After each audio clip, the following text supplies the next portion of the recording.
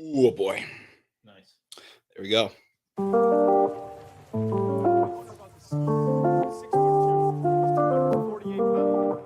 Disagree.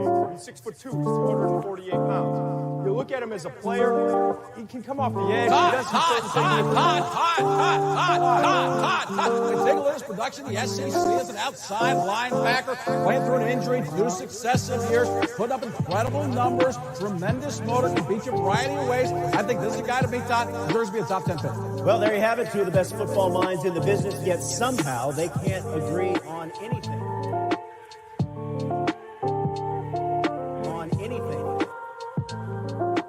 On anything.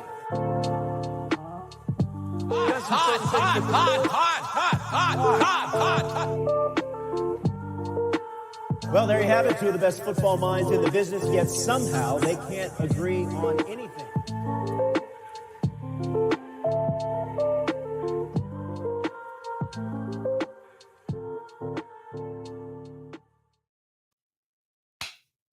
All right, we're live.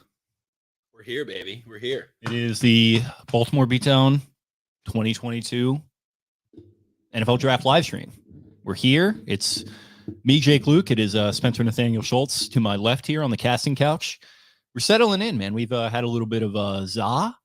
We got some subs in front of us. You brought copious amounts of subs. I'm curious to see just, how many of those you consume, because I don't know how hungry I'm going to be. Maybe I'll dig into one of those, but I feel like those are kind of going all your way. We got fries. It was buy one, get one half off. We're rocking. We're rolling. We got Flying Dog. We got Tropical, bitch, the rare, the special release Flying Dog IPA. Didn't they used to call you the tropical bitch in college? They did. They did indeed, when they used to have to hold my hair back. So we're here. I'm pumped up. It is finally time. The first round kicks off in just under 10 minutes. And I don't know. It's perplexing. Glad to see people back. I guess just since last year, what's happened? Glad to see people back at the NFL Draft Live event in Vegas, blowing it up. We're seeing the crowds right now. They're outstanding. COVID, not fully behind us in some ways. COVID. But let me make a proclamation. COVID, you dead, bitch. COVID is dead officially as of today. The NFL Draft. On the wall! There we go. As the draft kicks off, this is the official day that COVID died. Vegas is popping. We're popping. And we're excited, man. This draft class is weird. I think this one was a little easy to navigate through and get to this point, especially as opposed to last year. It felt like maybe COVID a little bit had a lot to do with us being like fully dialed in as deep as we were. So this one is a little looser. We got some brothers hopping in here as well in the comments. We're going to be chilling all night. We'll have some guests coming in and out and all that good stuff. But just like you guys, we're watching it on ESPN and NFL Network and kicking back. So feel free to join us for the evening, phase in, phase out, and we'll probably be very drunk later. Yeah, definitely. So it's going to be a fun night.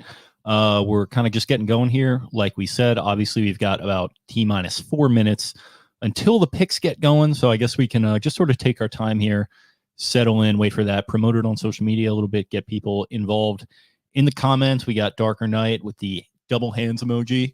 That looks a little bit like the U. Yeah. And then he's got the casting couch. Yes, this is indeed going to be the casting couch for the night. Jeff Hewitt, give me Tibbs.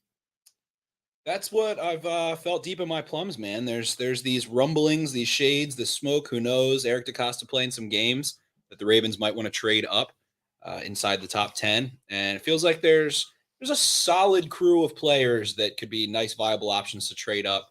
And this year maybe being a year where there's several teams in the top 10 that would love to trade down, do see depth in the class, and the Ravens could capitalize because, there's not 10 holes on the roster for the Ravens. Could they use depth? Could they use a couple starters? For sure.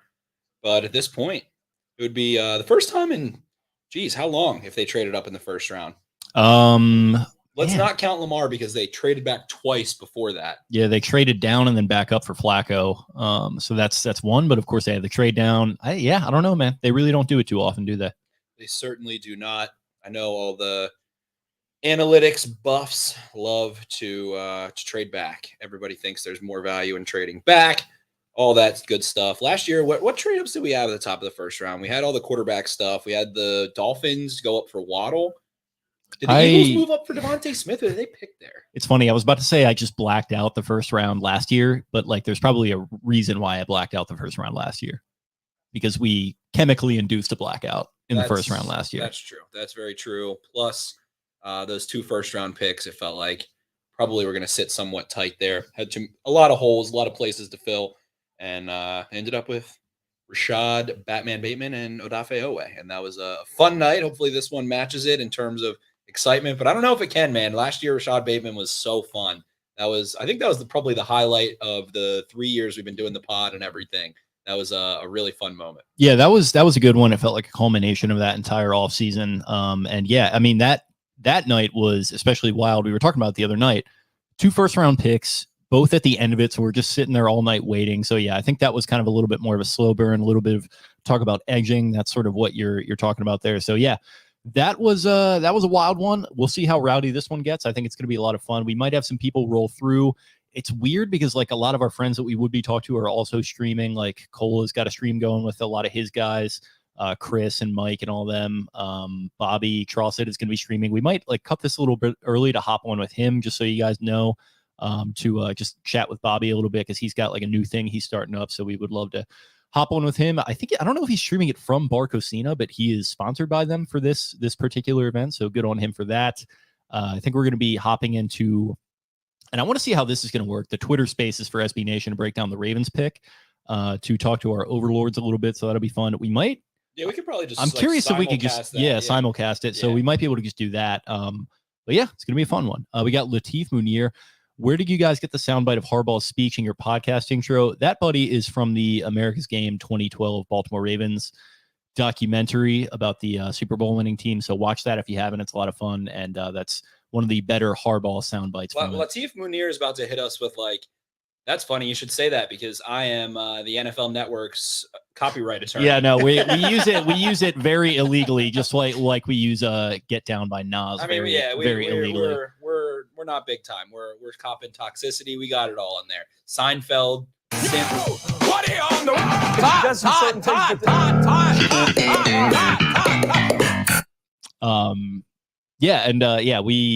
so that's a whole story in and of itself. No way, DJ. Can't tell if that's a tiny couch or you guys are just jacked. It's definitely a small couch, but we're low key both kind of units. So that's part of it too. Low key a little bit. There's a lot of pounds on this couch right now. Yeah, there's a lot of pounds and a lot of height. Ziege, let's go. I'm here. What's up? Okay.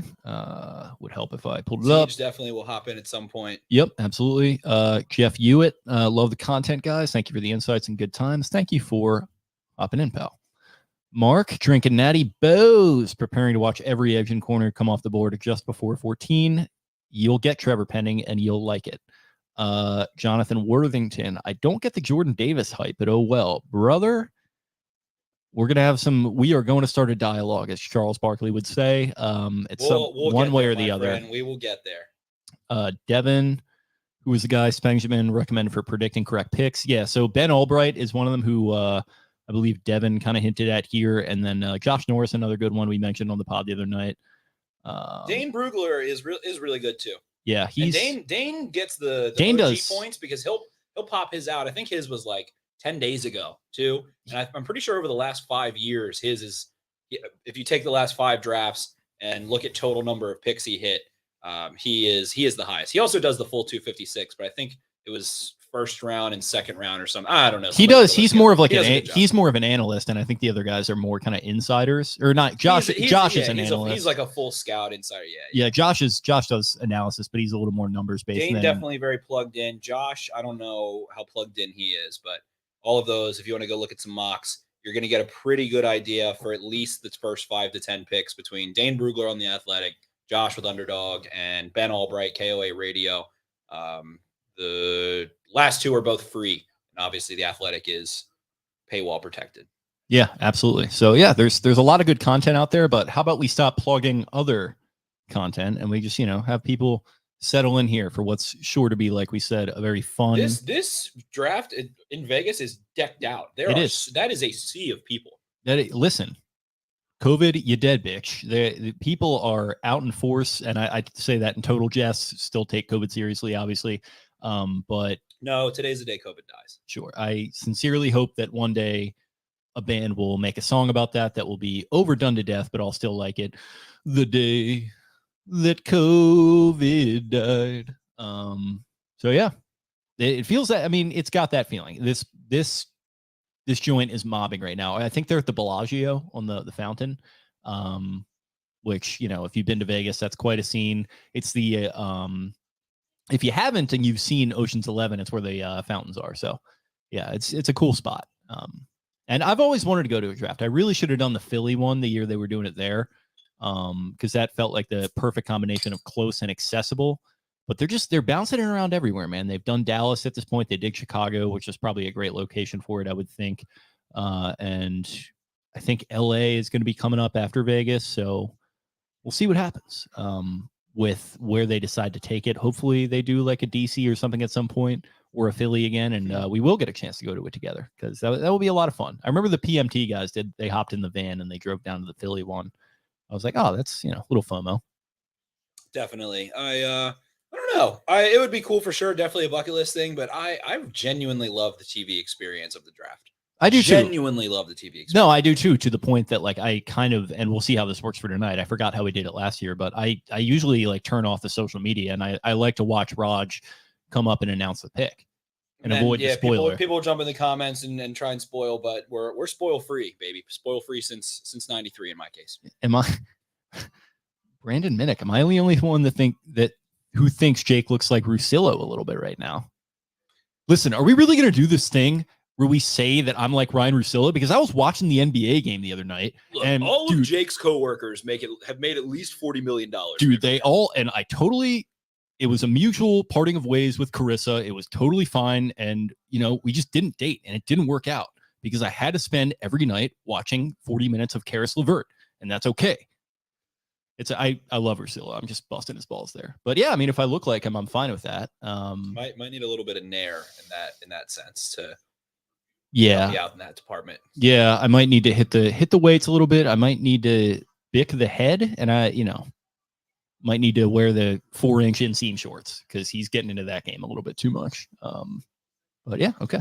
Not gonna lie, I we're getting a little Russ Wilson in some Broncos gear. I thought it was gonna look sick. I thought Russ was gonna have the perfect aesthetic in the Broncos gear. Doesn't look right. Russ hasn't sat right with me yet. Yeah, I don't know. I've seen some. He went to their voluntary workouts, had the helmet on, had the pads on, doing some photo shoot stuff. I thought it was gonna be like icy, and it didn't hit me right. I think he just naturally looked cool in a Seahawks uniform. I don't think he can really do much to make himself look cool, is the problem with Russ. I feel like Russ is just kind of, he thinks he's the coolest guy in the room. He's like pretty much the exact opposite of that, and that's why I love him. He's just such a goober. But yeah, that's gonna be a weird one. This sneaky, like, for all the fun that people are having, and myself included, that of all the people like the sock puppet Shefty and everyone like, oh, craziest draft ever. Like, maybe not, but this offseason has been absolutely nuts. It's been, I think the NFL is like getting a little jealous of the NBA or something, in the way they're able to manufacture the trades and the fluidity of free agency and everything. I don't know. It's been absolutely nuts for sure. When do we go on when are the Jags on the clock officially? They should. I mean, it's 8:06 at this point. I would think that. Well, here we go. Here's Raj. Yeah, okay. The commissioner is walking. He looks good. Raj looks good. He always looks good. I love Raj. A little bit of a controversial opinion, I know that, but Roger Goodell, hilarious to me.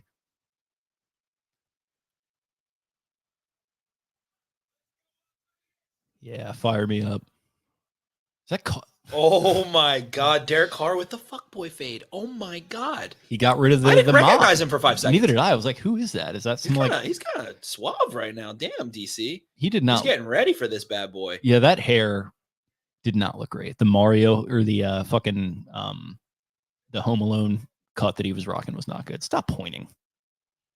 That's his city. He's got a point. Yeah, he's got to own this. But he's not pointing at anyone. This thing. He's like pretending that people are pointing to him. He's like, "Oh yeah, I see you." Like,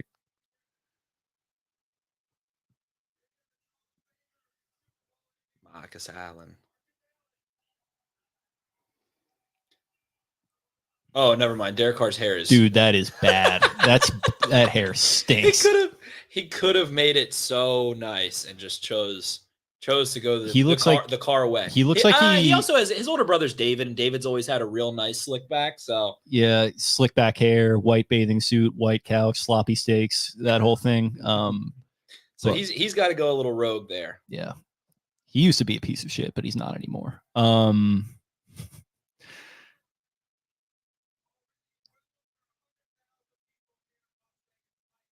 Wow. Love that. Missed opportunity maybe a little bit. Wow, Daniel Jeremiah put JT Woods all the way up to 67. Wow.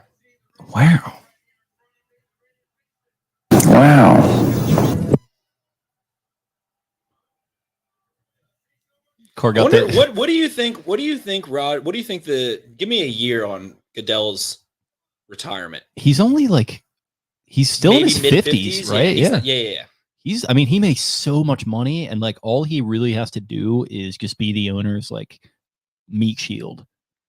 So like it's a pretty good gig. Like if I were him, I'd be hanging on to it if I could. And he's an NFL guy. He increased his own salary, if I'm not mistaken, from 8 million to 40 million within 24 months of taking the job. So if you're in a position where you can increase your own compensation, then you're sticking for multiple decades, as long as they'll have you. Yeah, I mean, and I think he worked under Tagliabue, and he's basically been an NFL guy his whole life, I think, whole professional life at least. So and ESPN is really I guess Trayvon Walker's not there. I don't know. They are really zeroing in on Aiden Hutchinson over the last 10 minutes. Yeah.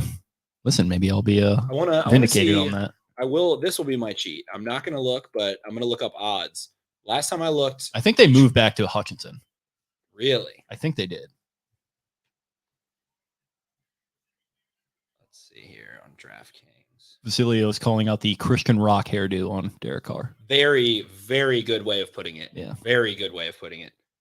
The rock and roll mascara that he doesn't actually wear, but maybe does. Yeah, Will Kaplan, Derek Carr is about to get sloppy steaks at Trufani's. That's for sure. He's going to be slopping them up.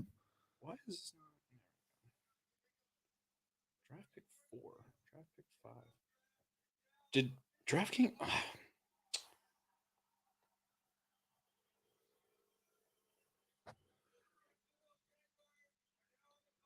There we go. Wow, DraftKings has closed betting on the first 3 picks. Damn. That's wild. And I don't see Tibbs, Trayvon, or Hutch for pick number 4. Never mind. I see Stingley. I see Tibbs. Okay. Tibbs. I confused myself. I may or may not have recommended many people put a lot of money down on Trayvon Walker while he's still plus 450. All right. We're popping, baby. Let's go. We are popping.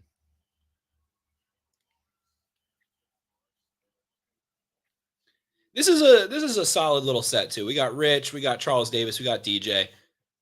Sorry to say, but I'm glad Bucky Brooks is not a part of this. Yeah, I've been off of Bucky. I love looking at his top 5s. Like he has DeMarvin Leal DT2 at this point, and I love it. I love it. He's just he has been on my radar. He was a big Flacco hater back in the day, even when Flacco was still like pretty good, and that really irked me. And he got personal with it too, which I don't appreciate. I think he's just a low-key Ravens hater. He is. He really is. I mean, he had the Lamar thing last offseason. It's, I'm done with Bucky. Count me #out on Bucky Brooks. Do they have Shaw on this one, right? Too? He was on the pregame, so he should be here. Yes. I love Shaw. Pollock was floating around. Jesse Palmer was floating around. Oh, fuck yeah. Let's get Jesse into the mix. Jesse honestly did a great job as Bachelor host this year. I bet he did. Yeah.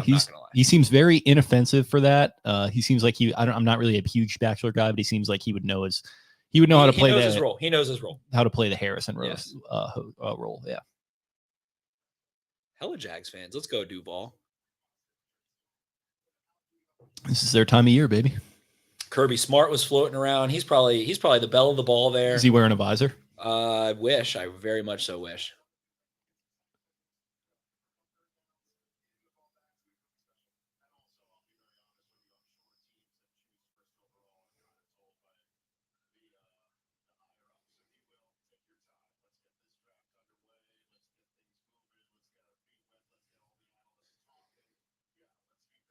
Beautiful backdrop. Love to see it.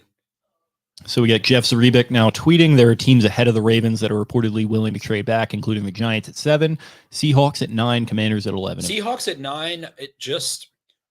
They haven't picked that high in a while. They love trading back more than any team in the NFL. And they're Seahawks, rebuilding. Ravens parallels are very real. Seahawks are rebuilding big time right now. Pete Carroll is Surfer John Harbaugh.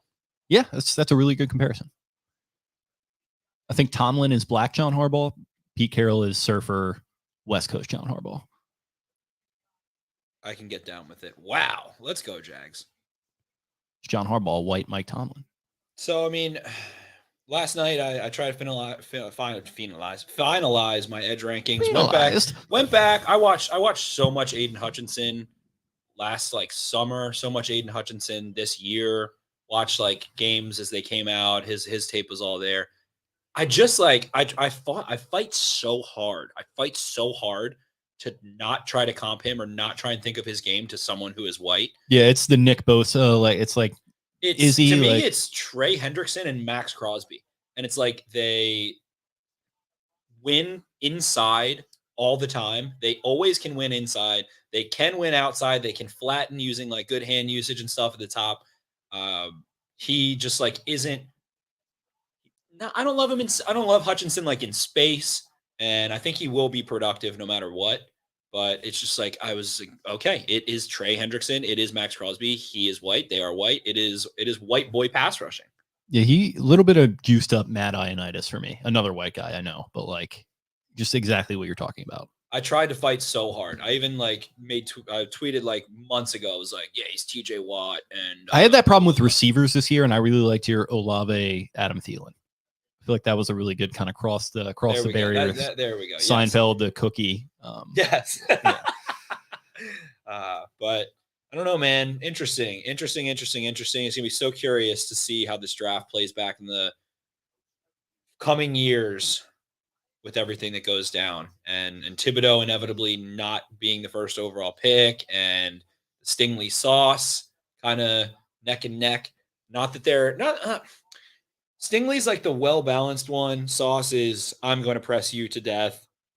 That's how I'm going to attack. And so it's I get why you might like one over the other. They're a little different flavor. It's a Marshawn Lattimore, and people compared a lot of national guys compared Sauce to Jimmy Smith. I don't hate that at all. I think Jimmy actually was a lot stronger, weighed a lot more, just a stronger dude, and was off that lean coming out of college at Colorado and fell a good bit, but he was tipping. Pick is in. Dougie P. He was tipping off that oil, sitting sideways in the whip. Sideways. Wasn't a daze. MJD Jags jersey with the actual Jaguar. You can see all the Paws logo. Right. Yeah. Very fresh time. Yeah. The Mark Brunell. Yeah. Yes. Yeah. Very good. MJD, great in the media too. Sneaky, really good media guy that doesn't get a ton of pop, but he's just been doing it for so long at this point. He just got into NFL Network and just kept his head down and kept on moving. He was doing Damashek's podcast 10 years ago. Yes. And he's young still, and he's been doing it for a long time. So love MJD. All right, that was relatively quick for a pick to come in. Yeah, they said somebody said that they were going to take it down all the way just for dramatic effect, and it's you know what, Raj, just call it Park Avenue. Can we just calm down with the charades a little bit here, all the chicanery, and just actually do some business? I feel this is this draft crowd is an absolute this is going to get volatile. I'm also not hurricanes right now. This is crazy. This is probably so sick to be at. Yeah. This is going to get wild. I hope so. I hope there's fights. There's a chance of some crazy stuff going on in this crowd that they do not. I hope a trade up happens and a team steals another team's player that they want, and there's a fight over that. We get a video on Barstool about it.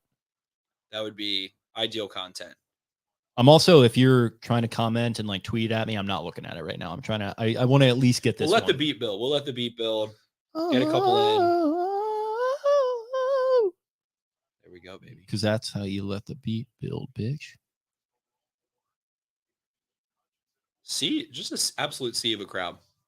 You're really transfixed by this crowd. I am. It's the most impressive one I've ever seen at a draft. The Philly one was mobbing. That was a good one. When you have a big open area outside, you're in a good spot.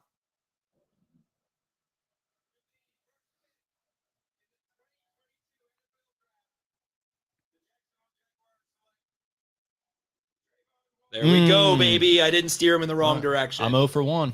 There we go. It's all right. You had a lovely mock draft. Yeah, I did. I think it was fun. But damn, I mean, that's shout out to I said Brinson like 3 weeks ago was saying this on the Pick 6 pod. And I was like, my radar's going up a little bit. I love the next gen stats popping up. For me, Walker just I don't know, man. He's like a creative player. He does everything you want. He's 6'5", 270, and can flip his hips. He can run. He tackles with length. He plays with length. And I've said it 1,000 times every time. I don't have to say it every time a Georgia player is picked, but when we get to the Jordan Davis discussion and some of these other guys, they just didn't really value aggressively getting off the ball on third down. Their DC literally put on a postseason clinic of what they wanted to, what they did and what they wanted to do, or excuse me, a preseason clinic of what they wanted to do on third down, considering their personnel, considering how great their front was and how athletic they were and the type of quarterbacks they faced. And they didn't want to come off the ball. They wanted to play 2-man with 2 high safeties, and they didn't really love their corners is kind of what I think he was beating around the bush with. And so on third down, they wanted to play contain. They thought the worst case scenario that can happen on third down in 2-man and 5-odd mirror was that the quarterback gets a quick, basically between the C gap scrambling lane upfield to convert a third down. So they like to have Walker and Wyatt, Davis, Carter, Nolan Smith, Anderson when he was still, playing. Like to have one of those guys spy or go in low gear, and then they would use those linebackers. They would bring Tyndall or Nakobe Dean on a blitz and have them kind of chase them out of the pocket into funnel them to the sideline and work that way. So again, you just go back to Odafe Owe last year and how the Ravens and Drew Wilkins, I remember it said he went to right after the draft. They're like, yeah, we sent Drew Wilkins to Odafe Owe's workout. And he said it was the best workout I've ever seen in my life. We can absolutely get him to rush the passer. He just wasn't asked to as much as some other guys. So Walker, sky's the limit, man. Sky's the limit. And that's what it's all about. It's the traits. It's the upside. It's the Trent Baalke. Pick is in Detroit. It's got to be Hutchinson, right? I think so. I think it has to be Hutchinson. It just feels Michigan, Dan Campbell, culture, like him and Penny Sewell and Aiden Hutchinson in back-to-back years. Like that's what they're trying to do, folks. That's what they're trying to do. Right. What if Hutchinson starts to fall? Josina just tweeted Edge 3 for me. Josina just tweeted Ravens about 60-40 to try and trade up. Or I might have misread it, but she said something to the effect of 60-40 Ravens trade up. They're not trying to. They want to, but they're not going to overpay. Classic. Yeah, sure. Classic. Listen, we tried to get Jalen Ramsey. We just that 3rd round pick, Exactly. Curious about Okudah too. Yeah, 2020 they took Okudah. Curious to see his development. Has he been hurt? What's going on there? He's been hurt. They obviously switched schemes. Wow, Lions went so fast. Has to be Hutchinson. Yeah, I mean you run to the podium. This has to be the fastest 2 picks I've ever been in. Yeah, he's not happy. Oh my god. Yep, yeah, that's okay. Obvious. Yeah, yep. The beautiful Aryan family. Yeah, the Swiss. Love that for them. Very icy suit. Very good display. He's looking a little Terry Benedict. Yes, shout out to Las Vegas. This has to be perfect for him. Has to be perfect. Michigan man, dad's a Michigan man, did the damn thing, had that breakout game against Ohio State. Lions are trying to build something. I like the Lions this year.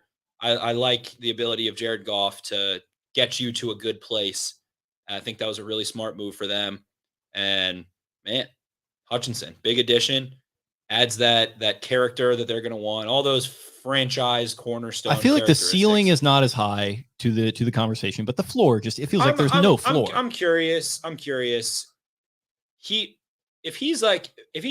just looks so similar. I literally put on Max Crosby. It's the same thing. Crosby is a little more slight and a little bendier, maybe a little similar, but it's just the 2-hand swipes and the ability to play for 4 quarters at a high level, being able to play in the 3rd and 4th quarter at a really high level. and close down the line. He's not a really special player in space to me, but we'll see, brother. I think he's gonna be a high pressure player. He's going to generate pressure for you. Yeah, I mean, and that's a big part of it. I mean, he's going to have to get sack production. He's just going to have to, and I think it's going to be there. I think he's at the very least, like, he gets you 8 to 10 every year, and that's fine. I mean, people are going to talk about upside and everything like that, but Trayvon Walker went, and you could have gone with Thibodeau. He doesn't stay blocked very long. Yeah. And with Thibodeau, the one concern with Thibodeau, I don't think Thibodeau really fits what what the Lions want to do so much. He is a slight guy. I don't know that he could max out his frame a little more, but if you're looking for that classic kind of, on ball, hand in the dirt, horses in the back, loaded 5 tech, and people say 5 tech in so many ways. I can go on a rant about that, but 5 tech where he's lined up outside the tackle on passing downs and goes upfield, shoots a gap, isn't, two gapping at all.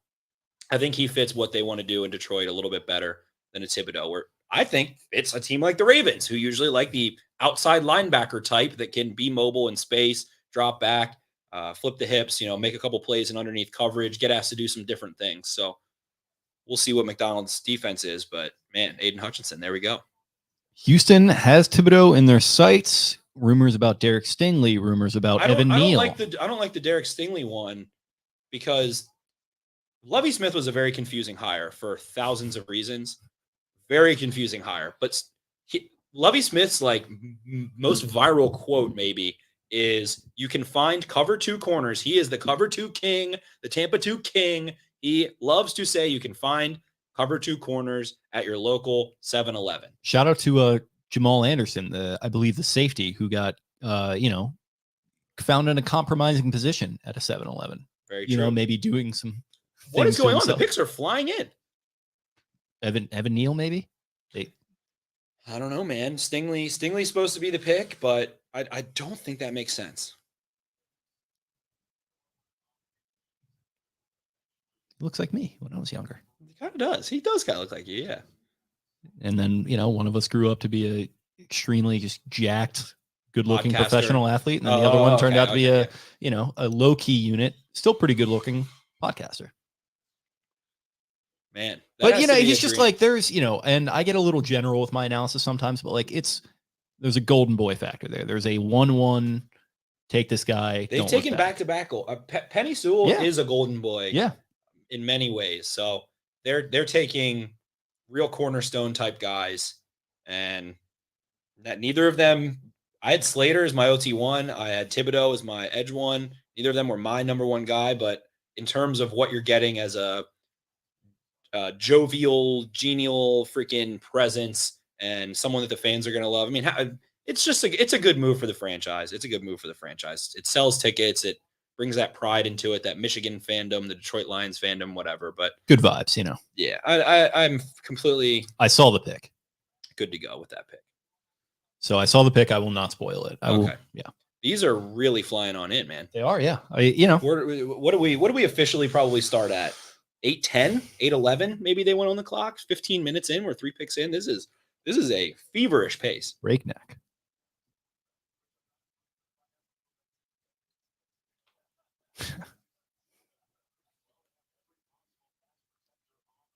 Texans fans, man. Who are you if you're a Texans fan? It's the Tony Soprano. Who am I? Where am I going? Wow.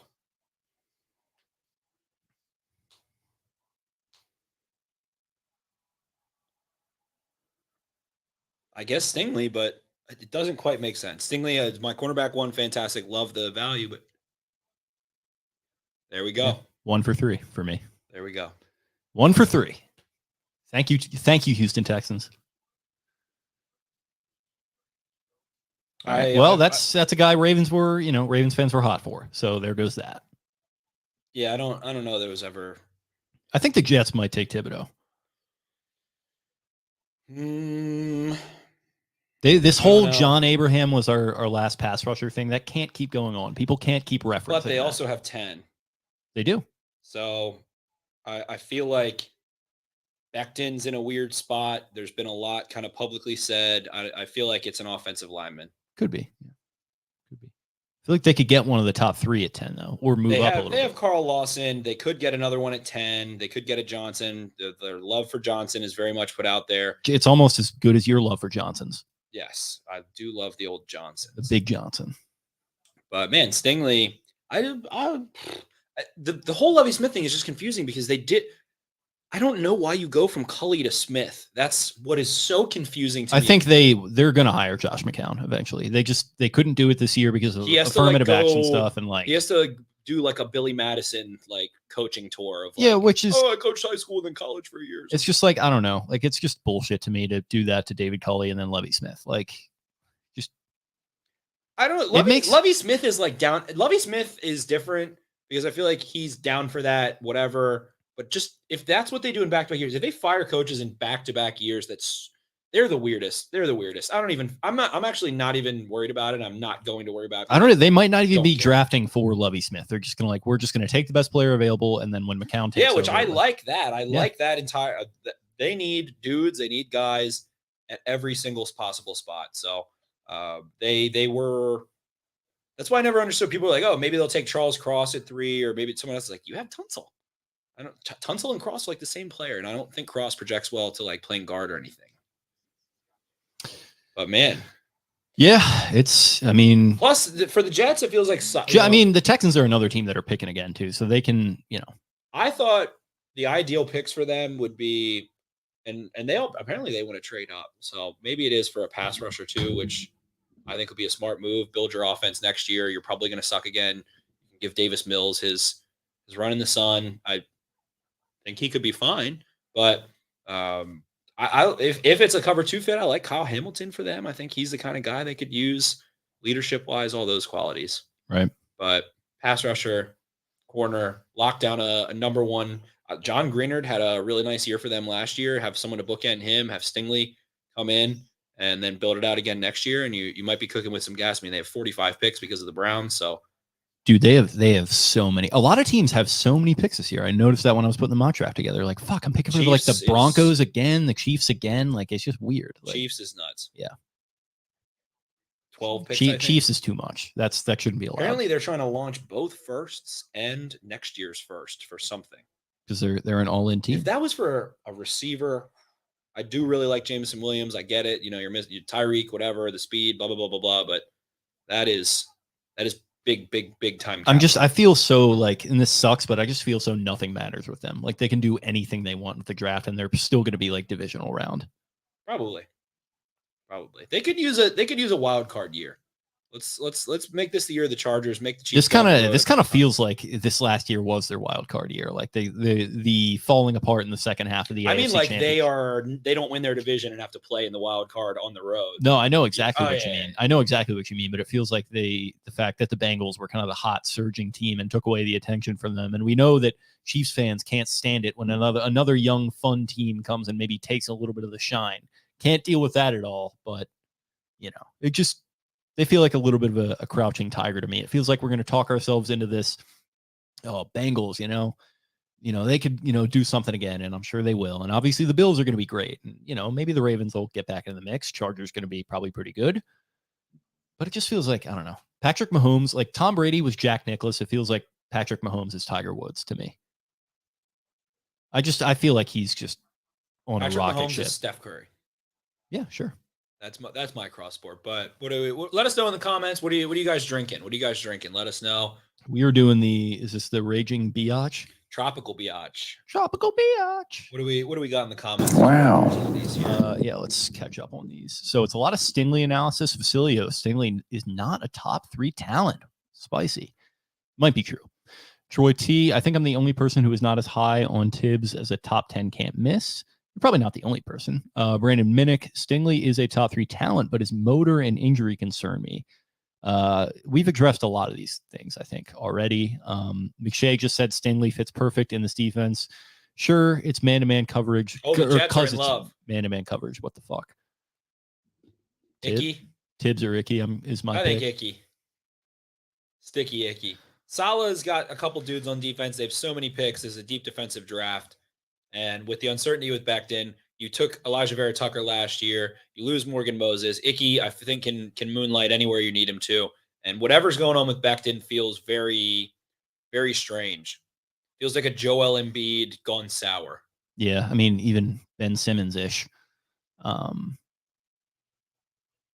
What is he weighed in at like 400 pounds at a team meet thing, right? I saw it. It was just like on Twitter. It was just a highlight of the Jets fans' reactions to picks from like basically from like the Marino draft. When it was in Radio City every year, and they the Jets fans just want to literally attack the Marino their year. GM every The year. Marino year. If you guys haven't watched 30 for 30 Elway to Marino, I forget. I think did the Jets take Todd Blackledge maybe, or was that the Chiefs? Yeah, and people are like, "Who the fuck is this guy?" Like, and yeah, it's like It's in the water. Yeah, 6 quarterbacks in the first round, and they go with that guy, and you got Elway, Dan Marino, and Drew Bledsoe that year. So I'm interested here. This Drew one, Bledsoe. This one feels like it could go many different Jim ways. Kelly. I think I like Icky, but Sauce Gardner, knowing Joe D's a Baltimore guy. Yeah. Sala, what they like in corners there. I mean, they like that vertical plane long corner that has good eyes. They haven't had a corner since Revis.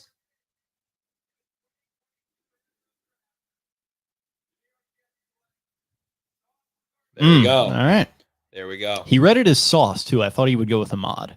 No, it's Mr. Commissioner, it's Sauce. Yeah. It's like when that really burned your chaps a little bit, didn't it? What's that? That it was not Ahmad. No, I just expected you hate Sauce. I'm fine with him now. You've had too much Sauce. No, it's over now. I don't have to hear about Sauce Gardner, perfect fit for the Ravens. It's like, guys, no. That was the beatdown big board pick.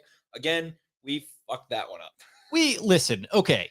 When we did it, it was the listeners picked. We did it. It made sense. That's not, but it's like, and it's also like it would, they could have traded up. He could have fallen. He could have fallen 4 more picks. Everybody's gonna vote. Everybody's gonna vote. But listen, my explanation. We had this discussion. You were not on that podcast. My explanation was I wasn't on that podcast. We have to pick this guy because the fans have been coming at me all this entire past. His chain game's so ridiculous that he had to hold it down just now. Yeah, that's chain hang from his neck. Listen, maybe another concern there, but yeah, the fans had been coming at me all season, all college football season. I was like, we have to include this guy.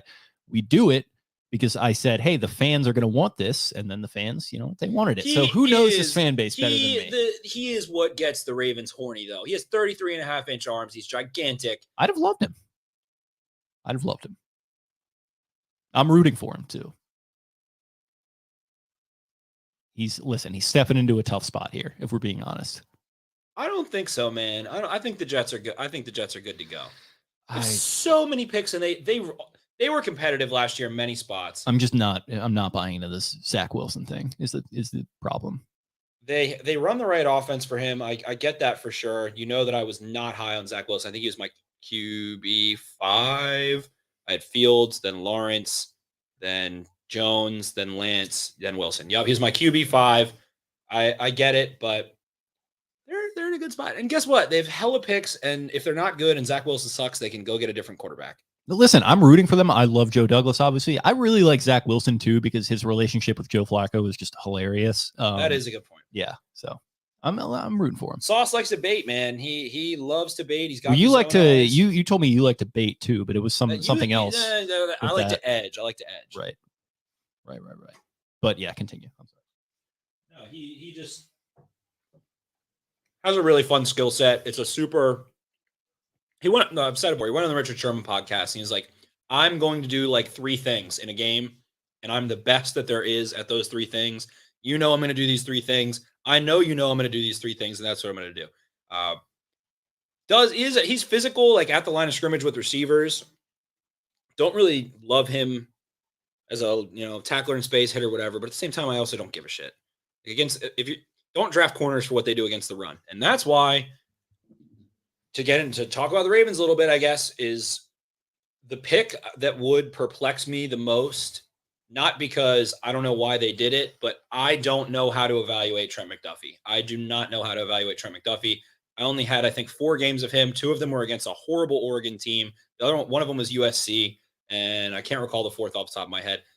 Very rarely got to see him flip his hips and run. Very rarely got to see him, downfield essentially or get tested. So, and every time I ask someone's, what is it with Trent McDuffie that makes you so high on him? Everyone's like, this play against the run, this play against the run. It's like, that's great. I love the physicality. I love a corner that hits. I love Andrew Booth Jr., all of those things in ways, but I haven't gotten to see enough. So if the Ravens were to take him, that would be the one that kind of blanked me. Okay. Aquanu has to be the Giants. Yeah. Has to be. Yeah. And has to be Aquanu. Yes. Yeah. I mean, they have Andrew Thomas. Malik Willis. They did just decline DJ's 5th year. No, I'm just kidding. But, it.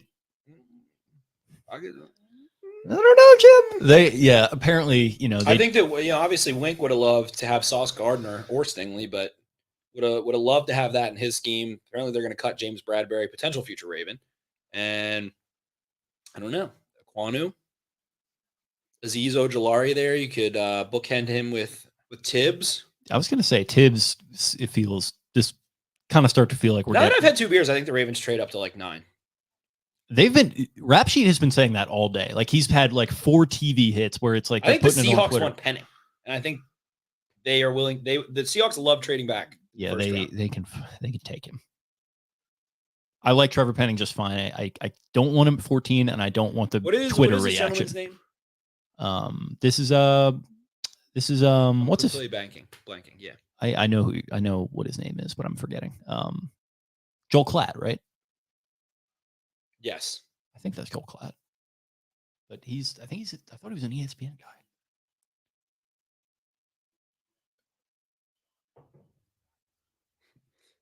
Josina Anderson's tweet is hilarious.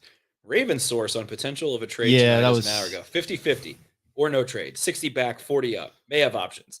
That's what I was talking about. And then I realized it was kind of like, okay, Josina, like we get it. You talk to the team, but you probably didn't have to put that. Here we go. Betts says Stingley going to a spot drop Tampa 2 scheme at 3 is absolutely hilarious. Is Betts back on Twitter? Yes. Okay. I might have to hit him with the follow. I have legally blind scout is his new. I have to. I like Rip Liz match. I go on and off with him. All right. Damn, that is such a Giants fan. The look on his face is such a Giants fan. Dude, they fucked Raj over with this sunset coming down. He's getting obliterated. I can't even see his face. That's tough. I was gonna say you were saying that's such a Giants fan. I was like, that's got to be like a Make-A-Wish kid or something. The facial expressions are that. He looks like he is a Giants fan. He could be Ray Romano's kid. Like, what are you doing announcing the pick? Don't do that. You got school tomorrow. Deborah. I'm covering the Mets and I keep falling asleep. Oh, Robert, I'm just trying to jack off. Can you distract my wife?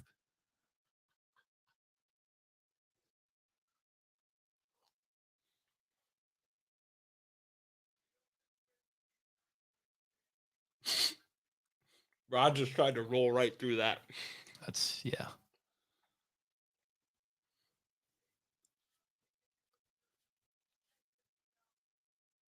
This kid's unbelievable. Sam Prince, what a name. Fuck yeah. Enjoy it.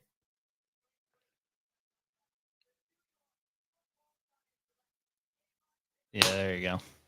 The Prince that was promised. I hate that. Goes to Wink Martindale.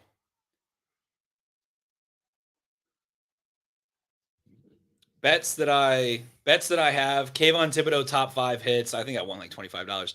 Jordan Davis top 10 plus 550. 2 wide receivers in the top 10.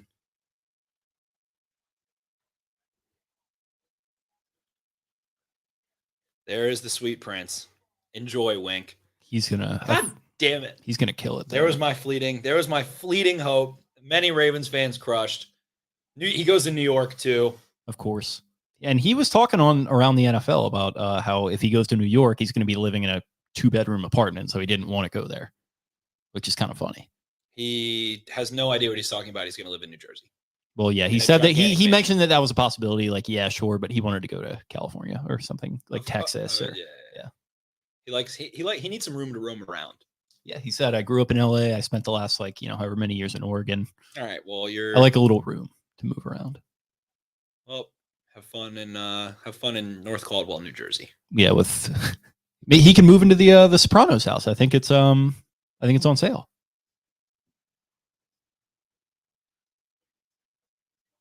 That's like, I'm not gonna lie, that's not that different from what I did when I graduated high school on the stage. It's not shocking.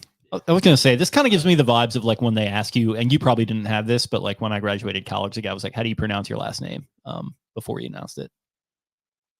That was sick. Yeah. Sam Prince. Sam Prince is the star of the show. Absolutely. Fuck yeah, get in there. Yeah, of course.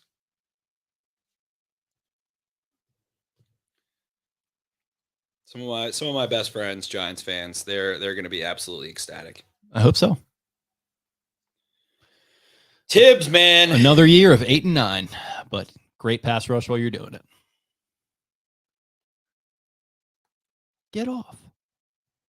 Sean Merriman. That's a good comp. Lights out. That's a good comp.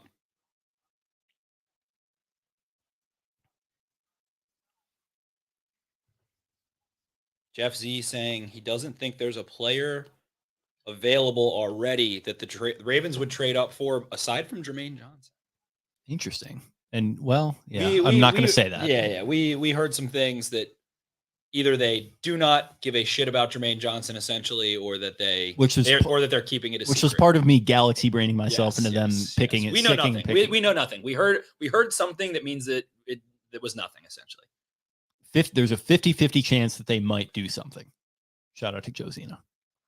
Thibodeau, think about Thibodeau.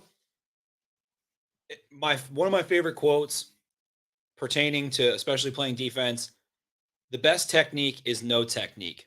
My technique is a reaction as a result of your technique. He is so reactive, always stays in neutral. The get off obviously threatens guys to go vertical. That's my edge one, baby. That's my boy. I'm glad he went to the Giants. I like the Giants organization. I like the Giants. I do too. It feels like that's on my short list of teams I like a little root for. It's one of the organizations the Ravens kind of modeled themselves after. So it makes a lot of sense. I'm kind of the same way. It feels like a shame that they've just been sort of treading water for the past decade. Because they were really likable with Eli. Like Mr. Mara. Mr. needs to get out of his own way. Mr. Mara, yeah, he does. You know, he needs to take a page from his good friend, the other class act, Mr. Rooney. Man, and Kwanu's still on the board. Yeah, for the Panthers. I mean, if they don't take Willis, I also if there is a player that is worth trading up for aside from Jermaine Johnson, it's Kwanu. Yeah, the best fit in the fucking draft for Kwanu is Greg Roman's scheme for Kwanu. That is the best fit for him schematically in the league. Him downfield in that offense would be like Joe Staley in like 2010. It's going to limit the amount of vertical sets you have to do. It's going to limit the amount of like true drop backs. A lot of times he's going to be able to use his absolute brute strength to down block, and he's going to be able to get used in space, pull front side, pull whatever, get on the move and vertically displace. Albright had this as Pickett. Interesting, but they already tried. I don't like that one. They already tried Why the fuck would you? They already tried the Will Greer thing, like and not even Will Greer. They had the Darnold. Like, yeah, you have Darnold. You could have Baker. I like Baker better than I like Kenny Pickett. The price tag's a little different, but the thought process behind Pickett, I feel like, is there's the Temple connection a little bit, whatever, but there's also the fact that Rule has to do something this year, and the hope is that if you draft a quarterback, it resets your clock. Yeah, and if you you guys don't have to win this year, unless maybe Tepper, unless Tepper was like, I want this kid. I think Tepper is out of his fucking mind. If he had one to begin with, like that guy, whenever he gets in front of a microphone, just sounds like the biggest shotch bag, like billionaire, like, oh, I'm smarter than everyone because I have a lot of money. Like, you know what, Tepper, why don't you fuck off? Like, and I'm not saying that Jerry Richardson was any better, but like, what are we doing, David Tepper? Man, pick is in, no trade back. Does it say trade? So we haven't had any trades yet. Yeah, thought this would be. It's pretty straightforward. It's tough, man. It's a little stock. I don't think they would take Hamilton. They have Derek Brown already. I don't think they would take Davis. I think Hamilton's going to fall a little bit. I think the safety value thing is real. And yeah, he's not, I think he has the R word. You think he has the R word, but Range. He's not range, to be clear. He's not he's not getting stuck on the roof for the entire game. Yeah. And I think if he was that type of player with the same kind of grade that he has, then it's a little bit of a different story. But man,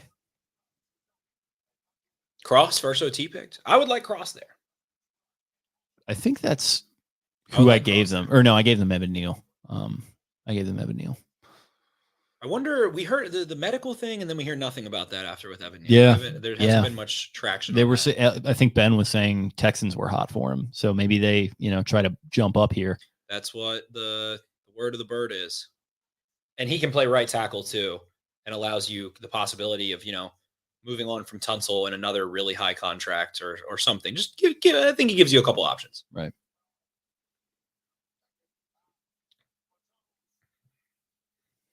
The Diesel.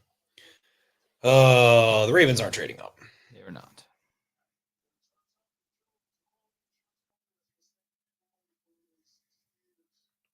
The greatest comp of all time, Kayvon Thibodeau, Danny Kelly of The Ringer. T-Rex strapped to an F-14. LOL. Because that's his get-off, baby. We like that.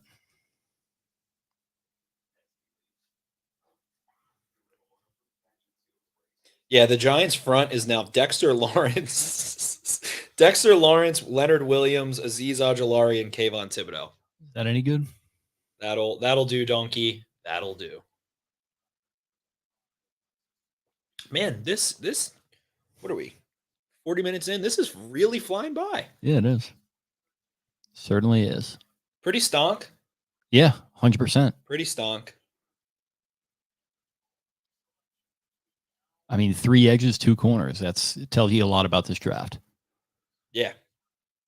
No offensive players in the top 5. Yeah, I can't remember the last time that happened.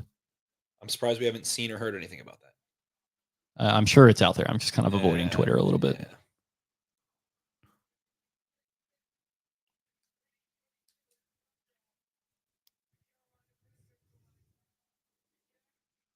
There it is. There we go.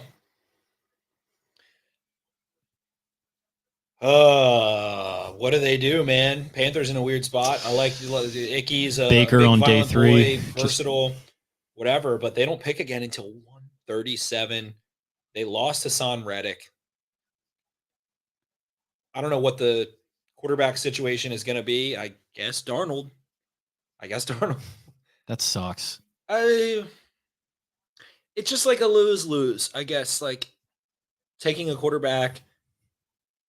If they could trade up, like let's say they traded next year's second or something, like they could move into the second or something. But it's like, are we going to roll out a second-round kid as our starter? I don't know. It just sucks. The Darnold trade fucking was not. I just didn't hate it at the time. I was like, all right, yeah, kick the tires why not, on somebody, right? Sure.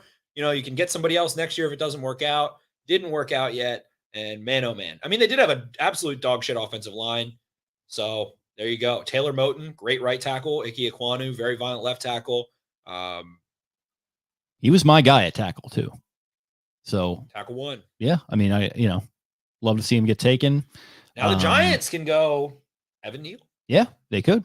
They could go Cross if they want to do that. They can, Or are they just going to absolutely load up Wink Martindale's defense with top? They might honestly, if I'm them, I might just do that because like this, I keep saying with the Daniel Jones thing, it's like, they're like, oh, we've really just failed to invest in him. It's like, well, have you guys, or is this just not a great quarterback class? Like you can wait for a year. That's fine. Just build your best team and then try to get a quarterback next year, potentially.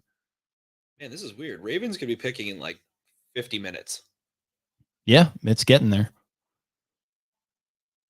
We've got a couple repeat picks before then too, which is, interesting, of course, with Houston and the Jets. Houston, Atlanta, Vegas.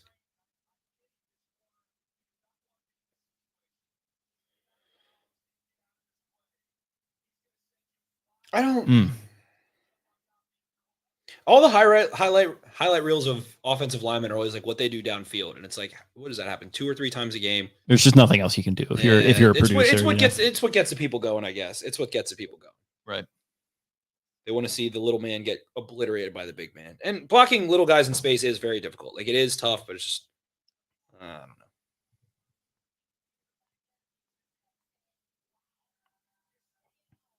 What do we think about the stripes on the lapel? Beautiful. Fantastic. Felt like he was thinking he was going to the Jets. Nigeria. Oh, is it? Yeah. A lot of Nigerian nightmares in the draft. There are a ton. Love that.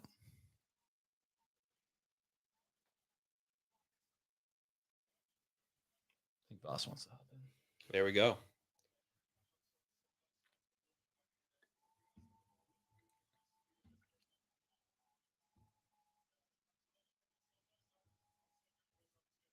Yeah, I guess he's a North Carolina guy. That connection makes sense.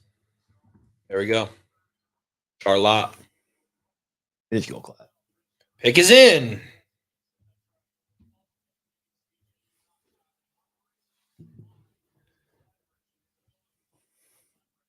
Nigeria did have a good soccer kit in 2018. They most certainly did. That team was pretty fun too. I didn't know anything about them in that World Cup. They've really been threatening. Yeah. Tell him I just put it in the Slack. Oh, I saw it. Damn it. All right, I'm looking up. Damn it. Well, that's not good for. No. Damn it. I'm just mad I saw. Yeah. I got Stingley spoiled for me. It's fine. It is actually good. It is good, and I'll say why after the pick comes in, because we're no spoilers. I didn't mean to. I'm pissed. It happens. I am curious. In this, I'm very curious in the world of immediacy we live in, it happens. It's Malik Willis. That would be. So it's not. Okay. Maybe it is. They traded Saquon Barkley for a future first.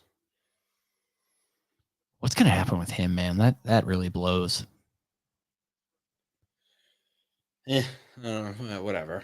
It is whatever, but like he was so much fun. He was fun. He was Adrian Peterson fun. Yeah. Could have been better, I think. He's no Jeremy Butler, I'll tell you that. That's why he has a room named after him. This does give me a lot of validation. I will say that.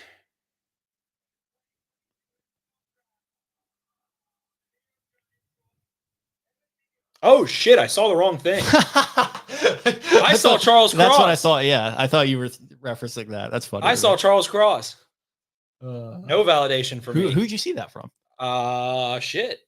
I still have it pulled up, I think, because I made it close. Some slappy. It is Emery Hunt's like underling. Really? Yes, football game plan. Chris James. I don't know if he's predicting. I don't know what the hell he's doing. His underling? Oh, it's all right. He said prediction thread. All right. All I saw was all of the previous correct. So he was doing a good job up until that. Evan Neal, injury concerns, behooved. So I saw Charles Cross and was like, all right, there we go. I had a very high grade on him. Daniel Jeremiah has him in the 20s. Some people are all over the place throwing out some Dillard comps and all of that. But Ben Albright, man, not so hot. Had him falling for medical concerns. And good for the Giants, the Jaints, for not falling for the Montez Sweat shit potentially. So we'll see. The Greek Freak is here. What's up, fellas? How we doing? Happy draft night. Happy draft night, my friend. Cheers. Look at that brick facade behind you. Yeah, that's my brother. I'm at my brother's house right now. How we liking how the first 7 picks have unfolded? It's pretty stock, man. I don't know. It's not really anything that's been shocking in any way, shape, or form. Right? No, I agree. I'm a sucker for corners. I was hoping one of those guys would fall a little bit, but not meant to be. Yeah, I mean that's kind of the corners and the edges. Like you kind of wish can Kayvon fall a little bit. You kind of wish can one of those 2 corners fall a little bit. They both get snatched up. So I think the last blue chipper is probably Cross, right? Last blue chipper. I don't know. Wide receiver. I mean, Kyle Hamilton, right? I think Jameson Williams could be a blue chipper. Kyle Hamilton. Yeah, Hamilton could be a blue chipper. Cross could be a blue chipper. I think Jermaine Johnson could be a blue chipper. That's right. So Davis. I agree with all those. In blue chipper. You can talk me into Drake London or Garrett Wilson. You can talk me into those, but I guess we'll go with no then if I need to be talked into it. Sam Howell, obviously, you got to mention. Jermaine Johnson. Sam Howell. Jermaine Johnson's a Falcon. You watching? That's my vibe. My vibe. How long? Yeah, I've seen this before. This was Bruce Feldman's freak list video for Evan Neal. But how long have the Falcons been trying to get a pass rusher on the outside? Like they have been swinging and missing. Well, they had like the Adrian Claiborne 6-sack game against the Cowboys, which is sick. Yep. Vic Beasley. Drafting those dudes. They're not even coming to me. Maybe I'm an idiot, but they've taken Marlon Davidson. No, Vic Beasley. Beasley. And he had the one good year. Who else? I feel like they've taken a lot of pass rushers on day 1 and 2 picks. Yeah, they took the kid Tack McKinley, right? Tack McKinley. Yeah, that's the one. Good call, Jake. A little validated. Thank you, Jake. They had John Abraham for a while, didn't they? They're in a new regime, so maybe they cut their losses. They need So a Hamilton, most underrated pass rushers of our lifetime. But Hamilton and Davis are the 2 BPA. Who are you taking? For the Ravens, I'd go Hamilton. I'm going Davis. Jake has the luck of the Irish going. He's man, this draft is flying. He's been my guy. I agree with Jake on that one, but I won't flame Twitter if they take Davis. I know he has. I know. Yeah, Davis. I love Davis too. I don't love him, but I think he's got some pass rushing upside. I think he can immediately rush the passer. I think he can immediately do some damage for you. And I don't think he's going to play 70% of snaps for you, especially off the bat. But he doesn't need to right now. If the Ravens were to take him in the immediate, you have a very deep rotation suddenly. Very, very deep. Wolf can play all over. Matabike can slide around. Campbell can slide around. Davis can slide around. And you've got Michael Pierce at nose. And guess what? I mean, Pierce, we don't love Pierce, but he can scoot. He can get some vertical displacement and force some tough angles. Get a little bit. In the Rick Spielman was talking about him like he was freaking Aaron Donald. During his media for a nose, he is one of the better noses in the NFL, definitely. But compared to the guys replacing, I think fresh, having both Pierce and Davis fresh is very exciting. And the entire defensive line and inside linebacker core is returning, except for Pierce upgrading over number 98. We would rather have Pierce than 98. We would definitely rather have Pierce than 98. Voss, you sipping on anything over there? Yeah, I got a hazy cannon. There we go, baby. Okay, like that. Honestly, there's something about Fells Point where it's just hazy cannon. Just that's all we drink down there. I don't know what it is. But it's on the water vibes. Drake London to the Falcons. All right. Yeah, they needed an X. Drake the rapper just, I think, put in $100,000 to win $300,000 and hit. He did. I don't think. Well, that's good. It's great. He laid down $100,000 on his fellow name boy. Great to see that guy get a win for once. All he does. Get out of here, Drake. I'm sure you've never lost a bet before. Why don't you post your losses? Same thing with Phil Mickelson. He's like, I post all my gambling. I win so much in gambling. I won huge on this bet. Well, because where are all your losses? Post them. He's just like, he's an apex human. So, Vaz, did you watch any Drake London? Yeah, I saw. He reminds me of Vincent Jackson. That's my best comp for him. The thing that's there, it is right there. Yeah, they just put it up.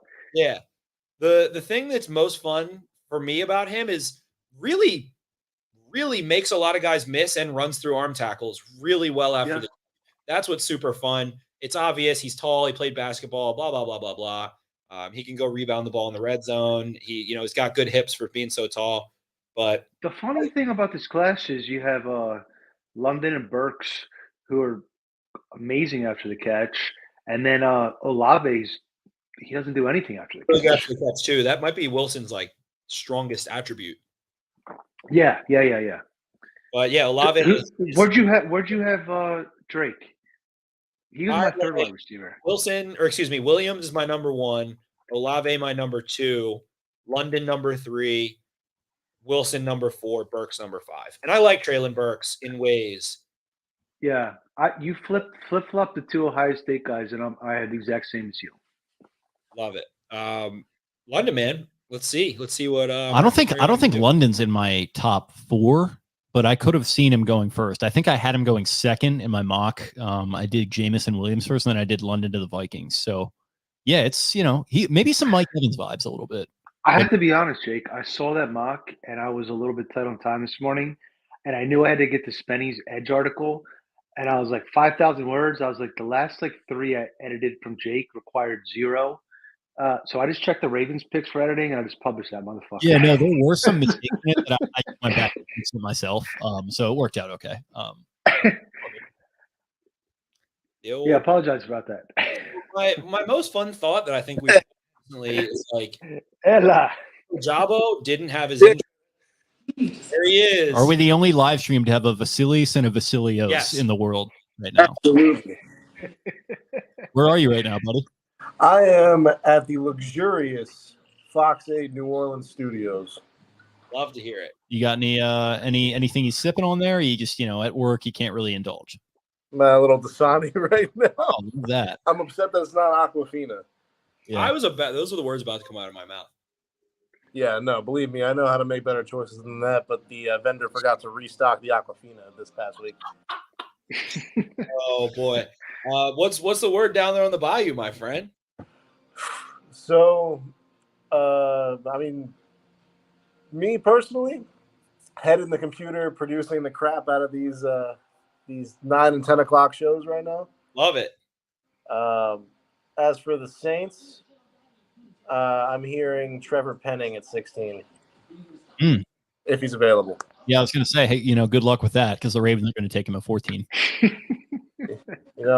These guys. The way this thing is going right now, I wouldn't be surprised. Yeah, I think he might be my worst case scenario, Penning. Yeah.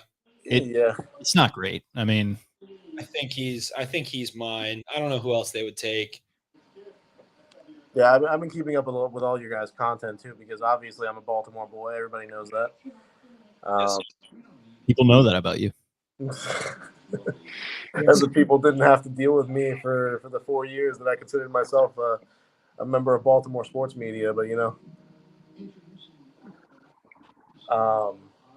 but I don't know if you guys saw my probability mock draft for the Saints here, but the probability I got them 80% chance taking a quarterback, 63% chance a wide receiver. Kenny Pickett and Chris Olave. Trade back to get Desmond Ridder at 25, I think. Who knows, man? Dennis Allen's kept it under wraps. He has. Oh yeah. Him. Mickey Loomis has been ridiculously tight-lipped. Said we're gonna pick twice, basically. Well, Mickey Loomis has also got the Pelicans to worry about right now, so that's we got all that going on. The Pels are up last I checked by 9. So this has to be the first trade. Give me the first trade of the night. Seahawks to Ravens. The clock's ticking. This is the longest.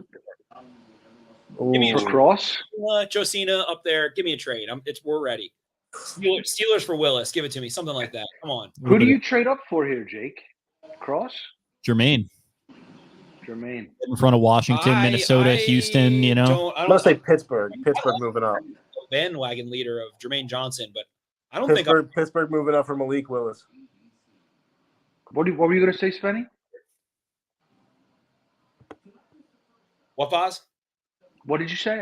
You didn't finish your thought. I said I don't think there's a single player I'm trading up for right now. I don't want to go to 9. They picked, so it's not going to be this one. Yeah. I don't mind. Devin Lloyd. I don't think it's Devin Lloyd. Go in Houston to get a good defensive No, player. I don't think it's Devin Lloyd. They like their backers. No, I know. I'm kidding because they love backers. Are they going to take an offensive lineman now that they got Cross. Yeah, Cross. Why not? They apparently Penning, I don't know, guy I follow very deep in Seahawks stuff. He's, does a good job. People like him, whatever. Matty Brown, apparently based on the thresholds of the Seahawks, yada, yada, yada, like Penning is the only tackle that they would take that wasn't Kwanu based on whatever metric. The ESPN desk. Give me Trevor Penning. That would be so sick. That'll be the first big surprise. Yeah, if Penning goes here, the probability odds for the Saints definitely go up in terms of quarterback and wide receiver. Roll with Jameis, man. Roll with Jameis. Yeah, no, that's their plan. I think they're going to roll with Jameis for this season, but I think They're not committed yet. Yeah. wants that guy like behind Jameis. With Dennis Allen's D-man, roll with Jameis, shore up that left tackle, shore up that receiver. This is also one of the better like day 2 quarterback drafts. So if you want to get a guy on day 2, you can probably do that. You think so? Who do you like? You like Howe and what's his name from Corral. Yeah, Corral. Yeah. Was your two? Really, the Seahawks really like Corral, but I don't think they would have taken that long to pick. I don't think they took Jermaine Johnson. I guess that's like B-roll from earlier. I don't know. I think they made a weird pick. They always make weird picks. They always do. Right Yeah, now. they always pick weird. Okay, where do you guys think Kyle Hamilton goes? Washington. To the Ravens. I think he's going to the Ravens at 14. I'd like it, but I think it's Commanders. Yeah, apparently they love Wilson, but there's a lot of love for the commies for Hamilton for sure. It's going to want to get used to calling. Bro, I'm still going to be calling him the Washington football team until midway through next season. I can already tell. Commies. It's funny how like the R word is not like on our mind anymore. It's like, don't call them the Washington football team. That's not right. I think my TV might be ahead of yours, guys. But here's the pick. Cross. Yep. That's a great pick. There you go. I still feel validated, baby. It's my boy. Hey, I mocked him here. Top 10. Another one, baby.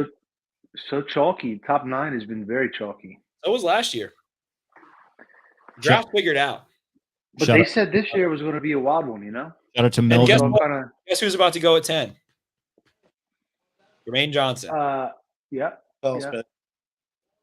They took Sauce at 4. Yeah, I can see it. All right, so where are we on McDuffie at 14? That's the pick that I have the least to say about. I am the least able, I would say, or the least confident in giving analysis on of this entire draft, I think. Honestly, like even in the through the first 2 days, I think, of Ravens picks, them taking him at 14 would be the least confident I could speak to any possible player. Which you saying that makes me like terrified, like of how not confident I am. I would be shocked because, and like last year, the Ravens broke one kind of historical trend. Bob, I think you probably edited this article, but I talked about how the Ravens love sack production when they take edge players. Ooh, Phoenix took the lead against Bell. What's up? You good? So I don't know. That would be. It would just be very shocking from a length standpoint. And I prefer Booth to McDuffie. Henning or Johnson. I prefer Booth to McDuffie. Jordan Davis, baby. That's what we need. I think that the Texans should take Jordan Davis. Yeah, I can see that. Very, very, very much so. Yeah. I think that's a good fit. Again, we were kind of talking about this earlier, and now this is like lots of Texans talk, but it would be weird for them to bring in Culley as the 1 year dead horse, then bring in Lovie Smith to do the same thing.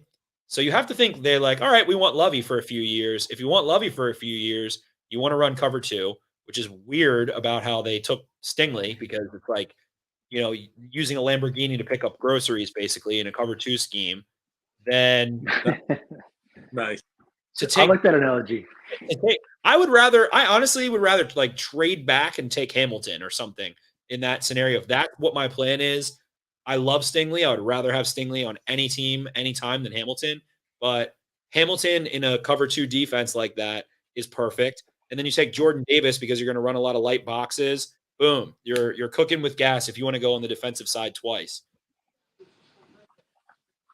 So I don't know, man. They do have holes everywhere, so they could literally take anyone and it'll be fine. But I feel like some stuff's got to be going down now. I don't know. Pittsburgh's probably sitting there like playing the Russian roulette of how long can we wait for a quarterback. Minnesota, I swear everybody keeps mocking pick is in players to Minnesota. Like they're like mocking McDuffie and they're mocking Johnson. Yeah, McDuffie. I've seen a lot of McDuffies. Who's there? I can't even think off the top of my head. Who is their DC now? Like they're like, oh, Minnesota loves to run zone and blah, blah, blah. It's like, it's not Mike Zimmer anymore. I have no idea who the coordinator is. I don't either. I can't remember. It's O'Connell as the head coach. and I have no clue. Can't think off the top of my head.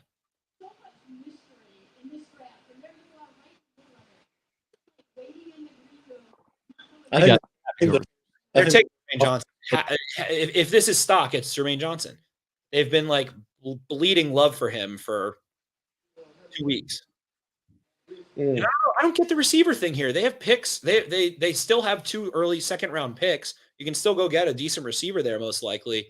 So I don't know, but I guess that goes for edge as well. But they also have Corey Davis. They also have Elijah Moore. I think the edge depth is going to dry up early in the second round, really early. That's, that article. I feel pretty confident in it. Yeah. And like what time did you finish it up? Late, but it's like 3:56 a.m. to be exact. But there's just so many of them are limited or need a lot of work. It feels like when you get into that third round range, you there's guys that you like for certain schemes and fits and stuff. But like Ebiketie, I feel like is going to go like top 25 even. And I don't know. Karlaftis is going to be gone. I think Drake Jackson is going to go earlier than people think. Not just for the Greek comparison, but What'd you say? I said that's Karlaftis is the guy I want in Baltimore. Yeah. Give me your Chipotle orders as 2 Greek gentlemen, and then we'll see. Yeah, are both of you doubling rice? Triple steak. I actually got Chipotle for lunch today. And I got triple steak in honor of Karlaftis. Man, you're wild. There we go. Okay, we like that. That also hits money for me, baby. 2 receivers, top 10. There we go. Hey guys, unfortunately I gotta jump off, but maybe we'll catch up after you do your hit after the Ravens. Mm-hmm. I gotta jump off, but maybe we can circle back after you guys do the hit for the. All right, catch you in a little while. Taylor. TC, yeah. I saw that skill position coming, man. I knew that was coming down the pipe. I really don't know. Penning, I guess, is worst case scenario for the Ravens. A couple picks out. I get it. I can talk myself into it for sure. But if Jordan Davis doesn't go and you pass on Jordan Davis or Penning, that's what's gonna fucking piss me off. Yeah. Or Jermaine Johnson or Kyle Hamilton. Jermaine Johnson's still on the board. Yeah. Washington isn't about to take him. No. Minnesota, if it's Mike Zimmer, they could take him. That's what I'm saying. I mean, we could be sitting pretty. We basically have 2 picks to be sitting pretty. One sec, guys. Give us Kyle Hamilton. Give us for Minnesota, man. Jameson Williams.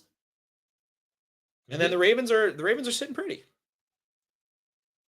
And if they take Penning over Jermaine Johnson, I will Penning over Jermaine Johnson and Jordan Davis. That's the real meltdown for me.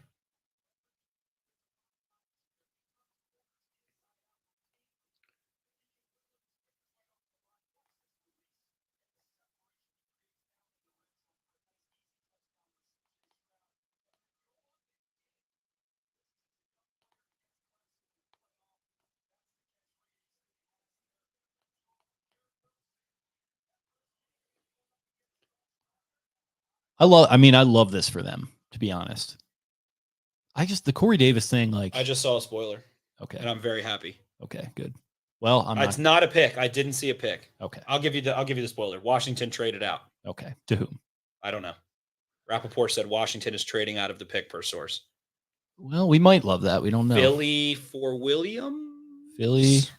New Orleans for Penning would be sick.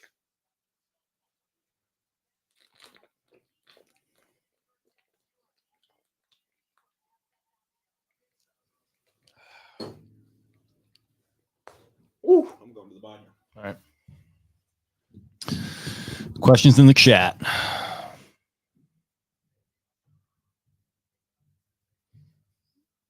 Anybody questions?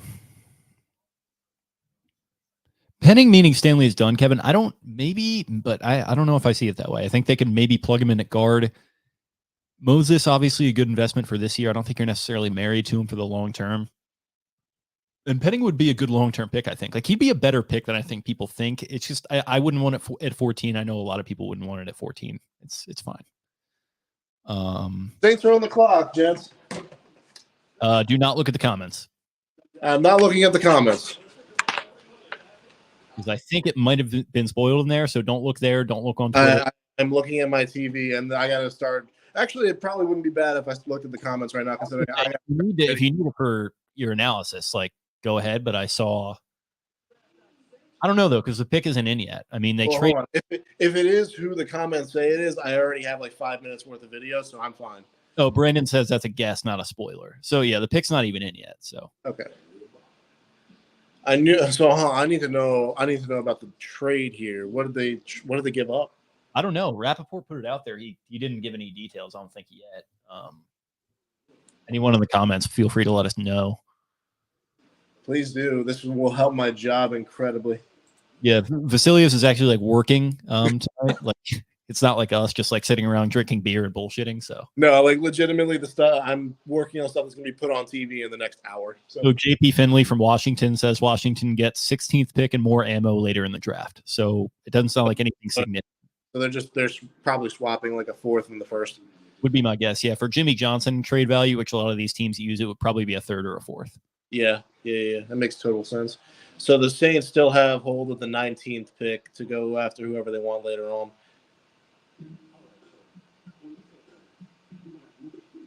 Ooh, all right. Let me get predictions from you gents right now. What perfect timing. I'm gonna say Willis. Okay. Spenny, go. Let's go with the big ugly fugly, Penning. Ooh. Him and Ramback, That doesn't seem like a bad. There's gonna be fishing down somewhere. They don't really need to trade up for Willis, so maybe not that. Fun fact: the Saints, according to my my probability mock, had a 36% chance of taking an offensive lineman in the first round. When you say probability mock, explain that to me. So I ran 30 different mock simulations, like with 30 different draft boards and 3 different websites. And I narrowed it all down, took all the results, and just averaged it out. I think, was that the thing Jonas was doing today? Oh, I have no idea, but I know I did this for Ravens. It comes up with like the pie chart thing. No. Okay. I could see there being a really big drop off in day one tackles after Penning on a team's board. Yeah, I can see that. I don't like Tyler Smith. I have a developmental grade on him. And then other than that, man, I mean, they all went top 10. You had 3 tackles go top 10. And I think this is a good tackle class. I like a lot of the day 2 guys, but I feel like Penning makes sense here. Jermaine Johnson wouldn't make sense. I guess Jameson Williams. I had them, yeah. Jameson would make sense. That's going to be my final. Wow. Okay. But yeah, no, I did the same mock 2 years ago for the Ravens wire. And I said the Ravens had a 60% chance to take a middle linebacker. It was between Kenneth Murray and Patrick Queen. And it actually worked. So there we go, baby. Something proven. If it ain't broke, don't fix it. Vasilios, what do you think? For this pick? Yeah. Give it to me. You're the Saints guy. Man, yeah, I want to say quarterback, but I think I'm going to go safe. I'm going to say OT here. I think it's going to be Trevor Penning. Okay. Teron Armstead walking out the door and going to Miami. You're going to want to fill that spot. It almost, if it's not a quarterback, it would feel weird to trade up for anything else. I mean, I feel like Olave would fit in really well with the Saints. I feel like I mocked him to the Saints too. Yeah, I think they could have sat tight there. I think it's Williams. You want to jump Philly. You want to jump the Vikings. You think it's Williams? I think that's my final 5 picks. Take a guy still rehabbing. There's two receivers have gone off the board. If it is, you have to take a JMO shot. Yeah, I know you're working right now, but you have to go to the nearest liquor store, get Jameson, and take a JMO shot. I'll tell you what. As soon as I get off work tonight, I will record myself and I will send it to you. Okay. We got quite a squad out here. We got Austin Eckler, Tony G. All right, here we go. Here's the pick. Well, there's a little bit of pomp and circumstance. Chicanery, you know.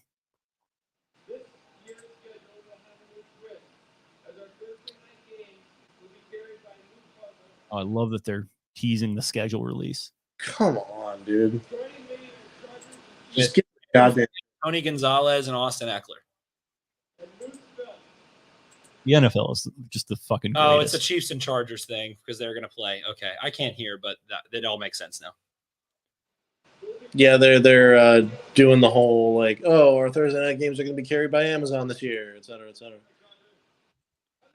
Oh, you guys all thought that we were going to do something where you can like pay $2 to watch any single game? It's going to be not. It's going to be the exact opposite. Yeah. Game Pass. We're going to find Bezos's pockets. Fucking me. Yeah, it's going to be cable, but worse. Come on, man. Just give me the pick so I can go. You're more bad than we are. I think you're like 10 seconds ahead. Hang on, I got spoiled by one of my coworkers. Y'all want to know what it is? No. No. Just wait. I know who it is. Okay. All right, Tony. Based on your reaction, it's not Jameson Williams. It's not Anything. Fuck. It's not. You asked. I told you. Yeah. He's the New Orleans sports guy from Did they Baltimore sign a wearing safety? the Seattle Is it Hamilton? Kraken. I'm in a blender. Mickey Loomis. I'm not a Caps fan. It's true. Yeah, fair enough. I love that somebody pointed that out, though. I knew somebody was going to clown me for that. Vegas tonight.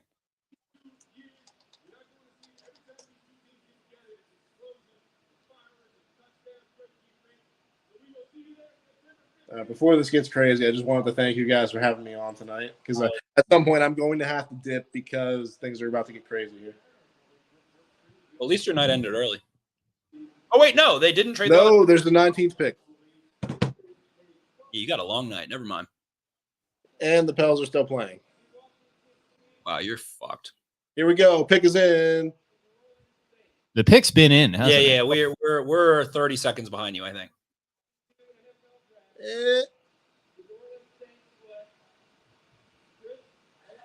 All right, there it is. I'm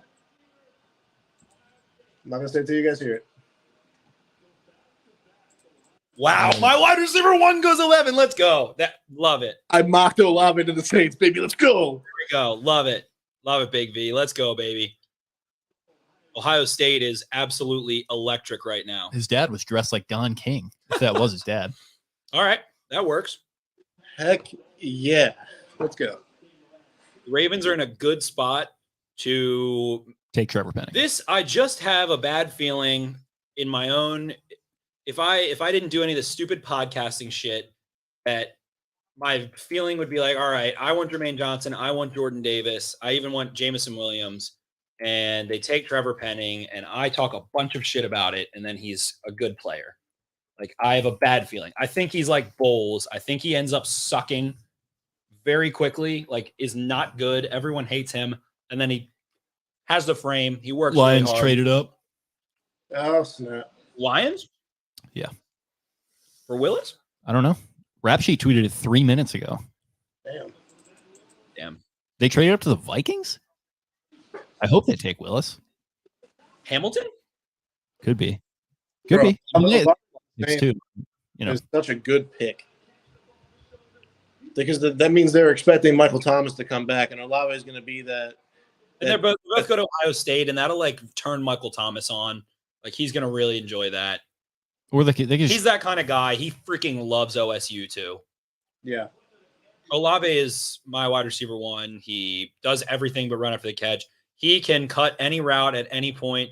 He is he's an assassin in terms of being able to break at any point throughout a route. He can variate speed. He can take the top off. He can make contested catches. Yep. He has deep tracking ability, all of it. So Thomas to be that guy that can work over the middle of the field, fantastic.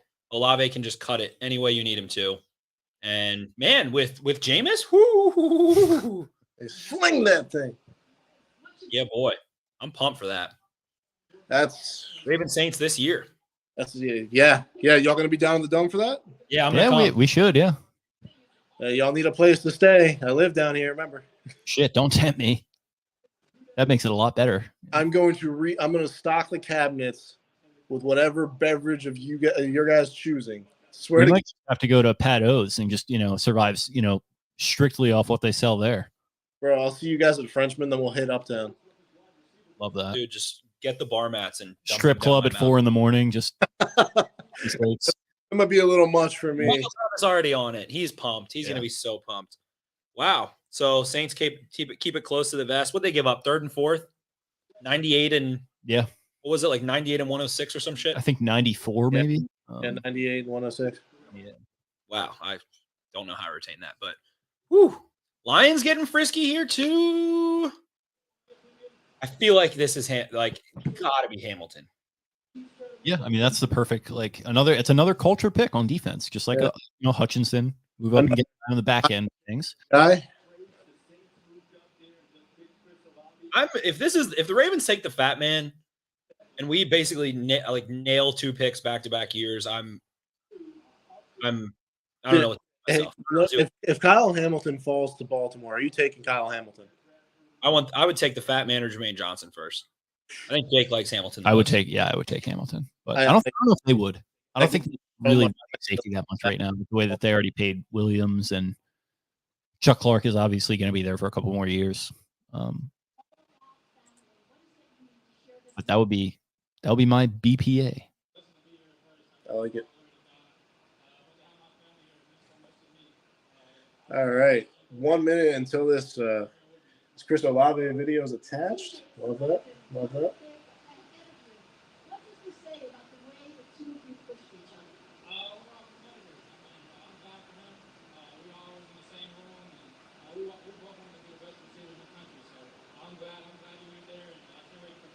So the Vikings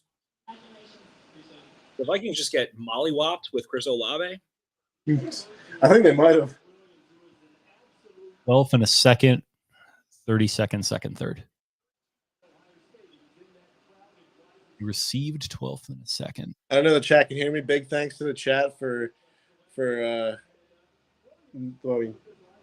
not spoiling it. I appreciate all of your thoughts though. Love the chat. Love the community. Miss the community. Miss you guys. We miss you. Miss you too, Papa. Pick is at the podium for the Lions. Goodell strutting that sweet strawberry blonde hair up to the stand. Ah, that's a pick. That is not a defensive player. Wow, receivers really had a big run. The Ravens will have their pick of Jermaine Johnson or Jordan Davis. Or wait. Oh, Philly traded up. So Philly's taking Jordan Davis. Oh, Baltimore's got to go with Kyle Hamilton then. No, Jermaine Johnson. Jermaine Johnson. Give me Jermaine Johnson. See, I understand the need for Jermaine Johnson, but like you passable physical freak like Kyle Hamilton. I think it's weird, man. I think it's. I mean, I think they probably have a higher grade on Hamilton. I don't know. The fact that he can backpedal the way he does at his size is absolutely absurd. I'd be happy with any 3 of those selections. Like very happy. I agree. I'm definitely, if I'm working that Howie jumping EDC. Boys. Yeah. Supposed to be boys. I thought, he might have been keyed in as to what he liked and said, hey, I like that too. Bro, so many trades. Crazy. Yeah, especially because there were none early. That's what I'm saying, yeah. It's just been back to back to back to back. Yeah. I guess there's just 11, 12, but all the same. Walking out of a draft with Jameson Williams and Aiden Hutchinson ain't too fucking shabby, I'll tell you that. And while this draft is going on, the Pelicans are going absolutely toe-to-toe in Game 6 against the Suns. Is Booker functional? It looks like it. He's still on the court. Fourth quarter. Oh, what does he drop so far? I haven't seen a lick of it. I haven't seen his stat line. Honestly, I've been focusing on the draft. My reporter's on the field right now sending me plays back just to cut. I haven't really been paying attention to the game.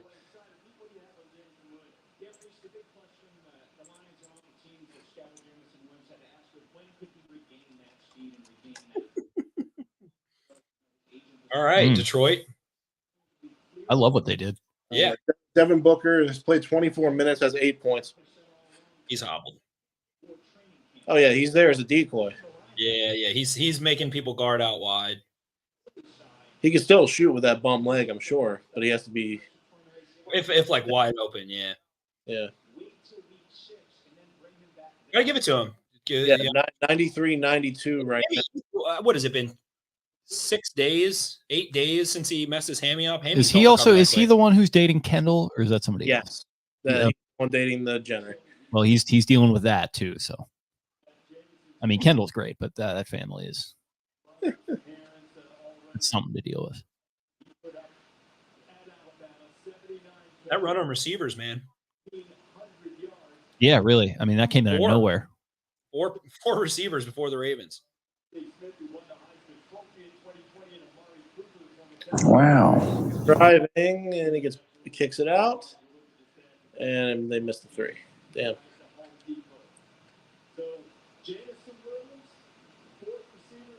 My heart's beating fast. Mine isn't. Fat man. Oh man, he is sick in the head. It's the fat man. Like I like vanilla egg. If it's Tremaine, another edge. They have Josh Sweat. They have oh my God, Brandon Graham. They have Eric Barnett and another one. Can't think of off the top of my head, but if they take another edge, that would be insane. I don't think that's it. Have to be jumping the Ravens for the fat man. It's like vanilla or chocolate group, you know. It's like pepperoni pizza or sausage, you know. What do you like better? You know? And that's the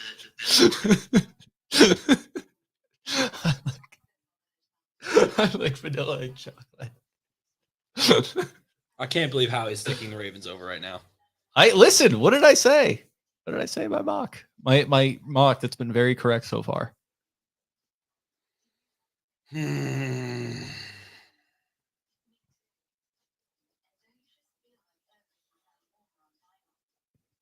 Eagles take Malik Willis. Take McDuffie, you cowards.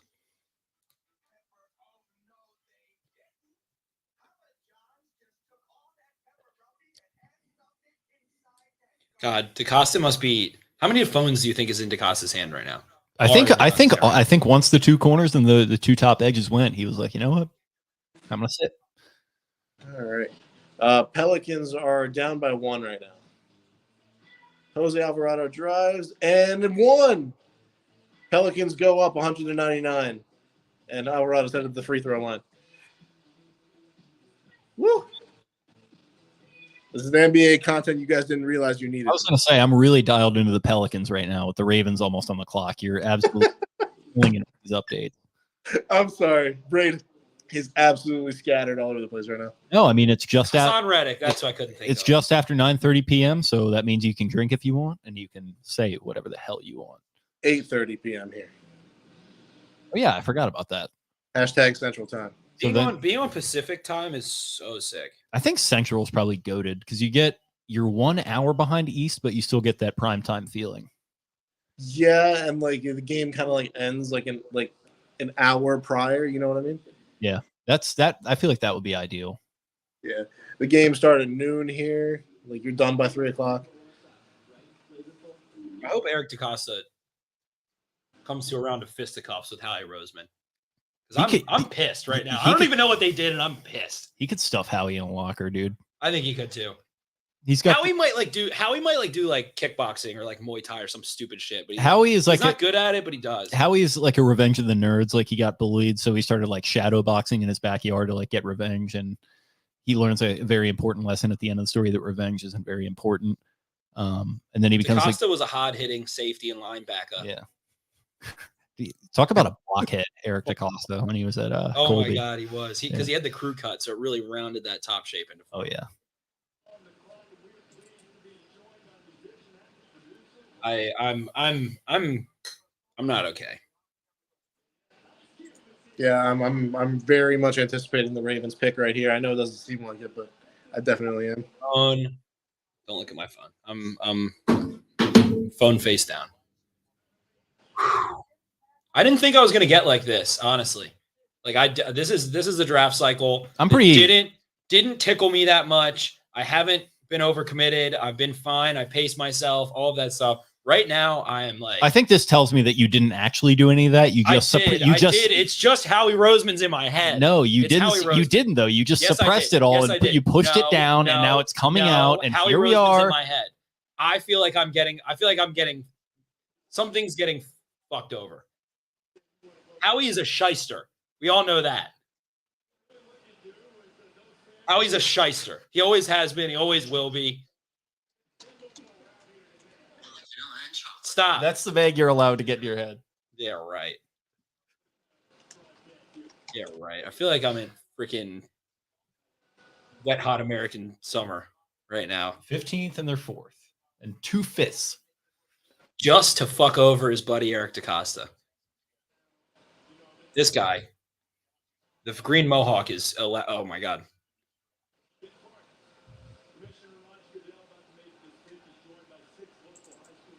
Jordan Davis would be such a good pick for the Eagles.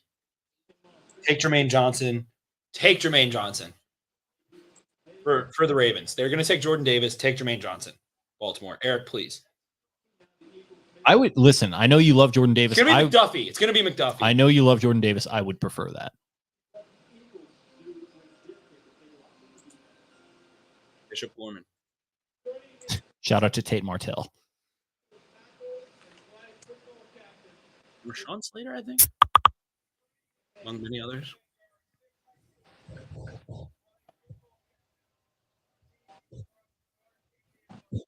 Whatever Slack will. I don't like hearing Slack too. That pisses me. Well, I got something spoiled for me. I'm yep. not sure if it's this one or the next one, but don't look down.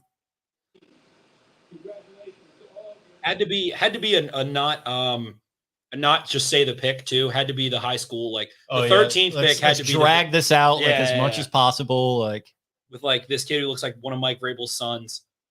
Here you go. Here it comes. I think I know who it is. Oh, there it is. You guys were right.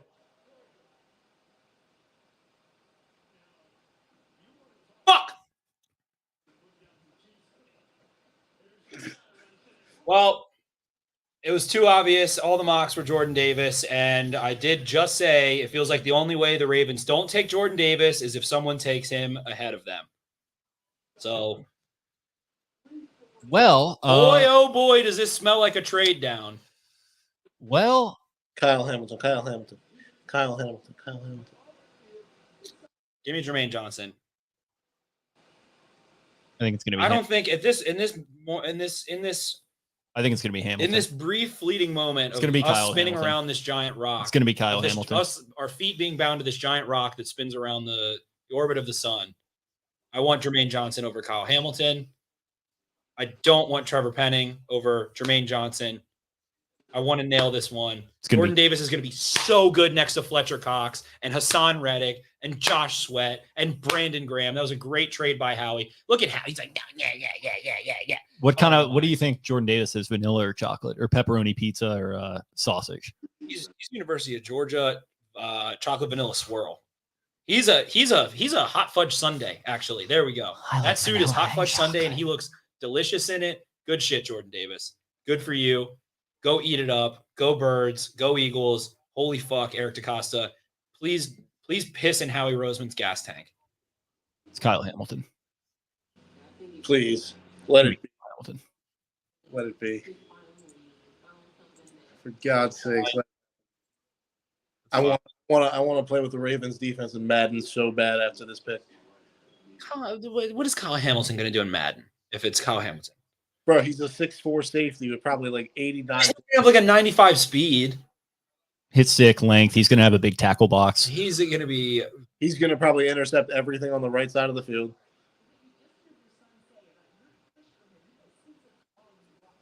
Not okay. I know you're in a bad spot right now, but Kyle Hamilton would be, or Jermaine Kyle Johnson. Hamilton, I'm fine with. I want Jermaine Johnson. Either of those. If it's either of those, I'm cool. Listen, Good. the board, aside from this, Phil. So what do you do? I mean, you have Kyle Hamilton. You insert Kyle Hamilton. You still have the needed edge.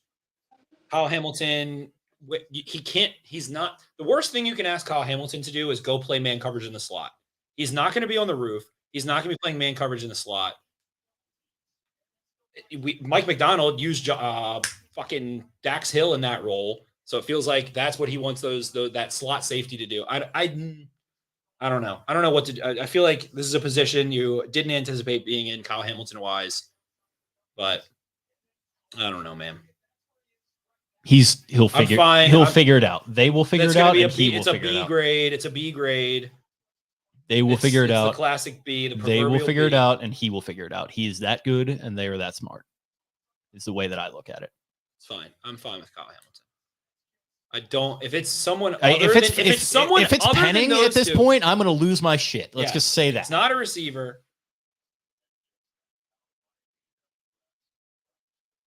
I can feel my heart beating in my ears. I'm like, I don't know what's up. Listen, the Oracle over here told you my cerebellum. This might have a chance to. You know, I don't like to brag too much, but we shouldn't have done. Who called that? The Ravens immediately picked. Oh, I wonder who it could be. Maybe the Golden Boy prospect from Notre Dame, who the high character team captain with length. I like the length. I like those things. He is a freak in his back pedal. What he can do, we've talked about Kyle Hamilton. That's fine. Him or Jermaine Johnson, I'm fine. Howie threw me off.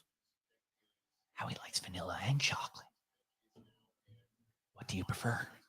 It's like pepperoni pizza or sausage. Yeah, it's Kyle Hamilton. I like vanilla and chocolate. Jordan Davis is going to be an all-pro. Kyle Hamilton might be as well. Or Trevor Penning.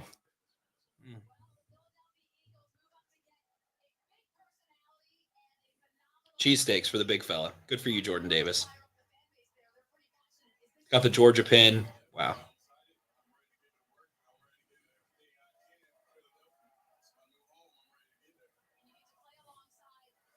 Jordan Davis would be a coup, or excuse me, Jermaine Johnson would be a coup.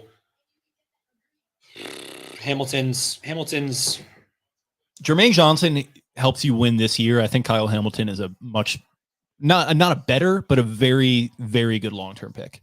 Like a very good long-term pick. Marcus Williams is under contract for 5 years. Chuck Clark's only here. The benefit to Hamilton, I don't know what to do snaps wise immediately. I don't know. It's not an immediate. Listen, it's not an immediate. That's fine. That's fine. But between him and Marcus Williams, you can close a lot of throwing windows. Hamilton's going to be able to roll down in the box. You can do those true 8 under 3-man, deep structures. The middle of the field close. Kyle Hamilton can use his length, can close on a tight end. He has an outstanding back pedal. I'm fine with either of those 2 picks. I just have a fucking horrible feeling it's not one of those 2. Honestly, it's a lot of size between Marlon Humphrey and him and Mark. Honestly, we beat on big board. We took Jermaine Johnson. Your dime package if you're the Ravens is going to be disgusting. I'm like sick of people talking about the dime package though. It's like it's been a crazy thing for the Ravens. I call you a dime package. There. Don't react, Vasilios. Do not react. I said, I didn't say anything. There we go. Jake's boy. There you go. That's your boy. You like that? All right. That's fine. That's fine. That's fine. I did not spoil it. I didn't spoil it. You did not. That's fine. Okay. They got Ken Griffey Jr. That's what I'm saying. It works out immediately. I'm not sure it works out immediately, but you can close a lot of throwing windows. This guy's I said, give me Johnson, give me Kyle Hamilton. Good to go. There you go. This guy's going to be here for a decade. He's going to sell a shitload of jerseys, and he's going to be a very good player. They came in immediately. Wanted that. Yeah, This is the guy. He's the guy. The commitment to the secondary at this point is unbelievable. Building from back to front. You want him to roll down and do those versatile things. He gets like the Isaiah Simmons, Derwin James world comp. All right, fellas. I got to bounce. I appreciate you having me on. I hope. Absolutely. Thanks for joining, buddy. Later on.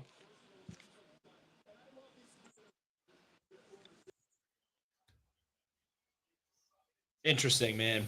It's very interesting. I'm not saying it's the immediate Build like, no, whatever. Build it's just I'm saying it's interesting because you've now put you're going full stop into that back end more than I think anyone in the history of football has. Yeah. You have $170 million corners. You have a $70 million safety. You have a good, strong safety in Chuck Clark.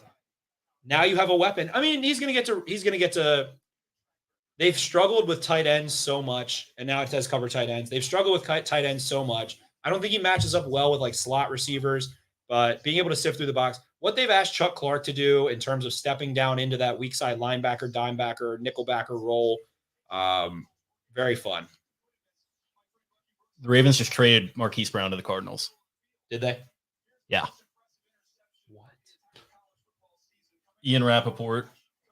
The Ravens have made a big trade. So that guy was right. The guy hit it from earlier. Sending Hollywood Brown to the AZ Cardinals, source said.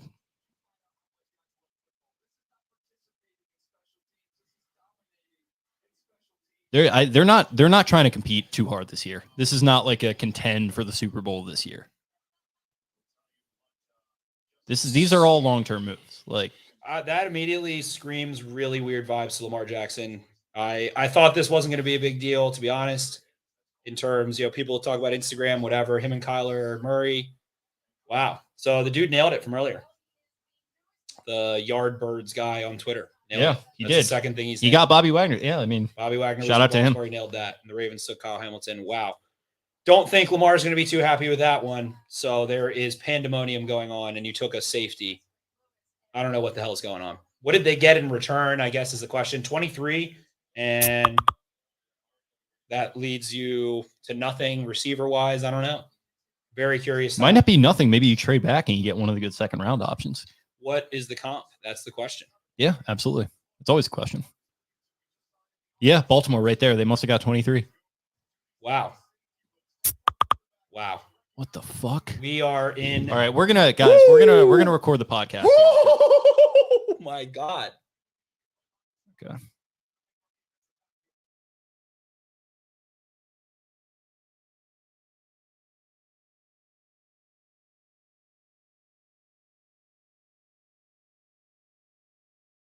Where is the wise man? Where is the scholar? Where is the philosopher of this age? Get down! Baltimore!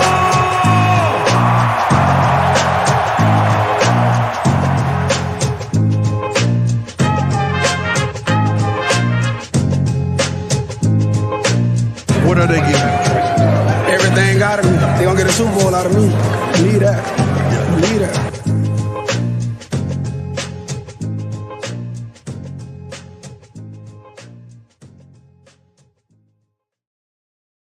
All right, welcome on back to another edition of the Baltimore Beatdown podcast. It is 9:51 p.m. on Thursday night of draft night, round one coverage.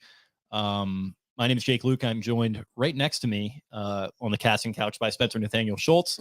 We were firing the podcast up to break down the pick of Kyle Hamilton at safety as news came off across the wire from NFL Network's Ian Rappaport that the Ravens have traded wide receiver Marquise Brown to the Arizona Cardinals for the 23rd overall pick.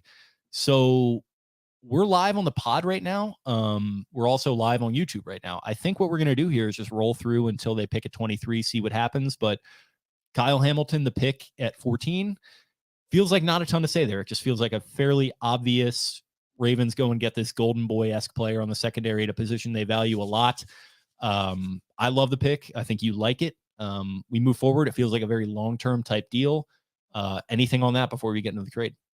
No, I have nothing to say on that. I have many, many thoughts on Kyle Hamilton, but I want to get to Marquise Brown immediately. The Ravens acquire the 23rd pick. They acquire the 100th pick. This is a franchise-defining trade, it feels like, in a really interesting way.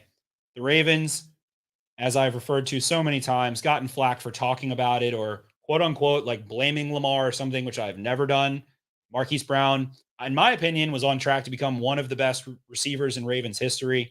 Love what he has done in his career in Baltimore, stepped up in the playoffs, fought through his foot injury, done some outstanding things. Him and Lamar very, very close.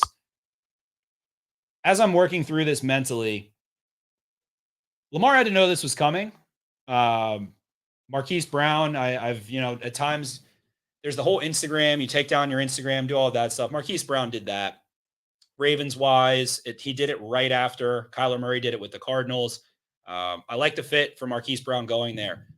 Marquise Brown has been great. Lamar Jackson's best friend. This is going to be a very panicked reaction from this fan base. There's going to be a lot to go into it. We'll see how the Ravens respond at 23. They're going to have 2 straight years of 4 first-round picks.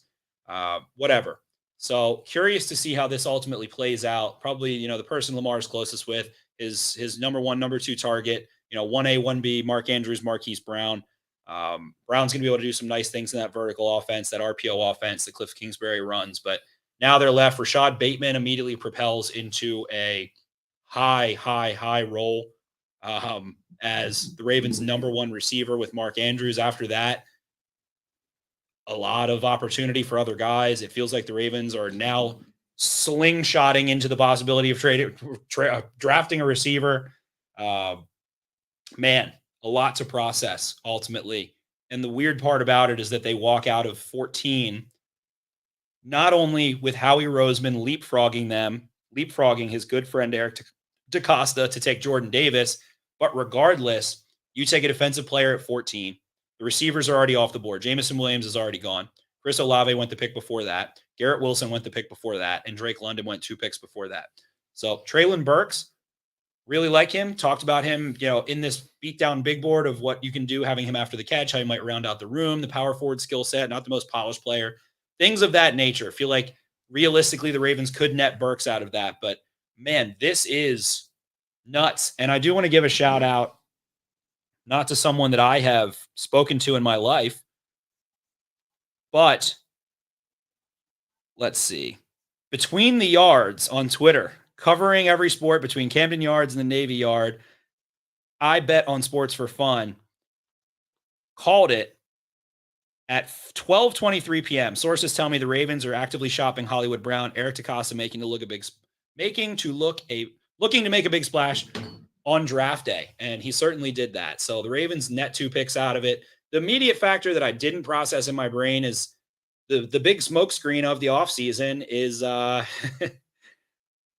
Eric DeCosta saying in regards to Hollywood Brown that we think picking up his 5th-year option, which they would have to do in the next couple days, is a bargain. Instead, they flip him for a first.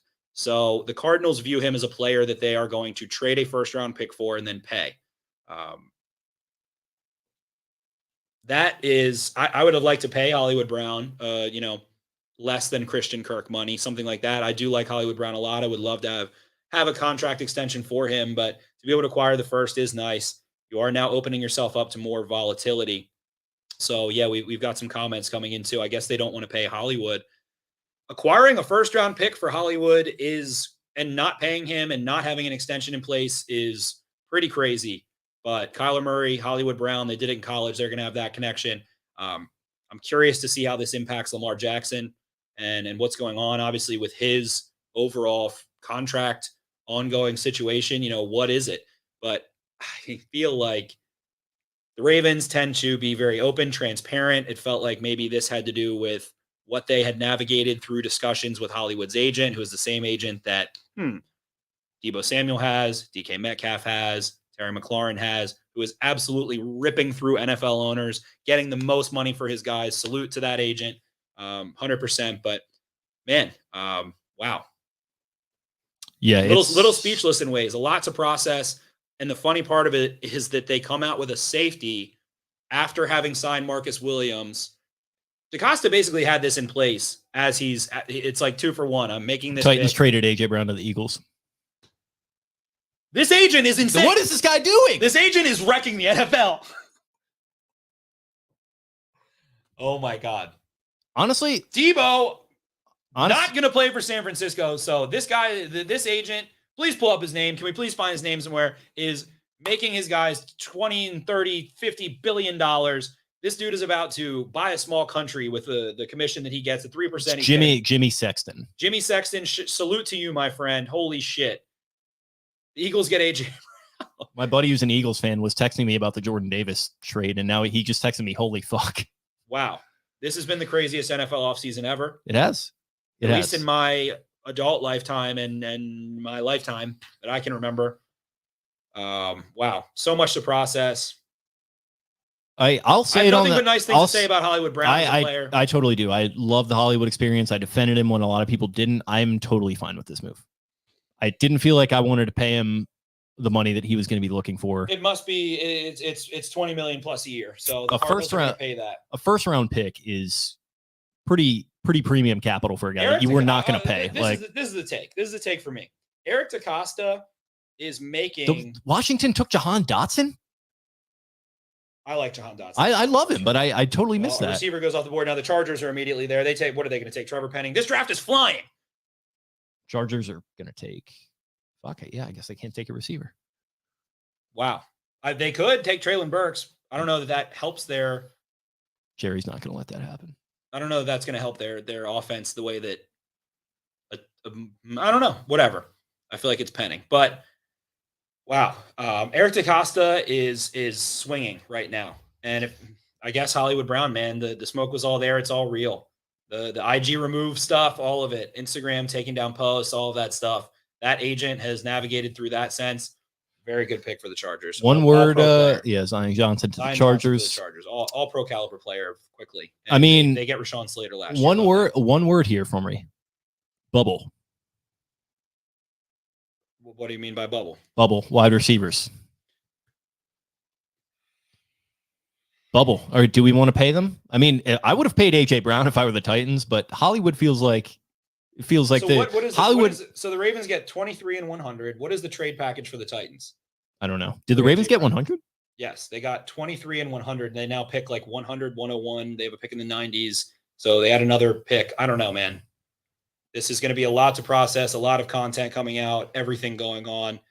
I thought it was straight up 23. Brown wow. Out. Didn't see that coming. Saw the tweet. It's funny. I want to shout out my guy, LJ to Hollywood. We were DMing today and he said Hollywood's been acting weird this offseason. He's removed Raven stuff from his social media. He hasn't been working out with Lamar. I was like, I wouldn't read too much into it. He's been on social media a lot. Maybe he's trying to unplug himself a little bit. Hollywood Brown tweeted, "Wish I could have played with my brother forever, but I'm going to see you at the top, Lamar."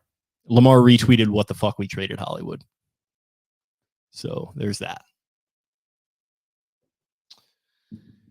So you go ahead and keep filibustering. I'm going to reload us a little bit. So I'll be back in a minute. I just, we don't have to have, there's not a take immediately. Eric DeCosta making some pretty crazy moves. I'm just curious to see, and I don't know, but how it's going to impact what happens with Lamar Jackson moving forward. And out of all of it, you end up taking Kyle Hamilton in addition to Marcus Williams, in addition to Chuck Clark, in addition to Marlon Humphrey, in addition to Marcus Peters. You have Brandon Stevens back there as well. So it's like you've got, I don't know, you don't have cornerback depth in a sense, but you have a lot of playmaking ability on the back end. You still have Mark Andrews, who to me I've said on this podcast, so I don't think I need to deviate from that take, but he's been their wide receiver one. Hollywood Brown, the deep threat, takes the top off, does all of those things. Lamar's best friend. I don't know, man. I do not know. A lot going on. So the Titans now have the 18th pick. This is insanity. We're seeing things that have never happened before. This is unprecedented NFL history. The NFL experience is out of this world. I feel like I'm on a roller coaster. I'm in a glass case of emotions. Nobody loves the NFL. I'm like kind of dead inside, but also completely going nuts. 18 and 101 for AJ Brown. So he's that really good, by the way. Yeah. So this agent has had his Jim Sexton. What a guy. Jimmy Sexton. I wonder if there's any relation to a Buck Sexton, who's like a political commentator, Richie Sexton, whose name sounds a little too close to something else. But yeah, that's wild. Unprecedented time. I see one comment here, and it's 2 letters. And if there was a way to pull strings, it is DK Metcalf. Especially after you got 100. I mean, if that is a thing that is in this world of possibilities to parlay it into DK Metcalf or Terry McLaurin, That would be lovely. Love Hollywood, very much so, but would love to have someone more physical. If you're paying that kind of top dollar, I can understand that more kind of well-rounded game, but I don't want to speak ill of Hollywood at all. Love what he did in Baltimore. Can't say enough about his tenure. Big catches he made in the playoffs, big performances in the playoffs. Big, going back over his tenure over the 3 seasons in Baltimore, the Chiefs game, the Dolphins game, so many big moments. Been a really fun player in Baltimore. We'll always have that memory, but it's like, holy shit, man. They drafted a receiver, first drafted receiver to go for 1,000 yards. Yeah. In a season. Mm-hmm. Yeah. Well, no, Torrey did it one year. Excuse me, Torrey. Yeah. So they've had 2 receivers that they've drafted, both of them in the last, within a decade and of each other, and both of them don't get a second contract in Baltimore. The receiver situation in Baltimore is just historically, as a franchise, absolute insanity. So I'd call that pick an abject success, though. Yeah. Yeah. And I loved it. This is what I love about it. They asked Lamar's input. He said, I want Hollywood or Jerry Jeudy. You get him Hollywood. Hollywood did good things in Baltimore. Man. So it's wild. And they're picking within 5 picks now. Again, and in terms of the board, Jermaine Johnson still hasn't he's gone. still there, Jim. So he fell. Guy that I really love in this class still, would be the 4th edge. So seeing him kind of maybe not in that top, I guess, he wasn't in that top tier that was whispered about, rumored about, all those guys going. But what the fuck, man? I don't know how to. It's tough to quickly analyze how what you do at 23 can look like, or what it will look like in the relativity of Hollywood being traded, taking Kyle Hamilton, and everything in between. So this has been an absolute whirlwind. It's funny. The NFL always gets us. We were talking about how earlier, for those of you who've been on with us for a while, last year was probably the moment where I thought Jake and I had our the best highlight was when they took Rashad Bateman, who in all of this has been working with Lamar. I don't know, man. I can sidebar on that. Marquise didn't think it was a huge deal, but silently it was. And now we went into this draft saying this is, a stock draft, even through the first 10 picks, 8 picks, 9 picks, 10 picks, no trades, no quarterbacks. The linemen went, the edges went, the corners went. Everything's completely as expected. And then it's the Saints trade up. Who was 12? The Lions trade up. Then the Eagles. Trade up. Yeah. The Ravens pick Kyle Hamilton and then trade Marquise Brown. And then the Eagles trade for A.J. Brown after they took Jordan Davis.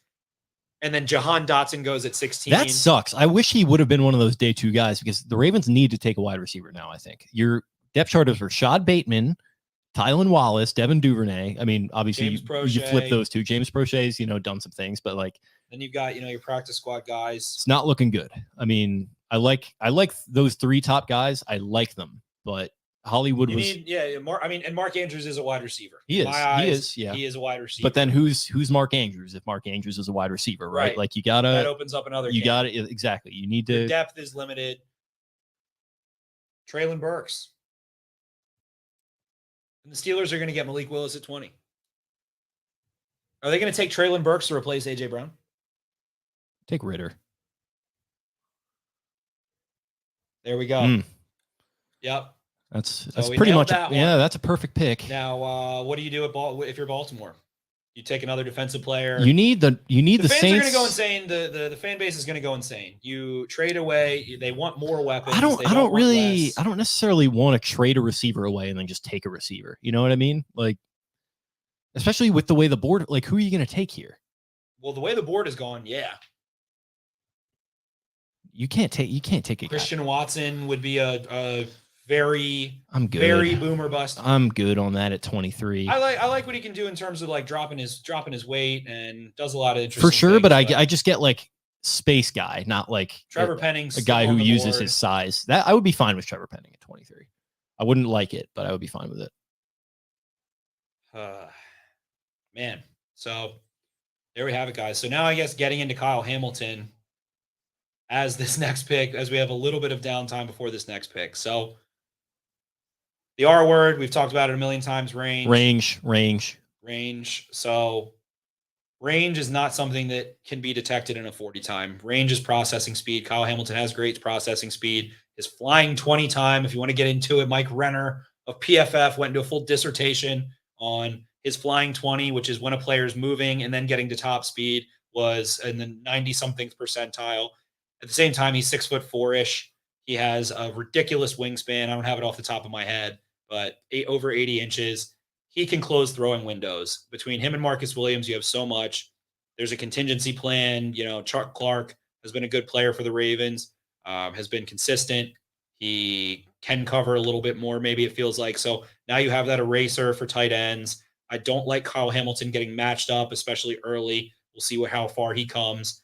But like matched up on a slot receiver, I don't like that. So probably going to see him in some too high looks and then walking down into that dime backer role. So the biggest question to me is Chuck Clark now. I think it adds some volatility there. But the big takeaway here is that the Ravens have effectively punted Marquise Brown's contract. You don't have Lamar Jackson through an extension yet. And you've removed a weapon. You haven't addressed the offensive line outside. Morgan Moses did address the offensive line. So to me, Ronnie Stanley, you're banking your chips on the defining ankle of Eric DeCosta's tenure, very much so in this situation. If Ronnie Stanley is able to go and play at a high level, then you're in good shape. Tackle-wise, you have McCary. Center questions, whatever. I think McCary is fine with the season, but what do you do to add to this offense? Is it DK Metcalf? Is it Deebo Samuel? Is there something else coming? A lot of questions. I feel like I have more questions than answers after the Ravens picked at 14, which I didn't anticipate. So it's very fluid. It's kind of it's what I've been thinking, man. I don't know if they're really trying to push all their chips in this year. Well, what do you mean? It just opens up a can of worms to me. What is pushing your chips in? You have a quarterback that's going to get you to the playoffs no matter what your situation looks like. If you have a good line, they have better weapons, I would say, ultimately, than they had in 2019. You've got two backs coming off of ACLs, though. You don't have a Yonda, but I don't know. It's a weird situation going into this kind of contract extension. Yeah, and so it feels like move on from that, pick somebody else at that position at some point this year, try to compete this year. The Ravens are always going to compete with Lamar Jackson and John Harbaugh. They're probably going to be in the playoffs. But it's not the thing where fans are talking about, F them picks and do all that and just just throw everything at the table and try to get over the Bills, try to get over the Chiefs, try to beat the, Chiefs Chargers. Are in a weird spot too. Sure, but they're going to be right there. They're going to be right there because they have Mahomes. That's just the way that it is. And they're just not doing that right now. I mean, and kind of like it. I kind of like Marcus Williams, 5-year deal. Kyle Hamilton, 5-year deal. Hollywood Brown, gone. We'll see what they do at 23. Morgan Moses is a good stopgap. We're going to see what the plan is long-term for the offensive line. Ronnie Stanley, reportedly good to go. It just feels like a very solid, I wouldn't say stock off season because I wouldn't have expected a lot of these moves to have taken place, but it just feels like they are not trying to win this arms race that a lot of other teams are trying to win. In fact, they are actively punting on it with this move that they just made. For me, it just comes back to value. And if you're paying someone $20 million, are you getting $20 million of play? And right. And a lot of these teams are ignoring that idea. They're just saying, oh, well, fuck it. If you can help us win this year, fuck value. Yeah, right. We would rather get $13 million of play for $20 million of pay or $22 million of pay. So Cardinals on the other side of that are, when DeAndre Hopkins is out, they're lacking. So Kyler Murray and Marquise Brown, the Twitch brothers, the OU boys, team back up. And in the NFC, it feels like that's a strong move for the Cardinals relative to maybe what they expected it. Who the Ravens are going to take? It just hit me. Karlaftis. Yeah. At 23. I can see it. That's who they're going to take at 23. I think Penning goes here. Or not Penning. Penning. For the Saints. Yes. So, man, an absolute whirlwind. One of the craziest days Baltimore Ravens history. I don't know if Karlaftis gets past New England, but yeah, 100%. I think they go Quay Walker. But one of the craziest days in Ravens history, one of the craziest hours in Ravens history. We're still in the middle of it. I mean, they still got to pick. Eric DeCosta is swinging, punting, but also swinging in many ways. So curious.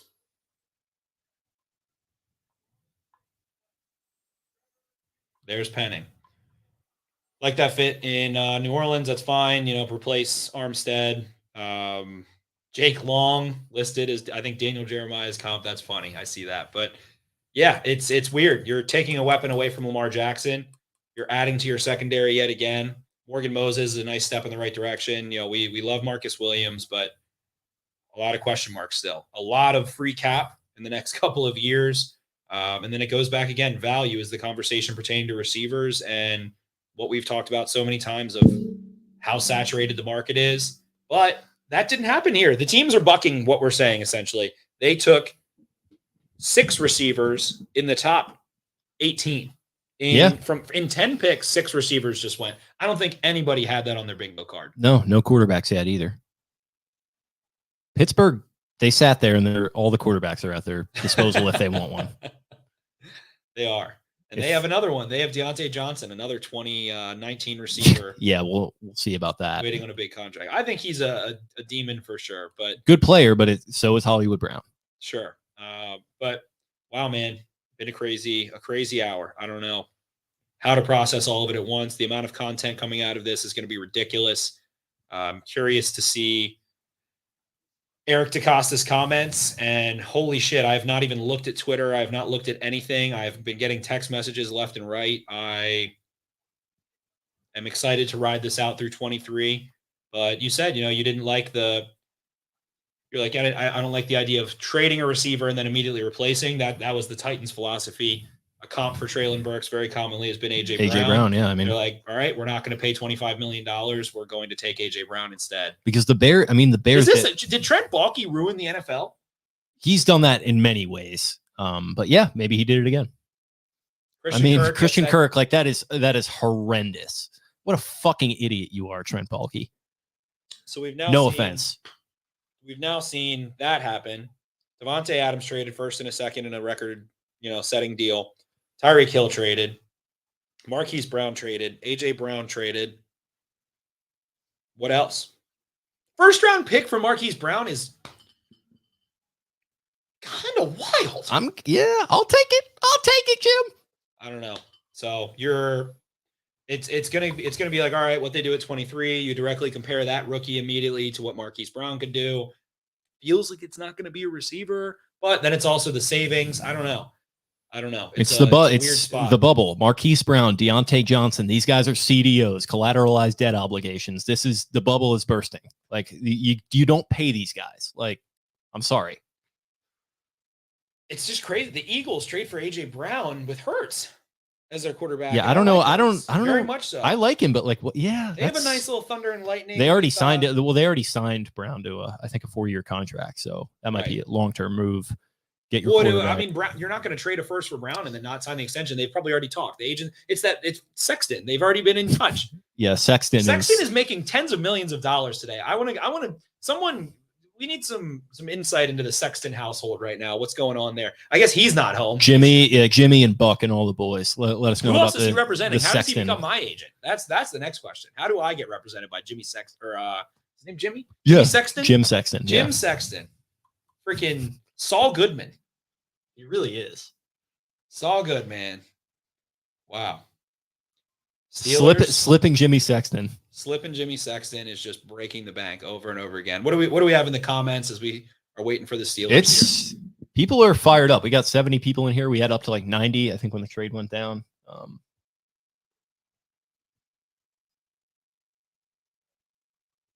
Yeah, people mentioning the social media thing, which I didn't put stock into it. I don't think you did either, but I guess maybe there was something to that. George Thickens is still there. I didn't think about that. Austin Gale. Marquise Brown trade makes 0 sense for the Cardinals. This is robbery by Baltimore. Ravens just revealed their board. DeAndre Hopkins, AJ Green. Read any of it. This is the Ravens draft board. And I can't read any of it. None of it's legible. I need to increase the resolution. That's probably for good reason. So I think that's on purpose. Yeah. I could zoom in here. I can figure something out. Zoom in and enhance. funny. We had a really old engineer at my old job who was like this crotchety old bastard, and he was talking to my friend in marketing one day. He was like, zoom in and enhance on this picture they were looking at. He's It's like, a 2021 board. what, It's not- Steve? Zoom in and enhance. Like, it was the most obvious thing in the world. It's like, no, Steve, they just do that on CSI. Like, that's not a real thing. So if the Ravens walked out of this with our boy Cole laying it down, the Ravens walked out of this with Kyle Hamilton, Jermaine Johnson, George Pickens, and let's say like a Rasheed Walker at left tackle. that you could get me going for.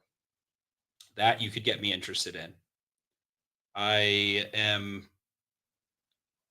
don't know. We just know that the Ravens philosophy, and again, we're recording this podcast. You guys are listening to this. We're also live streaming at the same time. We're about 2.5 hours in, give or take. 2.5 hours of beers in, give or take as well. But wow, man. Josina saying Hollywood Brown was the one who wanted to be moved. Okay. I just don't know. She got that from the team, so it's possible that they're slanting it a bit. Whatever, but I honestly love Hollywood Brown, love what he's done. I'm worried about what the ramifications with Lamar are and what's going on here. Yeah. So yeah. You're not going to do this to me, really? Franco Harris. I mean, whatever. They take Malik Willis. I don't give a shit. I don't need to see the fucking catch that was not actually a catch, by the way. I don't need the Steelers slop fest, Mr. Rooney. Like, let's just get through this, please. Why did they get this? Oh, the 50. Oh, we're just so happy about it. Yeah. Oh my God, the Steelers. And it just feels like it's 2 steps forward and 1 step back with Hollywood Brown. It does. I mean, it does. It does. Now you have Rashad Bateman and it does, but it doesn't receivers. It does, but it doesn't. You want James Prochet to get a shot? You might be getting your chance here. It does, but it doesn't, because you're going to have to pay him very soon, and that is a step back, in my opinion.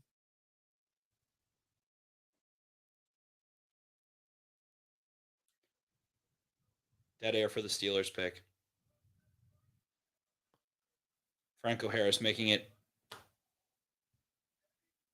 Fuck yeah! Let's go! Yes. Jake nailed it. The big catch-up bottle. Woo! The first quarterback comes off the board. The classy Mr. Rooney goes and gets his game. Mr. Mara, Yeah, Mr. Rooney. Well, they're probably sitting around having sloppy steaks together, talking about their shitty fucking quarterbacks. Love that for them. Stays in the big ketchup bottle. Yep. That's okay. That's QB1, hilarious. Kenny Pickett. That's hilarious. So they did the Steelers for months. Everything that teams do is bullshit in this pre-draft process that gets put out to the media. Anyone would have told you they wanted Malik Willis. Anyone said that they've been in love with Malik Willis. I think they've openly talked about their admiration for Malik Willis, and they pass on him. Hands down for Kenny Pickett. We talked about this on Jake's Mock literally yesterday, that what would be the Steelers' move. Patriots trade back. Interesting. The Steelers' move coming out of Ben Roethlisberger is to retain a big ketchup bottle boy in Kenny Pickett, the Pittsburgh kid. So, wow. Why not? I mean, they're a great organization. Mitch Trubisky, I think Mitch Trubisky's better than Kenny Pickett. I don't know. Maybe I'm an idiot in a couple years. I think right now you're probably right.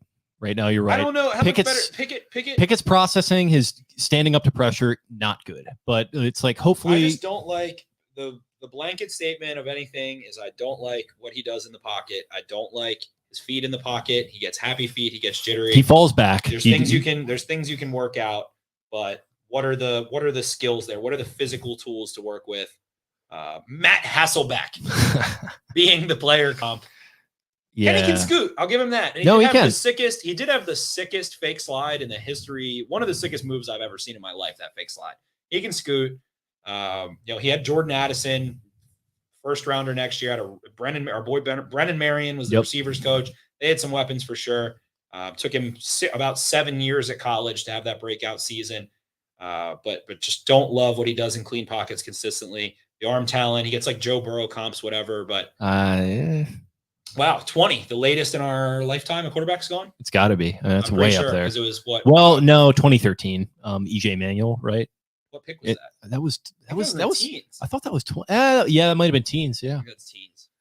Yeah, that's got to be the latest. KC moved up ahead of Green Bay. So that they traded for the Patriots pick.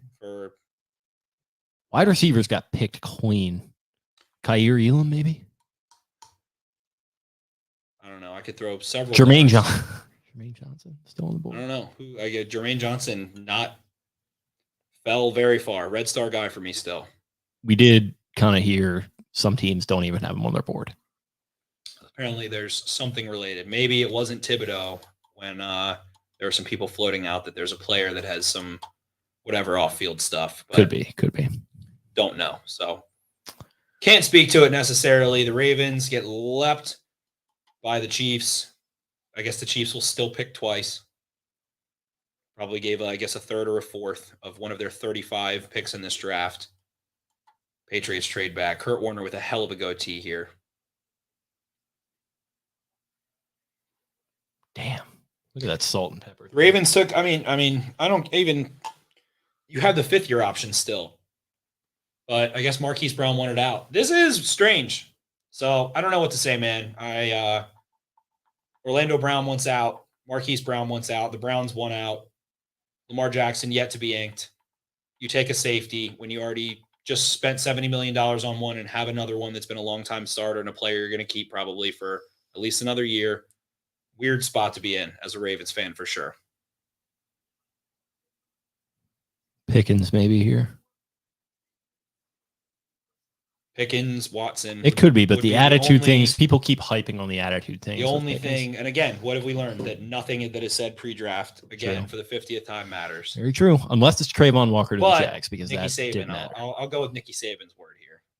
Listen, yeah, if Nick doesn't like you, I don't like you unless the Ravens pick you, and then I love you.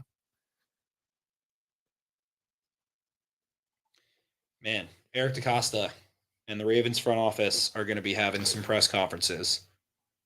I wouldn't have, I'll be honest, I don't think I wouldn't have thought they would get a first-round pick for Marquise Brown. The national, everyone nationally is. Hollywood Brown needing to get paid. Sean Bateman could go over 1,500 yards this year. Yeah. And like Marquise Brown, Hollywood Brown needing to get paid. Like I wouldn't give up a first-round pick for that. I just saw the pick for the Chiefs. It's fine with me. Okay, good. I'm scrolling around here. Nationally, the feedback is, wow, the Ravens are so good at this. Wow, wow, wow. Blah, I don't blah, need to blah. hear all that. Yeah. I mean, let's get through the night and then we'll talk about that. I don't. Rashad Bateman's fantasy value. I'll tell you about that though.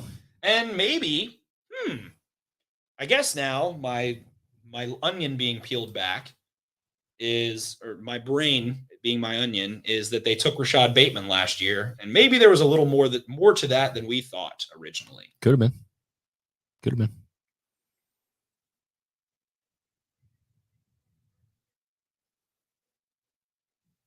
Who do you think they pick?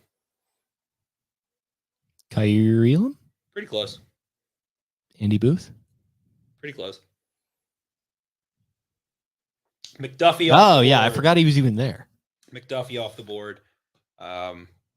So I ends was up being cornerback 3. No corners go after what was it? 4?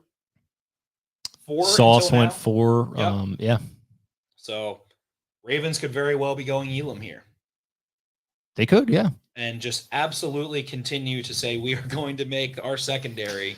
Brother, they were starting Robert Jackson last year against a receiving core consisting of Jamar Chase, T. Higgins, Tyler Boyd, and whoever the fuck else the Bengals had. The Steelers draft wide receivers out of their ass that are good. You got Amari Cooper coming to the division. I kind of like the idea of just saying, let's go all in on Elam that. is press corner 2 or 3 in this draft.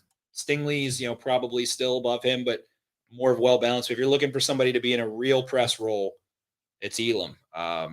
Booth has the skills too, but he's not a big jammer. I've joked around about it, and I've also so joked many that in this it's. class. I've joked around about it. I've joked around that it's bullshit. I think the last name thing might come into play. I hate to say that. Like, I don't think the Ravens are that stupid, but like, whatever. Whatever. We can go deep into that wormhole or not.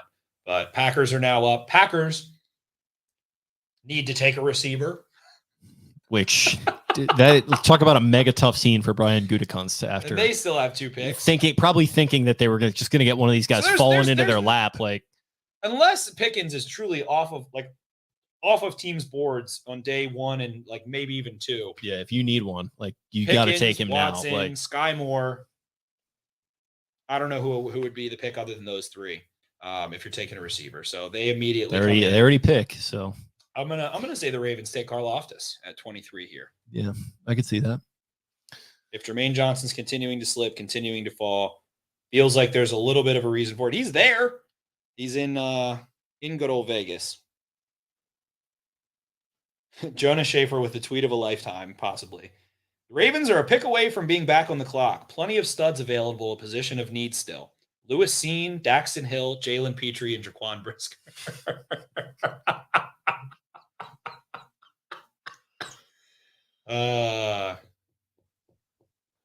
He's not Mother wrong. Of God. He's not wrong. Mother of God. Nickel options abound.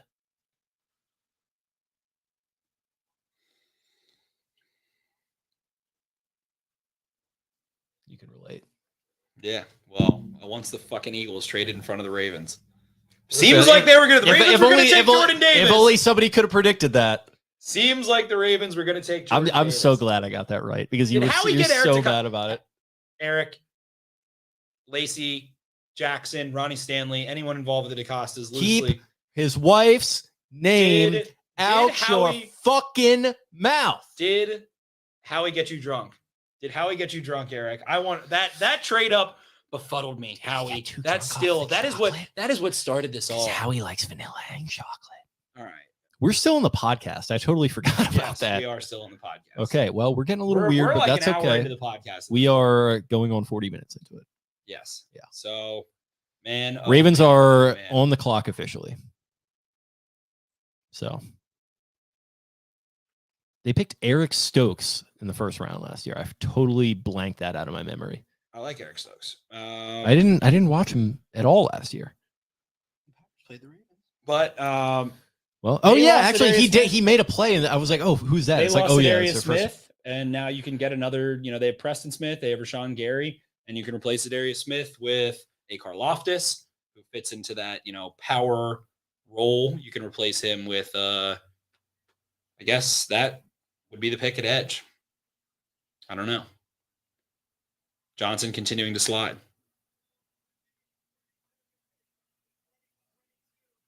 Here we go.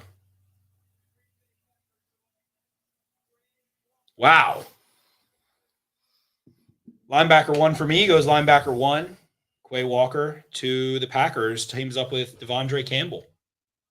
Quay Walker fits that holy shit, his wingspan is a pterodactyl linebacker mold and has the block deconstruction and blitz. Just really well-rounded linebacker. My favorite in this class. So there we go. Yeah. Quay Walker. And the Baltimore Ravens are officially on the clock. Man, oh man, oh man. What to do in this situation. And whoever you pick is going to get associated with Marquise Brown for quite some time. There's more to it, of course, but George Pickens, Sky Moore still on the board for wide receivers. The Ravens traded back with Buffalo. wow. Why not? How many picks do you need? Wow. Well, they only had 8.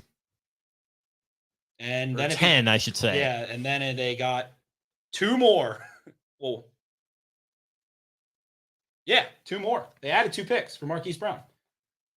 They traded back again. Yes, they just traded back again. Round 234. Something's going haywire here. Yeah, I don't know. This is wrong. Yeah, they did trade back. They traded The back Bills once. traded Okay, up. yeah. So you have Ebiketie, you have Karlaftis, you have Johnson on the board. Dude, NFL Network made me think that they just traded back into the second round. I was like, I'm going to lose my mind if they did that.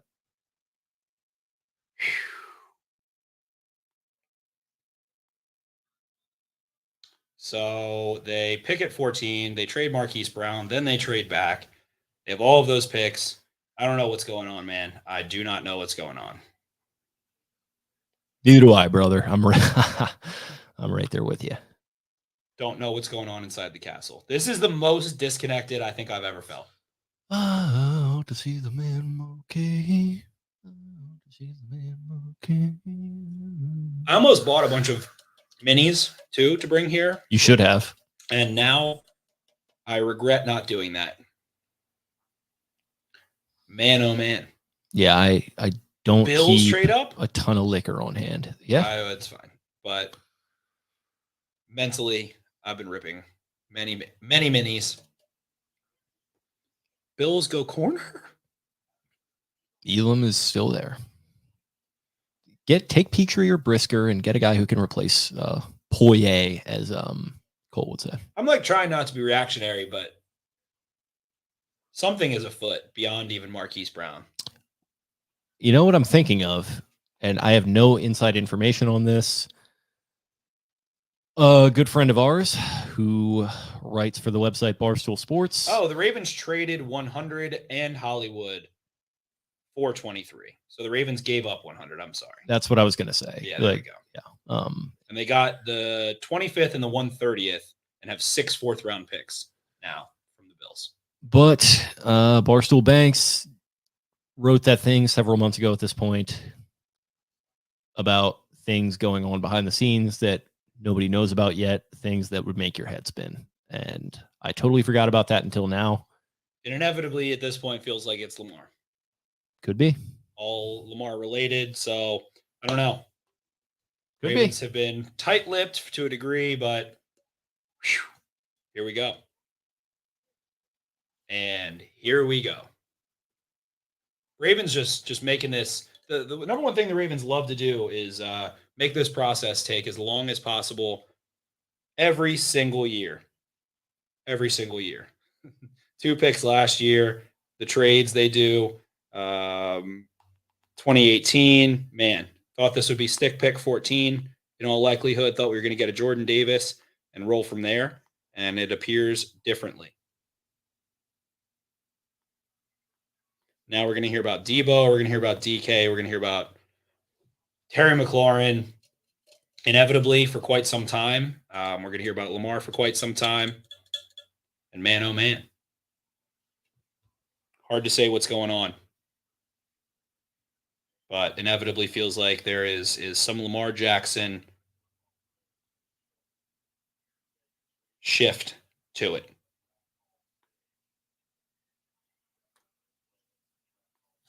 And I spoiled the pick for the Bills. The Ravens will not have an Elam on their team. Okay, well, that makes sense. There we go. So we don't have to worry about that. Think about that.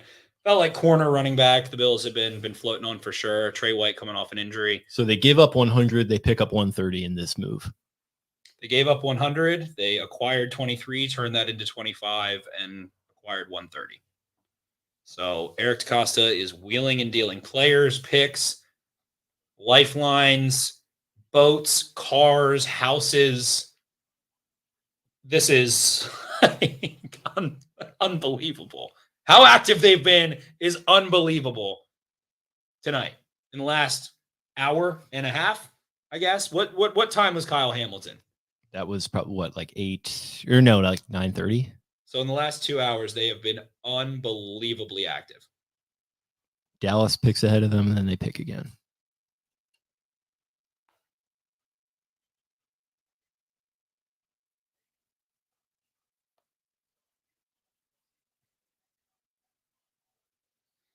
Now my brain is completely broken, and going into the world, the realm of Instagram and that kind of shit. Lamar Jackson, who hadn't posted Raven stuff in quite some time, has been getting into it a little bit more, posted himself wearing a Ravens jersey, talking about can't wait for fall, all this kind of stuff. And if it's the truth, Hollywood Brown's the one who wanted out. Why would Hollywood Brown not be working out with Lamar? It feels like Lamar had to have known that. I don't know. The amount of speculation this has turned into, and the amount I've tried to resist a quarterback contract controversy situation and all of this stuff, and how basically dumb I am and thought this would have been resolved like 6 months ago, has just been the exact opposite. So we are now in the upside down world of Stranger Things 2022 NFL Draft Edition.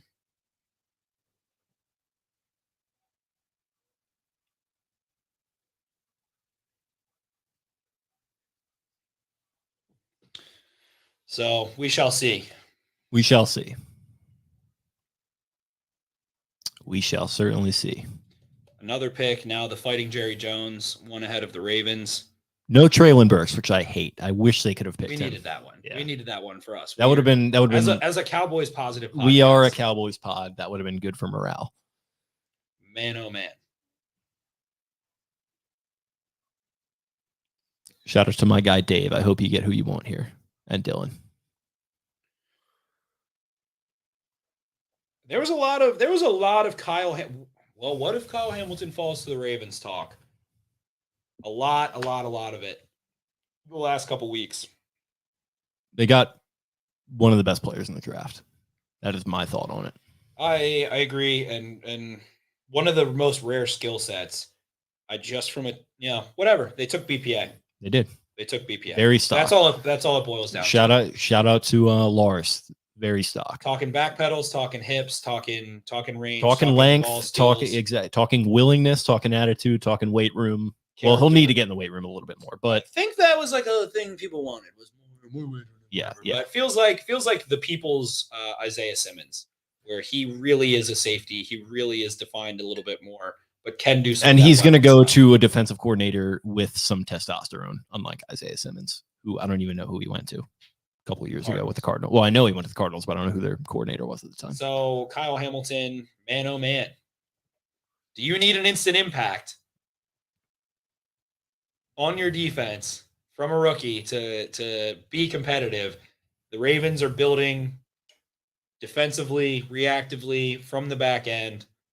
Man, the most expensive secondary, the most prestigious secondary that I can remember at this point. What do we got in the comments here as we're rolling through? We got a lot of people. It's Sports Providence is popping off actually a little bit, saying lay off the drinks. Lamar Jackson doesn't want to go anywhere. I don't know if you said anything about Lamar Jackson wanting to go anywhere. I didn't say a single word about Lamar Jackson wanting to do anything. All I referenced was they haven't had him do a contract extension. Hollywood Brown is traded. And I think that the Ravens took a step back in providing weapons for Lamar as of now.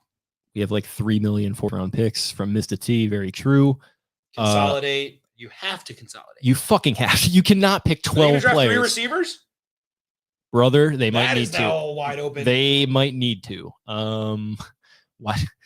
Dude, Mr. T, I fucking love this. Why do we need so many 4th-round picks? I'm with you, bro. They got I did that joke mock, and you had you were like, I I'm ain't sorry reading for all you, that. glad, whatever. I'm happy for you. I'm sad for you. I ain't reading all that. Well, Eric DaCosta seems to have had the similar approach in terms of willing and dealing. You know what? We'll see what happens. 2 trades already. He made an unexpected trade to get a 1st-round pick, and now he's got ammo to move up into a 2nd round where he needs a motherfucking wide receiver. He needs that. Get some offensive line help. Get an edge. We'll see what they do here. And hopefully you hit on those picks. Well, they're not going to hit on all of them. No, they will not. No, they hit on 14, which is good. They've got a 15-year, like, really good safety. So that's big. Man, Rashad Bateman. Every opportunity to be the prince who was promised. You're fucking A right. And he looked the part when he was on the field last year. He's got to stay on the field. Absolutely. He had a little bit of a Russian accent, a little twang there. Absolutely, comrade. Absolutely. George Karlaftis. Could be. Well, actually, Baltimore Raven. I wouldn't mind that. There's just, other than Thickens, like I'm offensively, Linderbaum is still there. I mean, Christ almighty. If you want to break my brain, Eric, take me.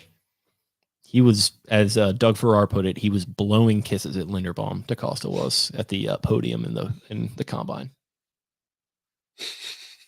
which is quite a. What was he doing? Quite a What visual. was he actually doing? Oh my God! It's Eric's world, and we're just living in it. It really is. And the funny thing is, he's literally like 5 miles away from us right now. Yes. Think about that. That's wild. Yep. My heart's been beaten heavy, thick, and deep. I felt pretty detached from this emotionally, and it's been great. I don't know. My brain's broken. But At Kyle Hamilton, at Ravens LFG. Let's get this thing started. Excited to be a part of the Ravens flock. Thank you, Kyle Hamilton. you would deserve a Kyle Hamilton jersey, my friend. I'm gonna, brother. You don't think I'm getting one? You don't know me. I'm all over that. What like color? What stink color? on What color shit. you getting, baby? I'm gonna do a white jersey. Yeah, I like that. Yeah. Championship that's that white. Baltimore County shit. It is, and it's that Notre Dame shit too. Championship It white, is. very pretentious. That's me. Well, it's not me, but it's gonna be me in this case. It is. It is indeed. Oh boy. Marquise Brown makes his What the first. fuck? I'm watching that too. What? So this has been going on for quite some Yeah, time. this was All right. Well, and I spoiled the pick. God, don't open your phone, but oh well, we're deep in the first round now. Day 2 is going to be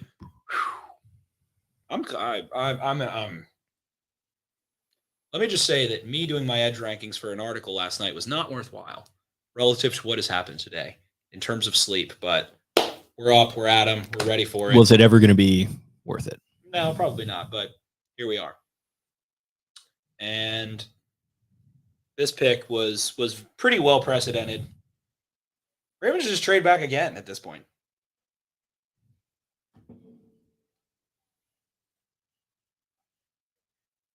Cowboys select Tyler Smith from Tulsa. They love the tenacity. They love the violence. They love the ability in the run game. They love what he can do in close quarters. And he's got And he's from athleticism, Oklahoma. He's got length. He's from Oklahoma. He's a Southwestern boy. Those Oklahoma boys roll their joints all wrong, though. I have heard that. Rolling them joints. You that's a joke for literally not even you. It's just for me. Okay, there you go. But all right, now we're back up on the clock with the Titans, Bucks, Packers, Patriots. It's around. Oh yeah, the Jones boys. Let's fucking go. They're just so happy to get Star, Tyler baby. Smith. Yeah. Frisco. Yep. The house that Jerry built. I love that for them. Look at this guy with the GoPro. Are GoPros are they back? What happened? I thought they went away. Ian said they were going to trade up. Yeah, Ian, you fucked up, man. I like Rappaport a lot, but he beefed up today. PFF is over the moon for what Eric DaCosta did. They're also over the moon for Tyler Smith going at 24. Because that was not something I saw happening, and he was high on their board. 4 first-round picks in 2 years. Hamilton isn't going to be a B word, followed by a UST, I don't think. So who do you take here? Can you hit it, Eric? Can you take these 4 first-round picks and hit 4 times? That might be your defining moment. Well, he just traded away his first ever pick. He did. Good point. So His second ever, well, not Ravens second finished ever, but last for the first time in their division in the DaCosta and in the Harbaugh era. As I was we going to see on say, when's the screen. last time they did that? They finished last, but they didn't finish last in the Jimmy Clausen year. No, the Browns, yeah. 0-34 that year. Because they didn't sweep the Browns, but they beat the Browns once that year. I think the Will Browns. Hill kick 6. Was that Yeah, that? yeah, and then Josh McCown beat them unexpectedly. It's funny. I think Mike Pettin was a coach that year, and I went to school with Mike Pettin's kids when he was here. So really, really nice family. I like Mike Pettin a lot. Shout out Megan Pettin. Yeah, shout her out. So man, DaCosta has a chance here, guys, to try and nail 4. I think you nailed 2. Bateman had the funky stuff at the beginning, but came on the field, looked the part immediately. OA looks the part. Kyle Hamilton again, inserting into that defense. Oh God. They have a new defensive coordinator. It's all right. They have so many DBs. They don't have enough corners still. Andy Booth, George Karlaftis, Jermaine Johnson, Arnold Ebiketie. What are you going to do, Eric? Who's the one? Kyle Hamilton's the one. Well, here, who's the rebuff? Because they've known this is coming. They've been sitting here, and whatever their circumstance was, Their board has been, it's been centered around whatever this. their circumstance was, they traded Marquise Brown. Marquise Brown's already in Arizona. They know that's been happening for quite some time. And God, that sucks that Sammy Watkins signed with the Packers. It's fine. But I would have liked him hang around for the summer, see if he can get a sniff in it. It's fine. It's fine. I get that it's fine. It's fine. It just sucks. It's fine, but it sucks. I don't know. Major moves on the way. Hopefully. But at this point, you have DBs galore, safeties galore, Brandon Stevens. Roll Brandon Stevens down into the slot. He played outside corner at SMU, showed the hips, showed the feet, all of those things. So you have DBs. I don't know if you've defined corners necessarily, but now you've got Mike McDonald, year one. You have a needed edge. Your defensive line's okay. Your linebacker room is not, one of the best in the NFL, but you've got PQ, Bynes. You're looking for Malik Harrison. Man, oh man. Offensively, they need to address the offensive line just a little more. They will at some point with one of their 72 picks in this draft. And hopefully we see the consolidation. Hopefully we see those 6 fourth-round picks turn into, 2, 3 fourth-round picks, an extra third, an extra second. And they're really deliberating this thing because they're still on the clock. No pick in yet. Yeah, Eric's on the phone. Eric has 16 different phones in the war room. Well, the problem is you got to get a couple more draft picks. Like they only have like 15 right now. So you got to work the phones a little bit, try and see if you can acquire maybe another 5th rounder and get a little more value out of this Brown thing. Traded. Marquise Brown traded. Orlando Brown traded. Brown, and Brown. Sounds like it could be a law firm that Jimmy Sexton works for. Slipping Jimmy Sexton. That man breaking the bank. He's the sex man.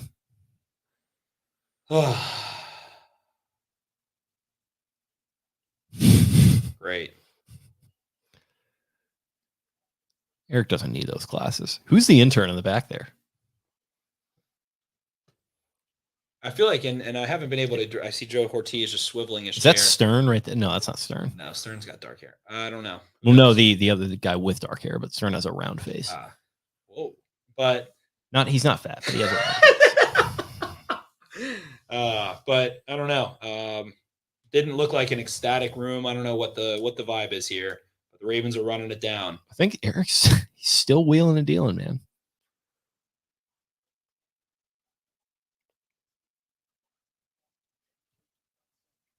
Booth. I had them grab Booth at 39.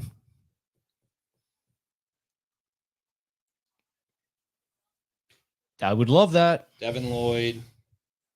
I'm good on that. It feels like there's it's Linderbaum. My God.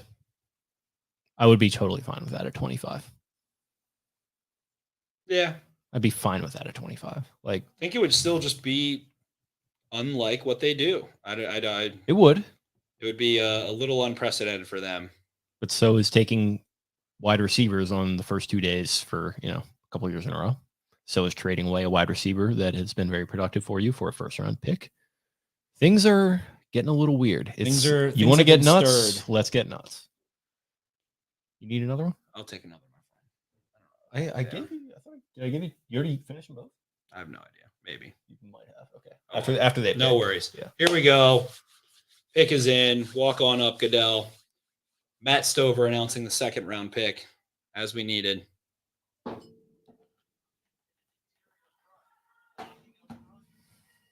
That's an interesting statistic. It's a base conversation of, well, whatever, but I don't know. I'm just very curious to see the plan at wide receiver for the Ravens rolling through 2022. Very curious to see what happens. They need one In the Lamar Jackson saga. They need one.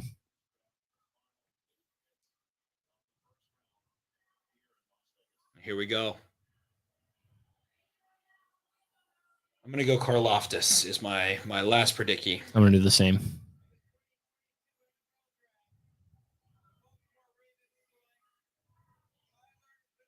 There you go.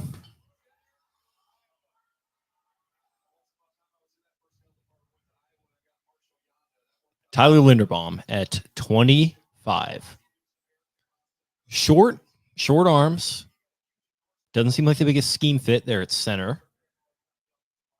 But he's got the attitude. He's a Kirk Ferentz guy from Iowa. Very mobile. Maybe you get him on the move. Draft room does look very happy right now. It's Kyle Hamilton and Tyler Linderbaum in round 1 for the Ravens.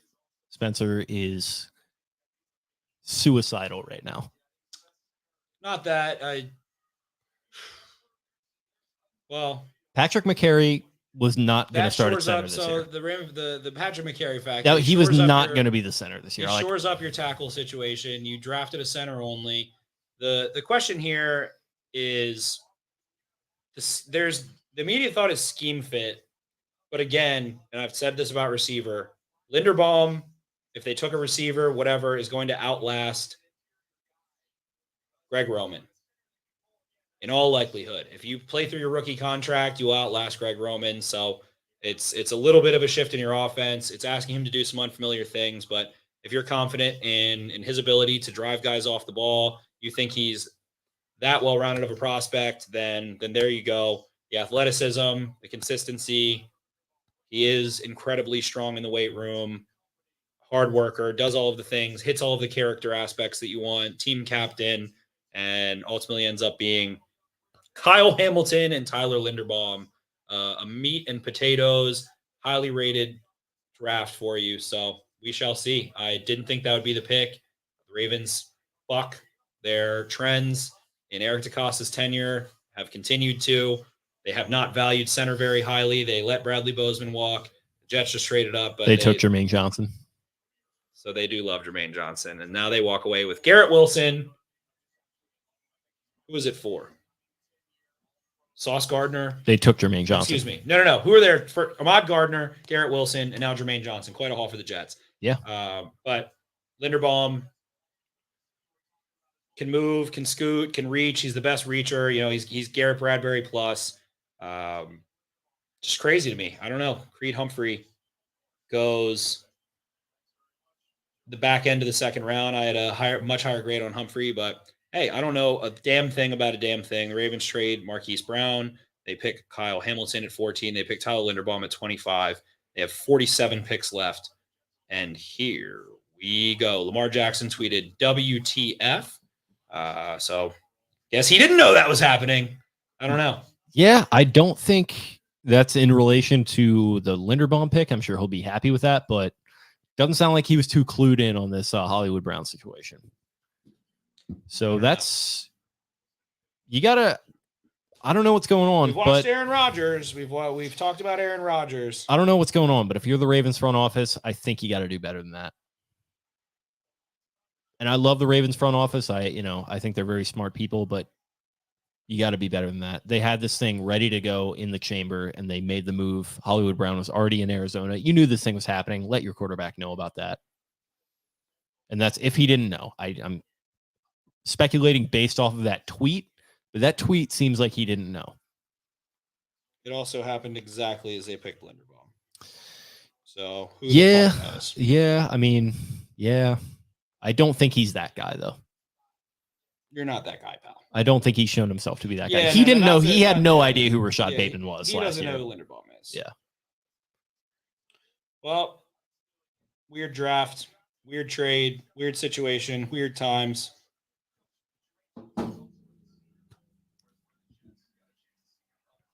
We'll see how this plays out. I don't know. I don't love Lamar Jackson tweeting what the fuck. I don't love that either. Don't know. Like I said, it feels. Oz, what the fuck, man? Gentlemen, what is going on right now? Well, first of all, I like the Hamilton pick.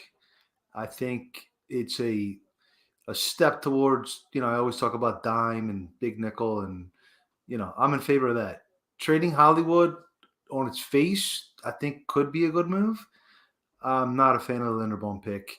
And I think this entire draft just reinforces the theory that the Ravens are too focused on the long term and not focused enough on the short term, because they're going to have to remake the blocking system now. My question is, are they too focused on the long term, or are they focused on the long term? Well, I would say they're too focused because of, at some point you have to pay attention to what your competition is doing. And if the other 16 teams in the AFC are going to just cycle through going all in, then long-term planning is not going to get you very far. Yeah, but if you're focused on the long term, then you're focused on the long term. You're not worried about what the other teams are doing for this year, which all the other teams in the league are, let's try to win the Super Bowl this year. Fuck value, fuck this, fuck that. Let's just do everything. Every team is doing that. I've been saying for a while, I don't think that they're like in competition with the Chiefs and the Bills and some of these other teams to compete for a Super Bowl seriously this year. And it's probably not what a lot of people want to hear. Well, you've been saying it for like 3 years or 4 years. At what point are they actually going to compete for the Super Bowl? Or are they just going to be wild card forever? I'm not sure if that's a good philosophy.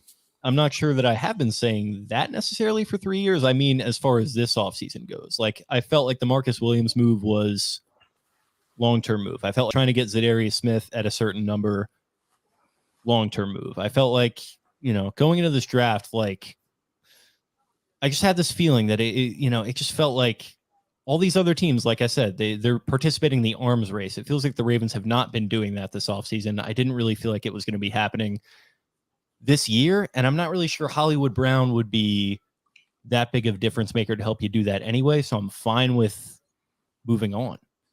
And go ahead. I'm sorry. I didn't mean no, you go ahead. Yeah, I think Hollywood is a top 30 wide receiver in the league. Yeah, I love Hollywood. I don't see how trading away your best weapon or best wide receiver, at least to take a center who requires help in pass blocking and requires you to change a lot of your core concepts as a running team is going to make you a better team for this year. And I agree, they don't have to go in all in this year, but I remember talking to you guys last year, the year before, saying, why didn't they get a wide receiver after the Tennessee Titans playoff loss, et cetera, and they're still a young team, they're still coming on. Okay, we're a couple years later now, and I'm not saying nothing to do with you. I'm talking about the team. Contend every season. I don't know. I think it's pretty flawed. Based on what the other teams are doing. I don't get it. I have more questions than I have answers, essentially. You've removed a weapon, your wide receiver room, and the 1 point, Vaz, I made earlier that I think resonates with you to some degree. They take Bateman last year, which now seems like there was more to it than the pick at the time. For sure. And I think to my original point that I was trying to make, I think they looked at this year and they said, you know what, like the injuries happen and everything like that. And like, they might've exposed some things. It's time to hit the reset button a little bit. Like, and again, I know that's not what people want to hear, but like, I think this might represent that a little bit, and we'll see what happens with Lamar and everything like that. It sounds like he's not too plugged in as to what was going on, but it just, like you've been saying, like the contend every season thing is like not, it's flawed, and like we've barbed back and forth on that, but I don't even think this is that. I think this is like even longer term than that. I don't even think they're like trying to. Okay, then don't sign Calais Campbell and don't sign Josh Bond. Yeah, I'm with you. It's like there's no such thing as halfway crooks, man. This is the thing that irritates me about them. If you want to take a long-term rebuild, then do a long-term rebuild, but don't do half-assed. We're going to halfway rebuild, but halfway get a wild card, and we just want to get the wild card every single year. That's the part that's irritating. Yeah, that's fair. I'm with you on that. Yeah. I don't. Campbell's like, what is? That's certainly something that's a little strange, but I don't know, man. Marcus Williams. I think the plan is flawed. I think the contend every season plan is flawed. We don't need to. We already did several podcasts on that, but if this is how the contend every season plan materializes, then it just doesn't seem to me to be worthwhile. I think that the league is designed for teams to go up and down and up and down and up and down. And if you try to stay, steady, then you definitely help your floor, but you hurt your ceiling at the same time. For sure. All those things resonate in ways, but I don't know. I'm very curious about the vision, about what you do in a post-draft presser now. take a center that, I like in ways, but I don't view him as a complete prospect. He could be an all-pro, whatever, probably will be. Kyle Hamilton, another good player. Just that it's like, they took another safety in this grand scheme of things in a center. I just don't quite see the team building plan. And my biggest questions are just about what you're doing with Lamar. Like, what is happening with Lamar? That is a big gray cloud now over this. They fucking kind of drafted like they're the Texans, in my opinion. They always do. No, they drafted, BPA. They traded back from 23, whatever. That's fine. The trade back from 23 makes complete sense in this hindsight, but it's like you drafted like you had no I don't know. You just needed to add they drafted character guys. They drafted team captains again. Both of those players are very highly regarded. Linderbaum is very highly regarded. I'm not as high on him, as most, whatever. He could be way better than I think. Hamilton could be a knockout of the park, but you basically have, 4 safeties that you like. You have 2 corners now at this point. You got a lot of picks. They're not going to hit on all of their picks. And you've got 1 receiver that you feel like really features a profile of helping or being an impact player. Mark Andrews, I consider a second receiver, so we'll go with 2 there, but I don't know.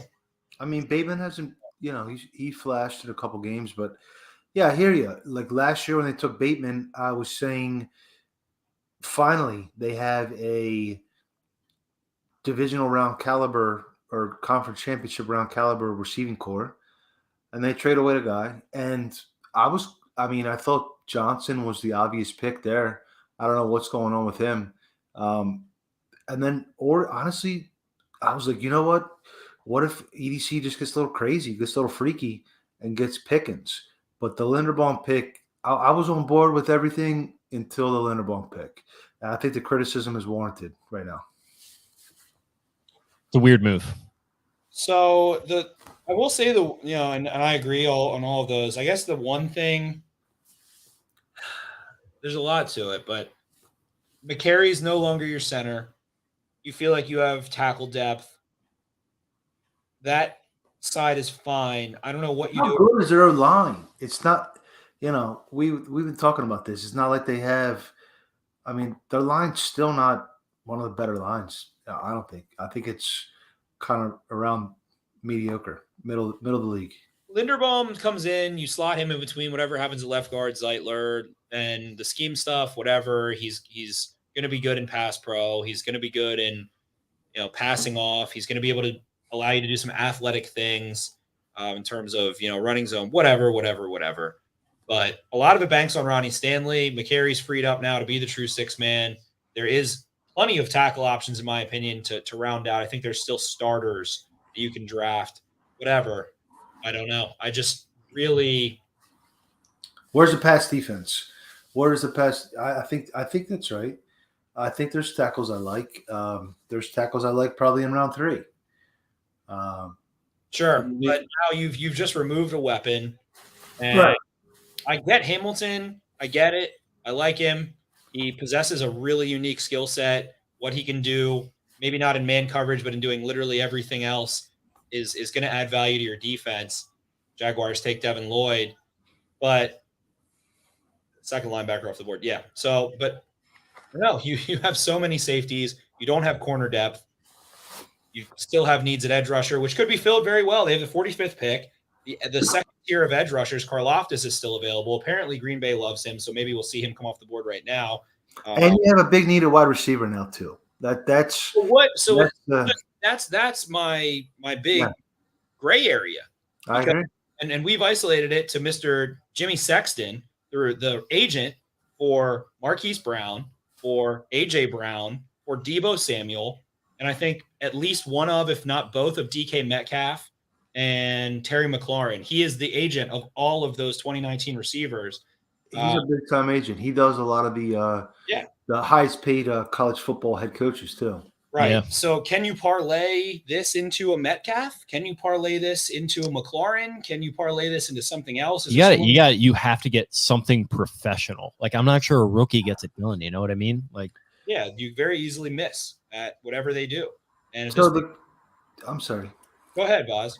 No, the critique is that they always choose depth over high end players, and I think this draft and it's just a philosophy. I don't And know about think that pertaining to like Linderbaum and Hamilton. But they're about them well, they had the first round pick, and then they said, you know what, let's trade Hollywood and get Linderbaum and a 4th round pick. Well, I think Hollywood, apparently it sounds like he want this. They didn't want to pay Hollywood. It sounded like Hollywood wanted to. But they still had 2 more years where they didn't have to pay him yet. That's what I'm talking about. It's always long term. Let's trade the guy. It used to be let's get rid of a guy a year too early. Now let's get rid of a guy 2 years too early. And like the receivers aren't going to put up with that. Is what it feels like after watching Adams and Hill and Samuel and AJ Brown and it sounds like, Voss, that he put this in motion. He didn't want to stay because it sounded like he didn't want to play on that, and he wanted to get paid as soon as possible. So he makes that move, and obviously Josina Anderson got that report from the Ravens front office, so it's probably stilted towards them a little bit.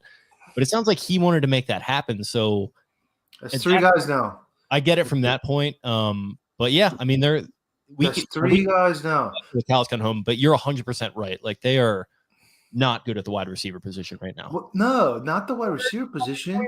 They take team captains. Every player has to be a team captain, and this locker room culture is so amazing that Hayden Hurst asked for a trade, Orlando Brown asked for a trade, and Hollywood asked for a trade.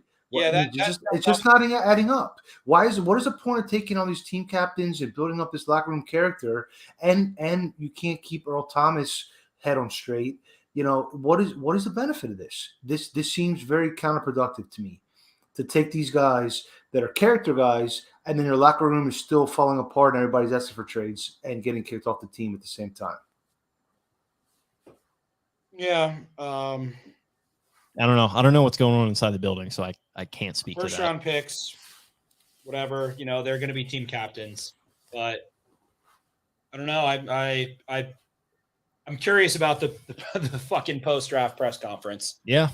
For sure. And it seems like if Lamar's not disgruntled, he's at least a little gruntled. So what the fuck, man? What the fuck?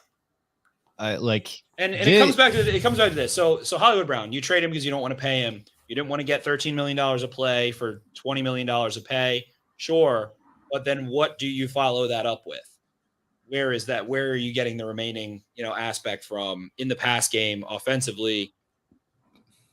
How are you getting better? How are you getting better? How are you getting over the divisional round hump? I don't think you are.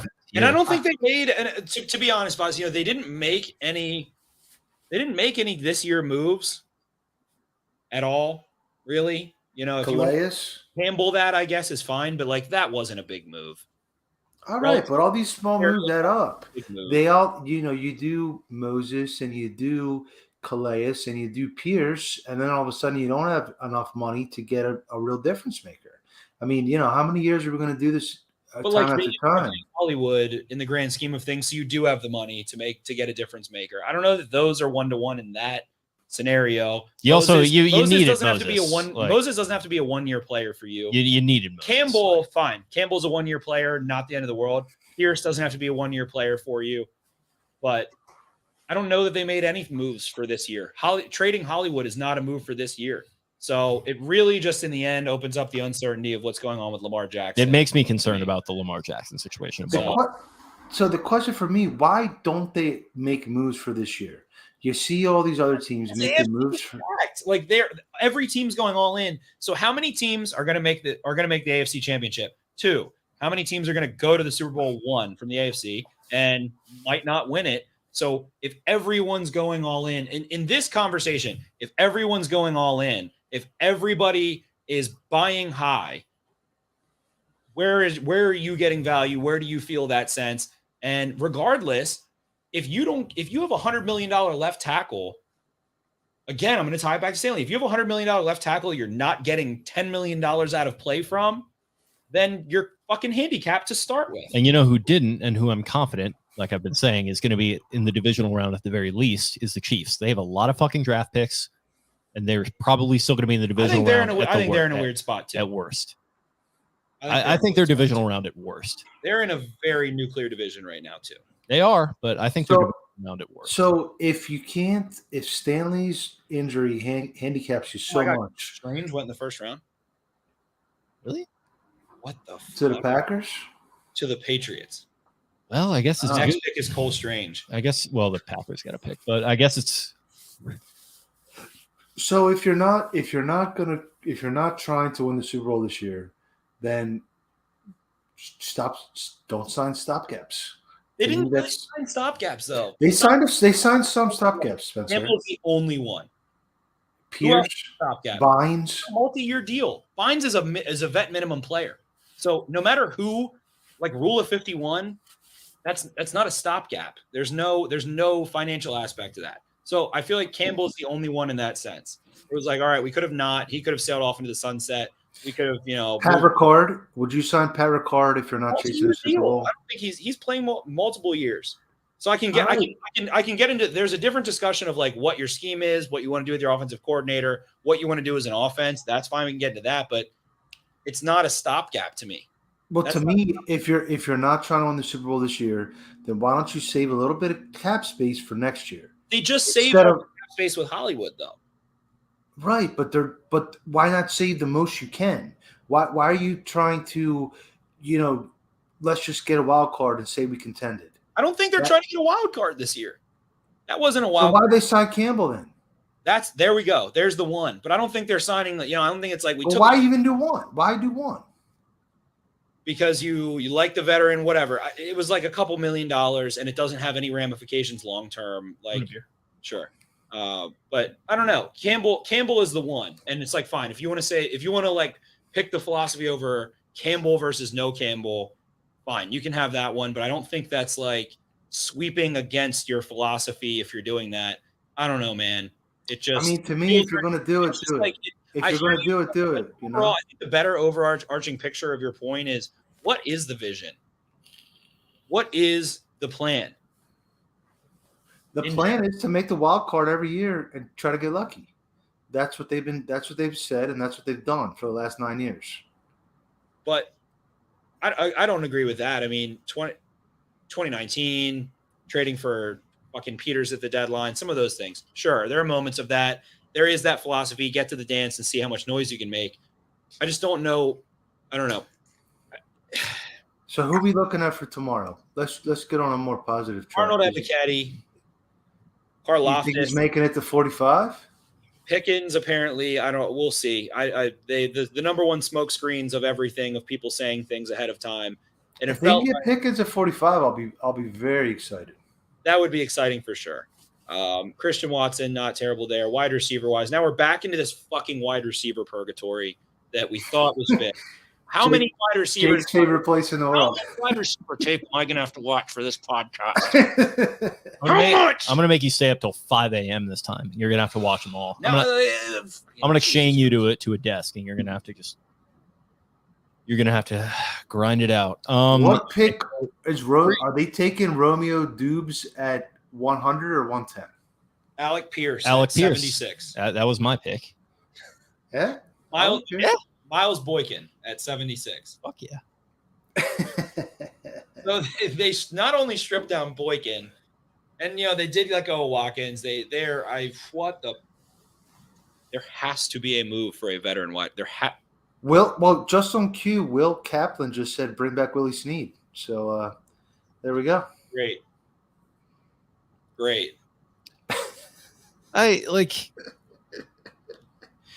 You can find wide receiving talent. I know that's not what people want to hear right now, but Jake, I hate to say it, I've loved it so much for the last couple of years, but the fact that we just saw London at 8,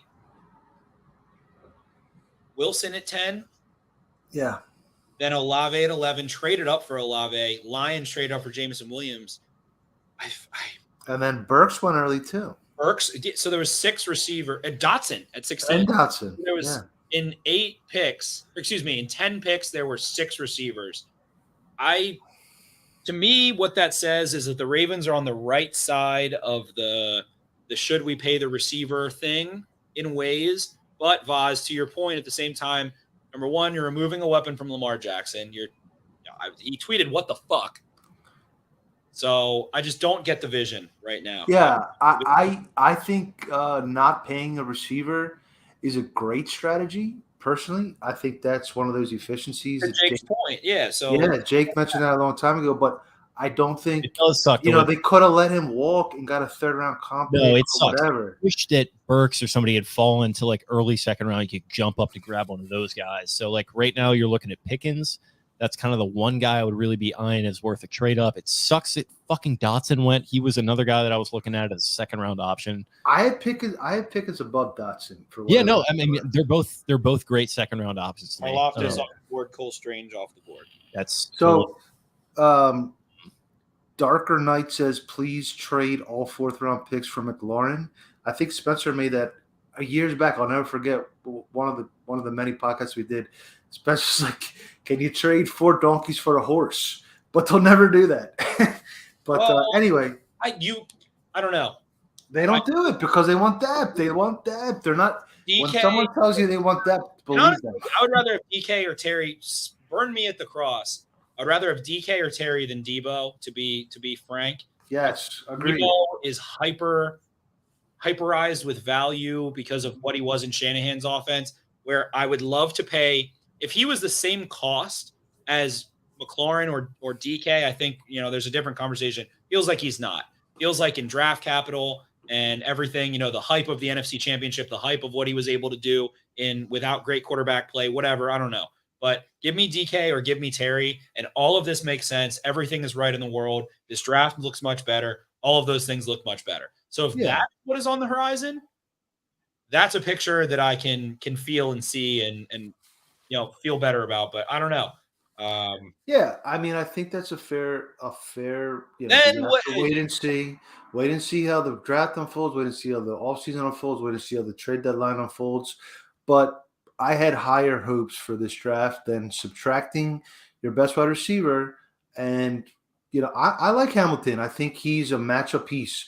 But I'm not a fan of the Linderbaum pick. To Marcus Williams' question here. Over the middle of the field, him and Marcus Williams can close a lot of throwing windows underneath with Hamilton and through the intermediate into deep. And Marcus Williams deep can close a lot of throwing windows. Sure, that's all fine. Don't hate all of that, but it's just nuts. This is nuts. It's a lot to process. Yeah, no, it is. It's a lot. I like both of these picks a lot. I like them both a lot, but it just feels like where's the 2022 value in them for both picks? And I'm a huge Kyle Hamilton guy, but like it just, to both your guys' point, and like, I know I've said that like, maybe they have long-term plans in mind, but yeah, it does feel like that they don't really help you a ton in the immediate, especially trading away Hollywood. So, yeah, again. Applauding Eric DaCosta, Jesus Christ! Everybody loves the Ravens drafts until you get to January. To forever and always. To Marcus Williams' question, Linderbaum is the highest graded center in the draft. What am I missing? Highest graded center not from me, but from many others. Highest graded center in years. Yeah, I don't think he's that guy. He's small, he's undersized, he has short arms, and he's like a zone blocking center. So he's not their typical profile. There's an opportunity cost. A couple years ago, Tennessee threw him around and dominated them on the interior of the offensive line. You don't want a small guy. That's not that. I don't think for a specific team, for a Shanahan team, he's a plug and play, all pro. I don't think he's that kind of guy for this team, and I think it really makes you question the Ben Cleveland pick and some of these other picks because the players just don't mesh together. And again, where's the vision? I don't know. I guess we're looking at scheme fit, and we were dead fucking wrong in their eyes. So curious to see how Linderbaum plays out.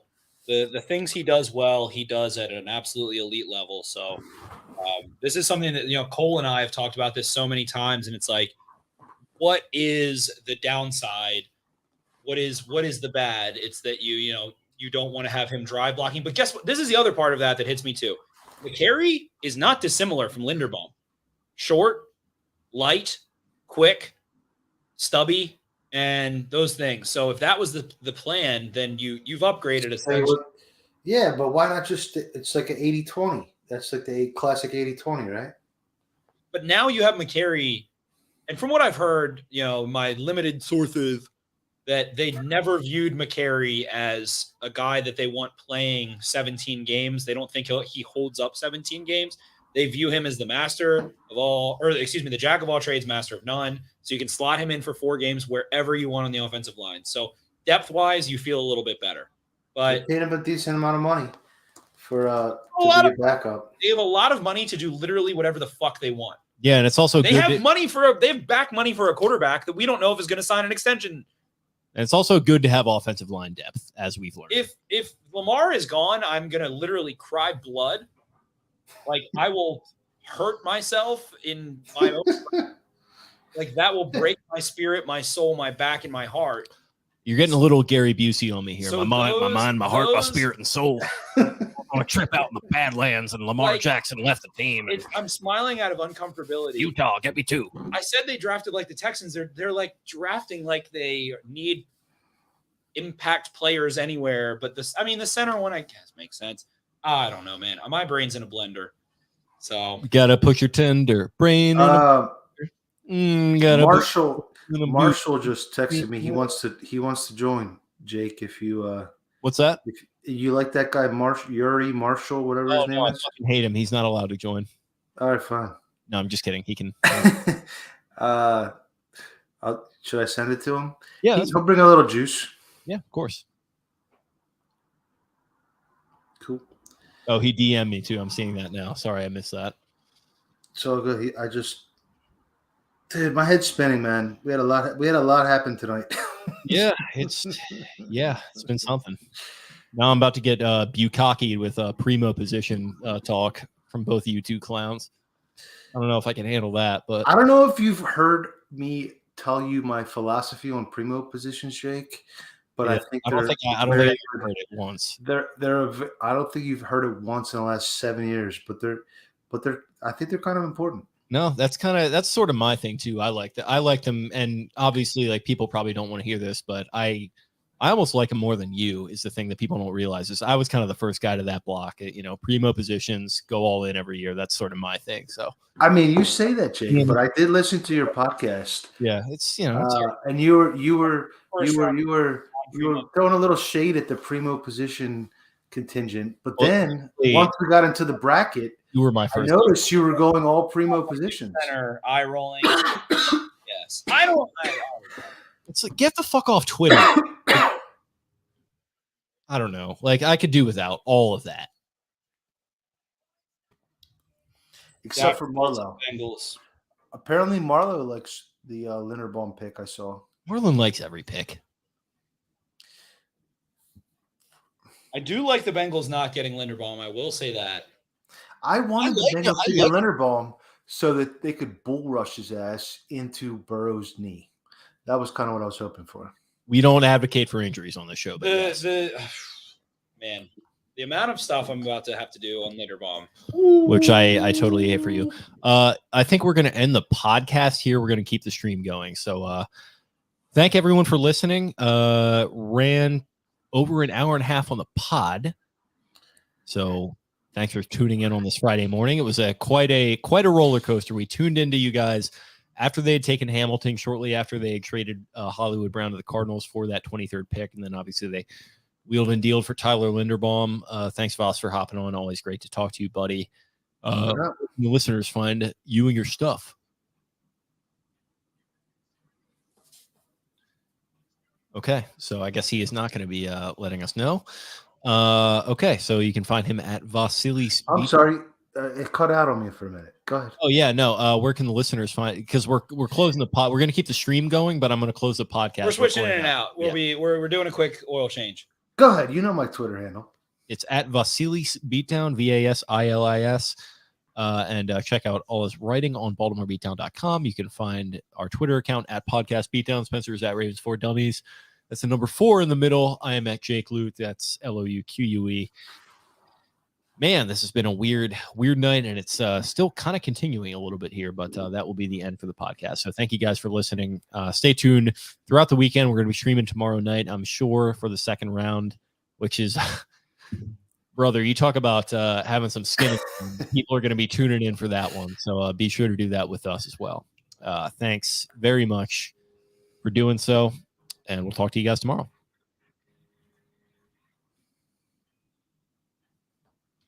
All right, that's clear, and we are still in the stream. So you guys want? You guys want? Back. I'm ready. I'm refreshed. Are you? Yeah, let's do. I could do another half hour or so. Whatever. I feel refreshed. I feel refreshed. I'm mentally tuned out for 30 seconds during the beautiful outro. So, man, wide receiver. I've spent the last 3 years thinking about wide receivers. Finally, as soon as I thought it was a little bit less of a question, a little bit less of an area where you're going to be up in the air. Shout out to George Clooney. Shout out to George Clooney, up in the air.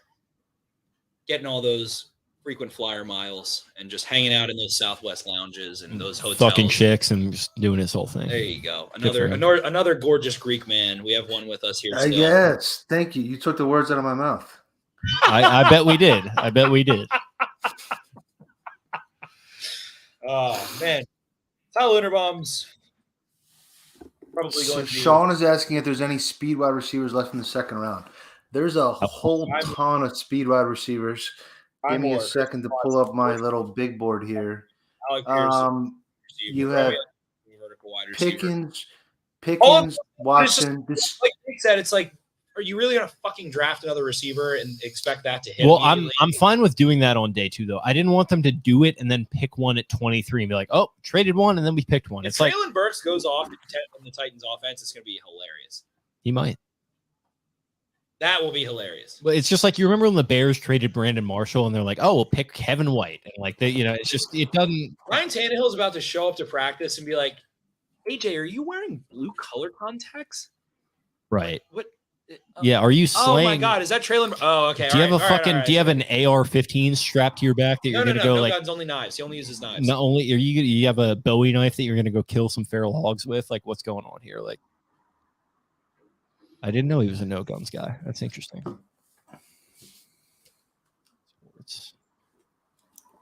All right, so we like Watson, we like Pickens.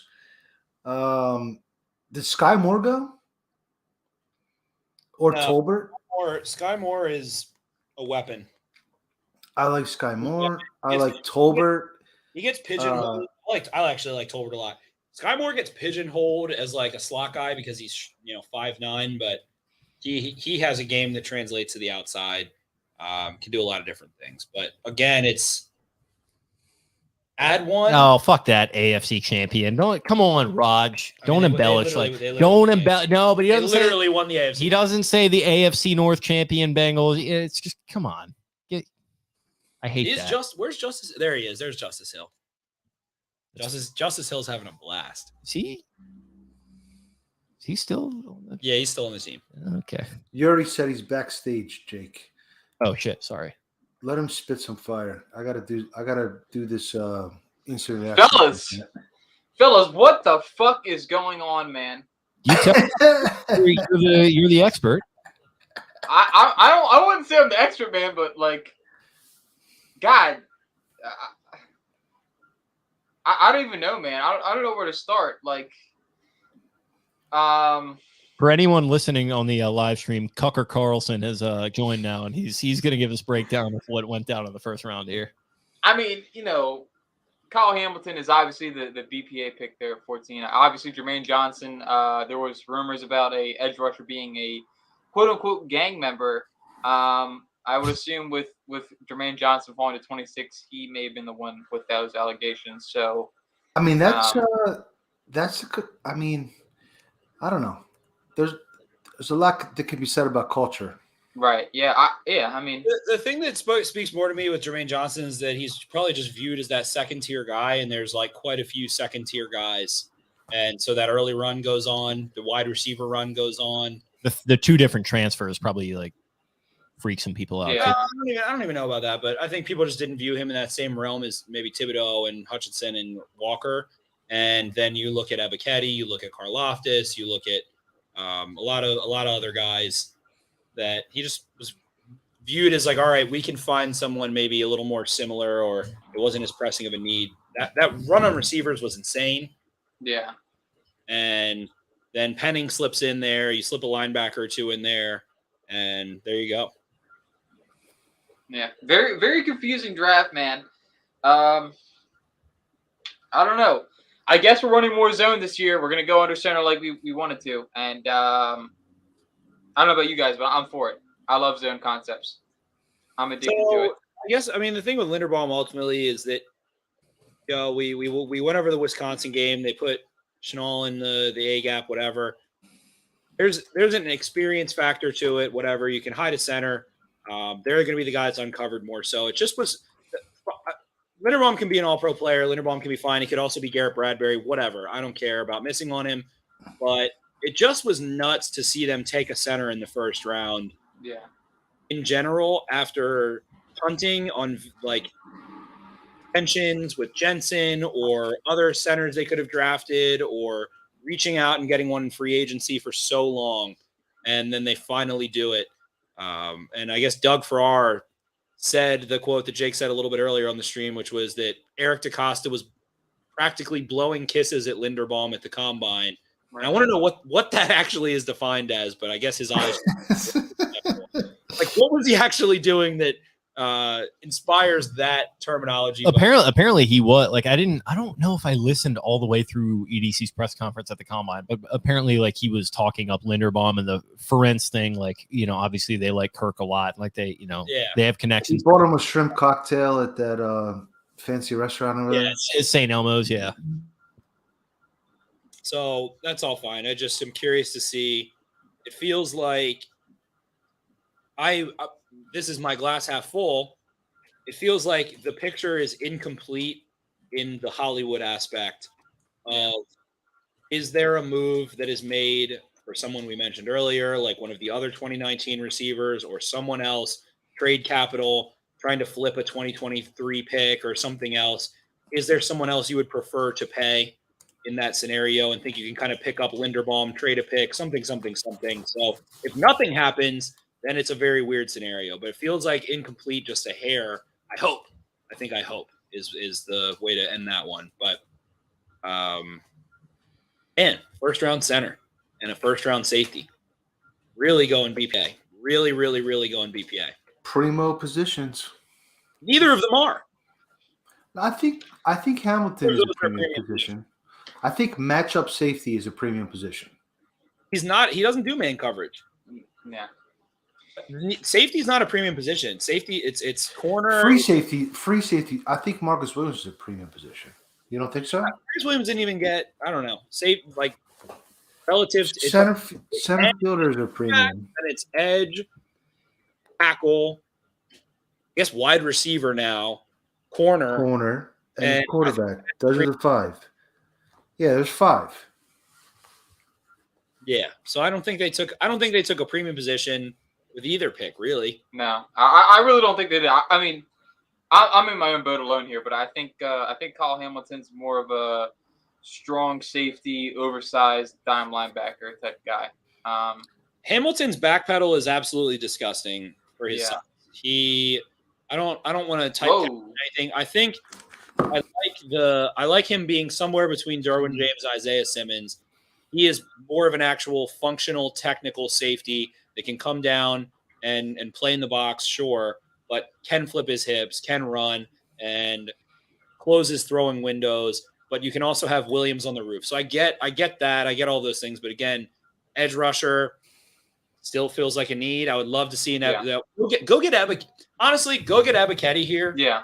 And at some point on day 2, trade up from 45 to 36 or whatever the hell hypothetical trade you want to make if you need to. So they got rid of 100, right, to move up? Yes. Right. 100 and Hollywood for 23, right? Yes. So they're missing.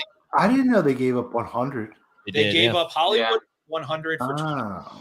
Yeah. And then they traded back and got awesome 143 or something from the Bills. It's kind of a pick swap. It's not crazy. Yeah. So you got ammo to move up. I mean, go get me an Ebiketie and Andrew Booth. Ebiketie is there, and get me.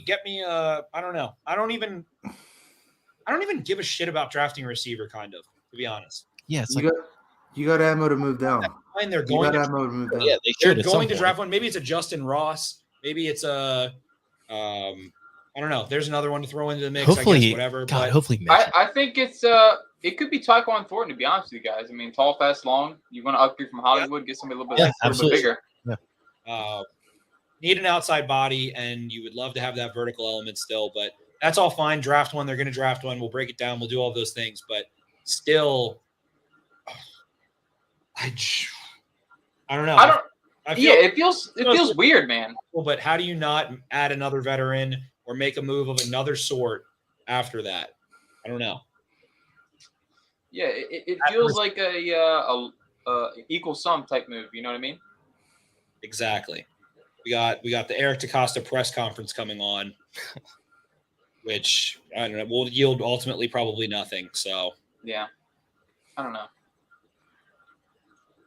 But curious, give me Ebiketie. Give me Ebiketie, and I'm a happy clam that way with what you've picked.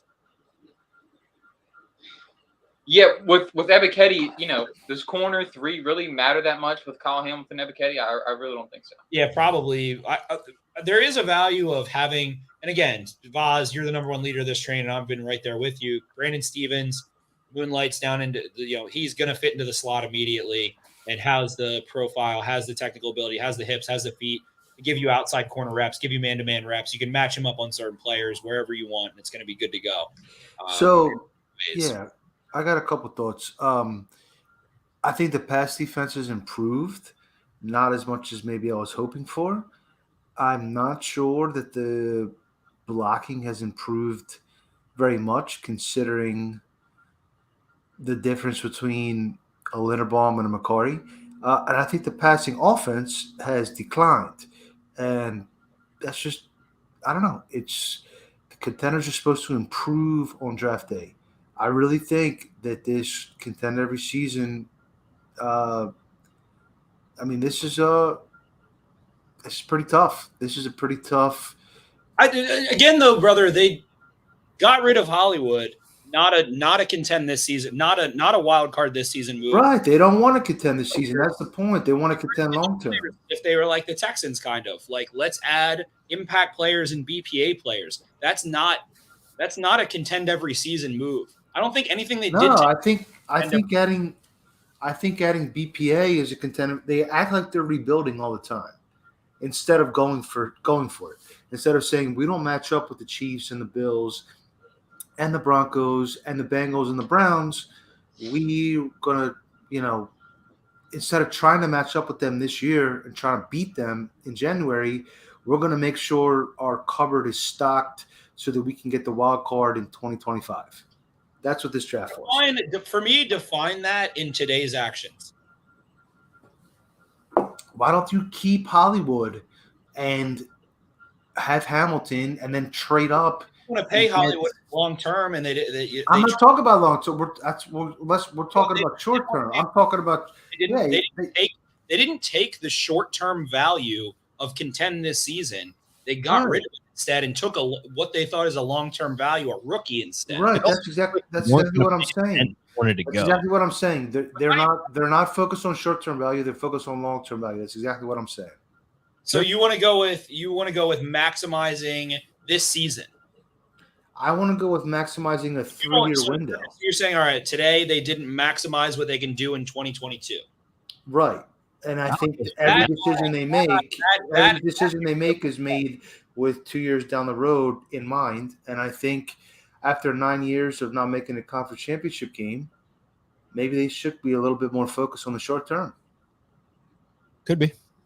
But conference championship games, difficult to make.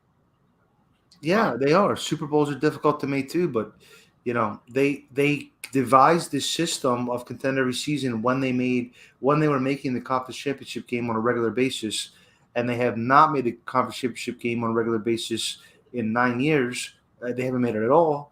I'm not sure they've ever made it at a regular basis. They made it 3 out of 5 years when Harbaugh first took over, and that's pretty regular. So I think here. So let's keep rolling with your point. So what can they do to contend this season in a AFC that's been very aggressive. Get aggressive. Pick. You want to manage a salary cap with a long-term perspective. I can understand the merit in that. You want to manage free agency with a long-term perspective and not sign a Judon and let certain guys walk and let Za'Darius walk because if Judon right now, that'd be sick. And you know that I love Judon to death. I know. So where are you going to get? You can't be long-term in all 6 phases. How about just be short-term in one phase? How about just draft for need and continue managing the cap conservatively and continue being conservative in the free agency? That goes into all of that is it's kind of hard to walk with confidence when you have a cloudy quarterback situation. But they had him for cheap as shit for 4 years. All right, and they went to the playoffs 3 times, and they won 11, 14, and 11 games or whatever the hell. They didn't make they didn't go to the one conference championship. I'm not saying they have to go to the Super Bowl and win the Super Bowl every year, but how about we make a conference championship game before we start looking at our succession plan in 2024? But all right, is that crazy? Let's talk future though. Let's talk future. It's hard to act. Is it not hard to act for today in that sense and make very mortgaging moves without your quarterback situation locked up long term? Yeah. Well, I get it. But okay, trade Hollywood. I wasn't upset at the trade. I said, okay, they have a first round pick. Cool. That makes sense to me. I kind of wish that they wouldn't always trade Hurst and Orlando Brown and all these guys 2 years before they had to. But if they're going to do that, fine. But don't take a center don't take a don't. I'll say don't take a center. That center better hit. That center better hit like a motherfucker. Right. That he is. I'm 5'11" and my arms are longer than his. And I'm 5'11". No, they're not. No, they're not. Yeah, they are. No. Come over here and measure them. Let's check the tape on that. No, they're not. I'm gonna get a tape measure right now. Give me a second. I don't know, boss. They better hit on that center. They better hit on that center, not because of Hollywood, not because of anything else, other than if you're taking a center in the first round, he better hit. If this is the one, if he better be the prince that was promised. He better lock that damn center position down for a long time, for a minimum of 4 years. We better never have another discussion about having a center or needing to get a center ever again in the foreseeable future. He needs to be Matt Burke for 10 years, but he doesn't have that size. So it's like I don't know, man. Jason Kelce. Yeah. He better be Jason Kelce. He better be Jason Kelce. I think of the 4 picks. He better be Creed Humphrey. The 4 picks, not even let's even go 80% of that. He better just not comparing him to anyone else. He better be answering the question and turning it into a certainty. There is no question at center again for the foreseeable future. Done. We don't have to talk about it again. He's a good player. Jeff Zaribik, DeCosta said he and the Cardinals agreed to the trade with Brown earlier in the week. It was tough for him to make the move because he was his first draft pick. DeCosta said he and Harbaugh spoke to Lamar Jackson before the trade of Brown was made. Okay. So hopefully interesting night on Twitter from Lamar Jackson, who said this is not about my first round. This is getting messy, man. What the fuck? Hopefully Lamar's just, they're fucking boys. Hopefully Hollywood and Lamar are fucking boys. And Lamar did say this is not about my first round center. Like don't fuck around. And with that. Lamar's probably pumped because Lamar's probably like, fuck yeah, I had Seth Roberts in 2019 and maybe to the Super Bowl. And I didn't have good center play, and I need a good center. Whatever. I don't fucking know. We can speculate on that. We can do 10,000 hours on speculating Lamar's mind. But glad to see that. Just give me for peace of mind. Just give me Lamar for a long-term deal, and that's all. That's all. It's wild. Get Cole in here. If he told me by the end of the night, get fucking Cole in here. You sent him a link? link? He told me by the end of the night that we would end up with Kyle Hamilton and Tyler Linderbaum, and traded away Marquise Brown, I think I would have called you crazy. But I agree, Marshall, 100,000%. Like Eric DeCosta said, Marquise Brown requested a trade after the season ended. Yeah, I think the thing is, Spencer, I literally nuked you, and when we were going over, I said I think the Ravens do covet Linderbaum, and I know you kept repeating back that they don't for the size scheme, whatever. But I felt like it definitely bucked their trend of what they said and what they've done. So their actions and their words, whatever, and like Doug Farrar said, they apparently were just ruling over him, and I guess it's some sort of Marshall Yonda thing. I think we're still learning the Eric DeCosta trends, if we're being honest. We're only a couple years into this thing, and I think he's got some different ideas from Ozzie. As much as we keep talking about, and Boss keeps talking about, like the Ozzie Newsome contend every season, like devalue position thing, I think he's got some of his own tendencies, and this strikes me as not even necessarily that. This is kind of a weird pick in its own right, but no, it's just a really good player at a position they did need. They said McCary was their center, but like I said in my mock with Cole Strange, it's like if a good player at center falls to them, and I'm perfectly fine with Linderbaum at 25, that's okay. It does feel weird to give up Hollywood for that, is my piece of the whole situation. I guess now, I mean, do you feel okay? I mean, personally, I think Rashad Bateman and Mark Andrews is a good 1-2 punch, but man, you got to go get George Pickens, man. I don't know. Yeah, exactly. Or trade for somebody, It's you gotta do something. But again, it just goes back to pick whatever receiver. We can talk ourselves into them. We can talk about the traits they have, all of those things. But getting a proven entity at wide receiver would be fantastic. I don't know. So I'm going to say one more negative thing, and then let's talk about some exciting prospects for tomorrow. I think the Eric DeCosta era has been defined by players asking for trades. I mean, it's just. I would even just expand even further beyond that to just trading. Yeah. But you're trading away. Yeah, you're not wrong. A number one wide receiver, and you're trading away a Pro Bowl tackle, and you're trading away a first round tight end. All these players were traded away 2 years before. That was always first round. I will say, I think he traded. But my point is, part of it is, I think Harbaugh has. Let me just land this point, and then I'll listen. I think Harbaugh has a lot more influence in the locker room, or at least, the player personnel decisions. It seems. I listened to Dimitrov's podcast with DeCosta, and he was alluding to that extensively. And I really think that they need to rethink this locker room culture when you have some of your best players demanding trades after every season. What is the point of emphasizing this locker room culture if this is what it results in?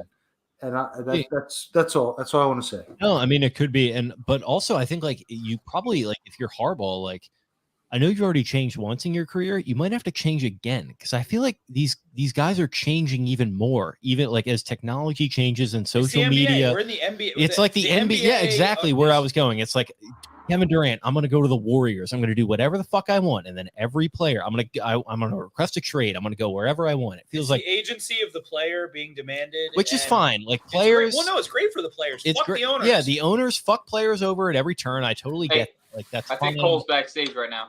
So stop picking red stars then. If the players are if it's the new age, and I agree with that, then stop picking red stars. Cole, what's going on, Cole? Means that I just had to donate $100. My red star means Garnett.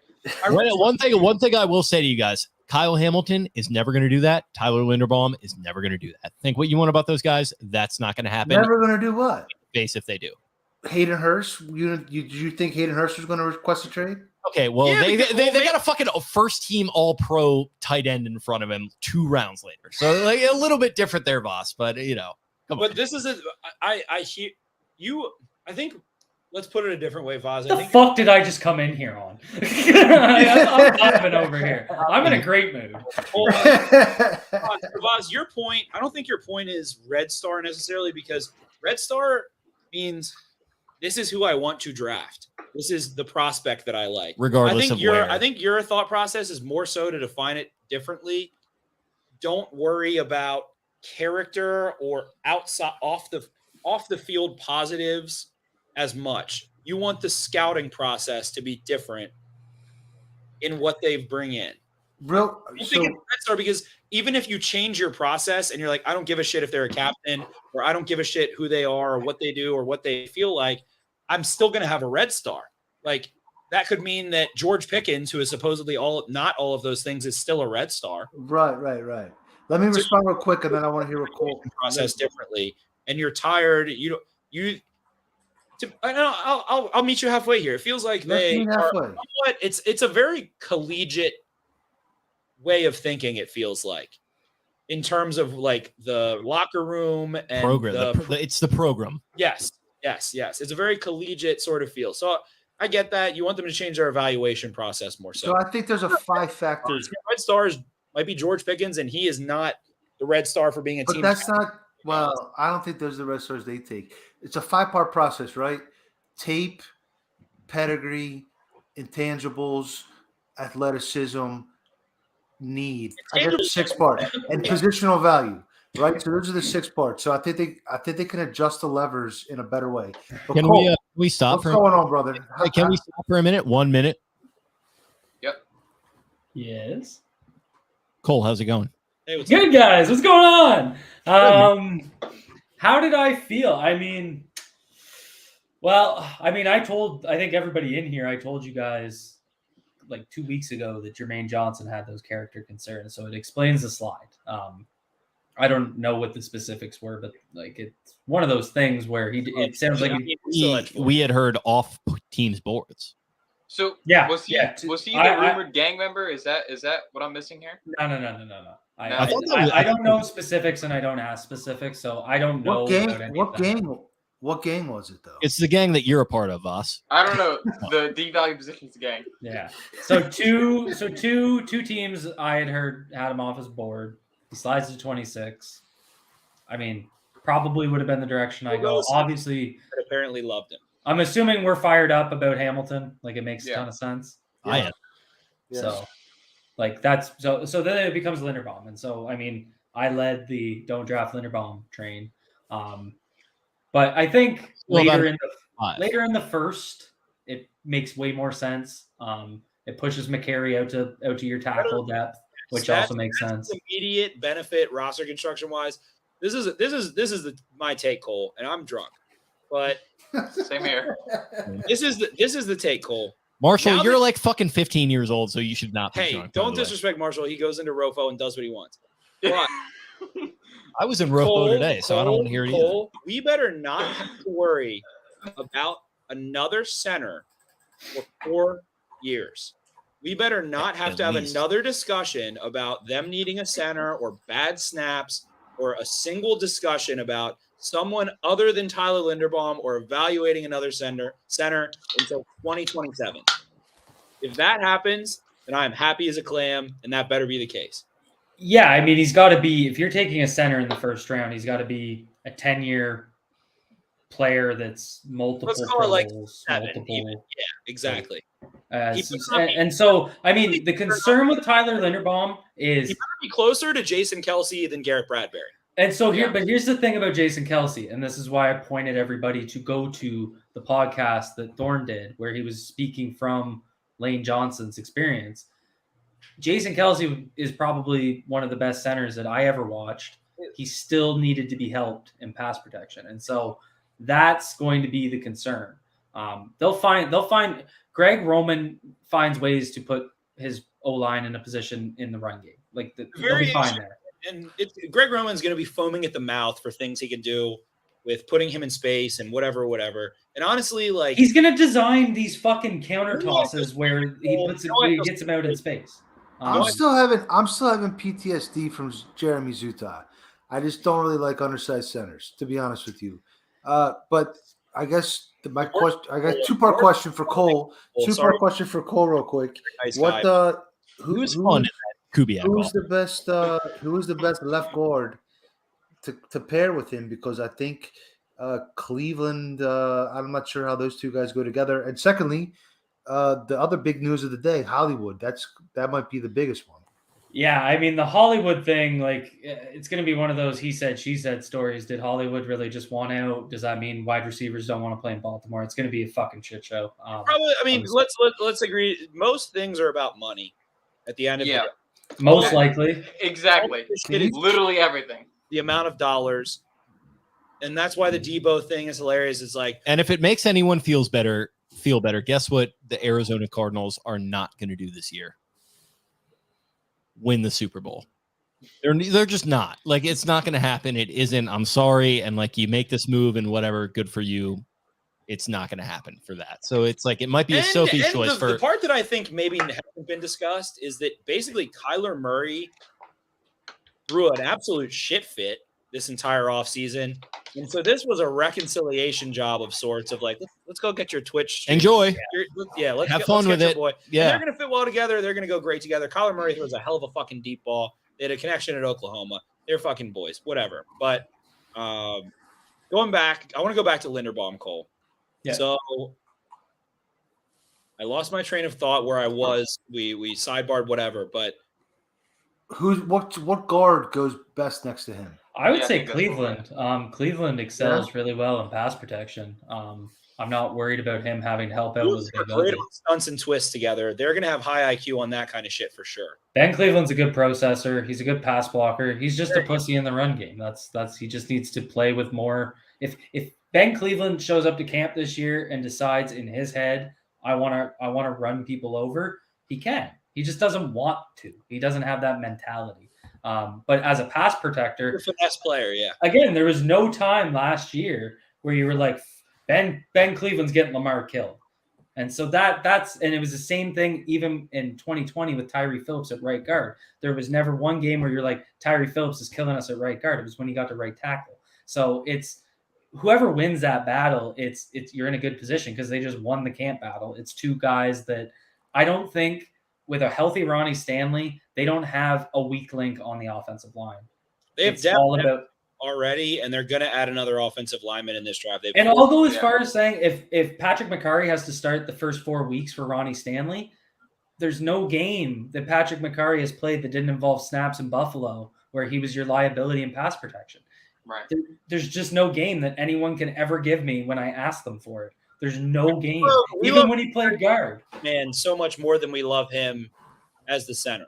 He was not going to be the starting center this year. He was not. That was the biggest. Yeah, I didn't really see it. He was not told us this entire cycle, I guess. So I mean, I thought he was, unless they upgraded him. I did not. There was something that was going to happen in the draft. Yeah. In my mind. Yeah. I mean, I think we all talked about it. It wasn't the biggest need. So the biggest concern I have coming out of round 1 is you've added wide receiver to your needs list, and maybe you have some sort of vet or trade lined up. Along with corner and outside linebacker. What's going on? Now you need corner, wide receiver, and outside linebacker. Going into and you have 2 days tomorrow or 2 picks tomorrow. So I mean, they gotta figure it out. So I don't know. I mean, give me Ebiketie and walk out of the first 2 rounds, honestly, with Ebiketie, Tyler Linderbaum, and Kyle Hamilton. I don't care what order they went in. I don't care who went at 14, who went at 25, and who went at 45 or 37 or whatever happens. And I'm going to be a pretty happy clam myself with that. We can pretend Linderbaum went at 45 if it makes you feel better. We can pretend that whatever. It doesn't matter. You got the player. I like him more. Just like give me Thickens. Like I need a wide receiver. Let's see 2 second-round picks here. That would be fantastic, I think, and consolidate. Yeah. How many picks is it? Just 10 One again? thing, speed's cheap. You can get speed in the draft cheap. You can get if you need a guy that's just going to be that big, push the ball downfield, take the top off. You got speed with Duvernay. Like use that. Like get a bigger guy. That's come on, guys. We need you need something. You want to get over the hump against the loaded AFC. You need a little bit more firepower wide out, I think. Yeah. You're getting over the hump with somebody in the draft is the problem. So like I just believe we're back. Then why are you trading away your best receiver? I don't know. Yeah. It really comes down to how, like, if whether it's financial, personal, whatever, it doesn't matter. If he wanted out, it was maxing his value while he wanted out. Like, so Cole, how come 3 years in a row players have wanted out when they have such a great locker room culture? Well, like the Orlando Brown situation was money. It was money. right? Right. He says it's legacy. It's because he wanted to be paid as a left tackle. Like he just saw. They could have paid him. I wanted to pay both tackles. But were you going to pay him $20 million? What's he going to get? He played the business game. He didn't get it yet. He's still. Cam Robinson just got $18 million. You don't think he's going to get over 20? I think they should have given him. Oh, he's going to get more than Cam Robinson. Cam Robinson is super average. But 2 years ago, they could have given him 18. He would have been the third highest. I seriously think he played the business game. He played on the franchise tag for a year. It's kind of the same thing Lamar might be doing, right? Right. Okay, so why is everybody playing a business game if it's a locker room culture supposed to be like, we want to win a Super Bowl, we're all in this together, let's play for our brothers, all that kind of stuff. And now you got 3 years in a row where you've had a first-round pick, 2 first-round picks, and a Pro Bowl. It doesn't always work out the way you imagine it as well. Yeah, I don't think but there's more players in other teams. There's more players in other teams, no? 35 guys in a row that we all think are the definition of a Red Star guy. Not every single one is going to get deposited a couple $1 million in their bank account, go through being 21 years old to 23 years old. I don't think you can compare Hayden Hurst, though, because Hayden Hurst wanted out because he lost opportunities. If Mark Andrews playing a lot of snaps, but he wasn't going to get paid, right? He wasn't. He wanted a shot as a number one tight end. It's 2 years before. This is 3 guys in a row, 2 years before they were going to get paid, who were all good players. And I understand this. I'm just saying Hayden Hurst is different. Okay, but it's still a trend. I mean, this is it's definitely a trend. This is more than other teams. I'm not saying this. I'm not saying other teams don't have it, but this is more than other teams, and this is supposed to be the team that doesn't have it more than other teams. That's all. Maybe they should draft more Red Stars. maybe they should stop pretending they know who the Red Stars are. Well, I don't know. Was Orlando Brown a Red Star? Like he kind of slipped from a first rounder to a third rounder. My take is never draft anyone. Just do what the Rams do and just trade all the picks. Real players. Yeah, but the Rams still had as many. They had the third most draft picks in the NFL the last 3 years. No, shut your fucking whore mouth, Cole. No, shut the fuck up. Rams haven't picked since the war. No. Which war? The Great World War? They won the fucking Super Bowl, Cole. They've got Scott Eastwood and Sean McVay in the Ram house right now. Yeah, and Jerry West is sitting there with his fucking just absolutely immaculate Jerry hair. West is ready to Jerry sue. West has got his hair and he's got his putter and he's gonna fucking break a window. And I see people in the comments. I think Vass makes a good point. I don't necessarily disagree with what you're saying. I just think that I don't think Hayden Hurst is similar. He saw a lack of opportunity to get his second contract. He was an older drafted player. It's just not the same. I think Orlando Brown Jr. figured he goes back to right tackle if Ronnie gets back. Obviously, that didn't happen. And the Ravens aren't going to pay him his max value as a left tackle. You would have been paying 44 AAV to your tackles. Like it just wasn't going to happen. So I think it could have happened. Taken away from the fullbacks and blocking tight ends. There's no way. That's I'm so all much about into your premium tackles. positions. I think it would be worth it. But anyway, I'd rather play both tackles and then do UDFAs and rookies on all 3 interior positions. But anyway. So my question is, I think we're all comfortable with Ryan Stanley tonight, right? That would signify that Ryan Stanley is good to go, right? I'm not comfortable with Ronnie Stanley coming back at all. No? No, not until he proves it. Why don't you two fight about it? I can't fucking. What am I gonna fight over? Like taking a insurance left tackle versus present an argument and fight him over it. How about they're gonna take Rasheed Walker specifically, but they're gonna take a developmental tackle. Right. I mean, obviously, yeah. But I'm McCary saying, is now your backup left tackle. Right. Right. But I'm saying Ronnie Stanley is not dead. Like his left ankle is not Play-Doh. Like he might be. They at least have a little bit of faith in it. All right, so let's transition enough team building bullshit. Let's transition to tomorrow. I don't know if you guys heard, but I think we should take some premium positions tomorrow. What do you guys think about premium positions tomorrow? I'm with Spencer, man. Go get Ebiketie.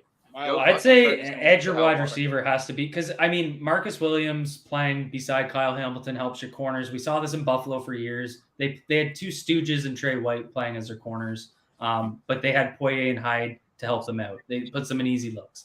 You're now going to see Brandon Stevens in the roamer, maybe some slot. He's gonna use his three safety stuff that he did at Michigan. So they're going to need corner depth, but I don't think they need. Are you a Pickens guy?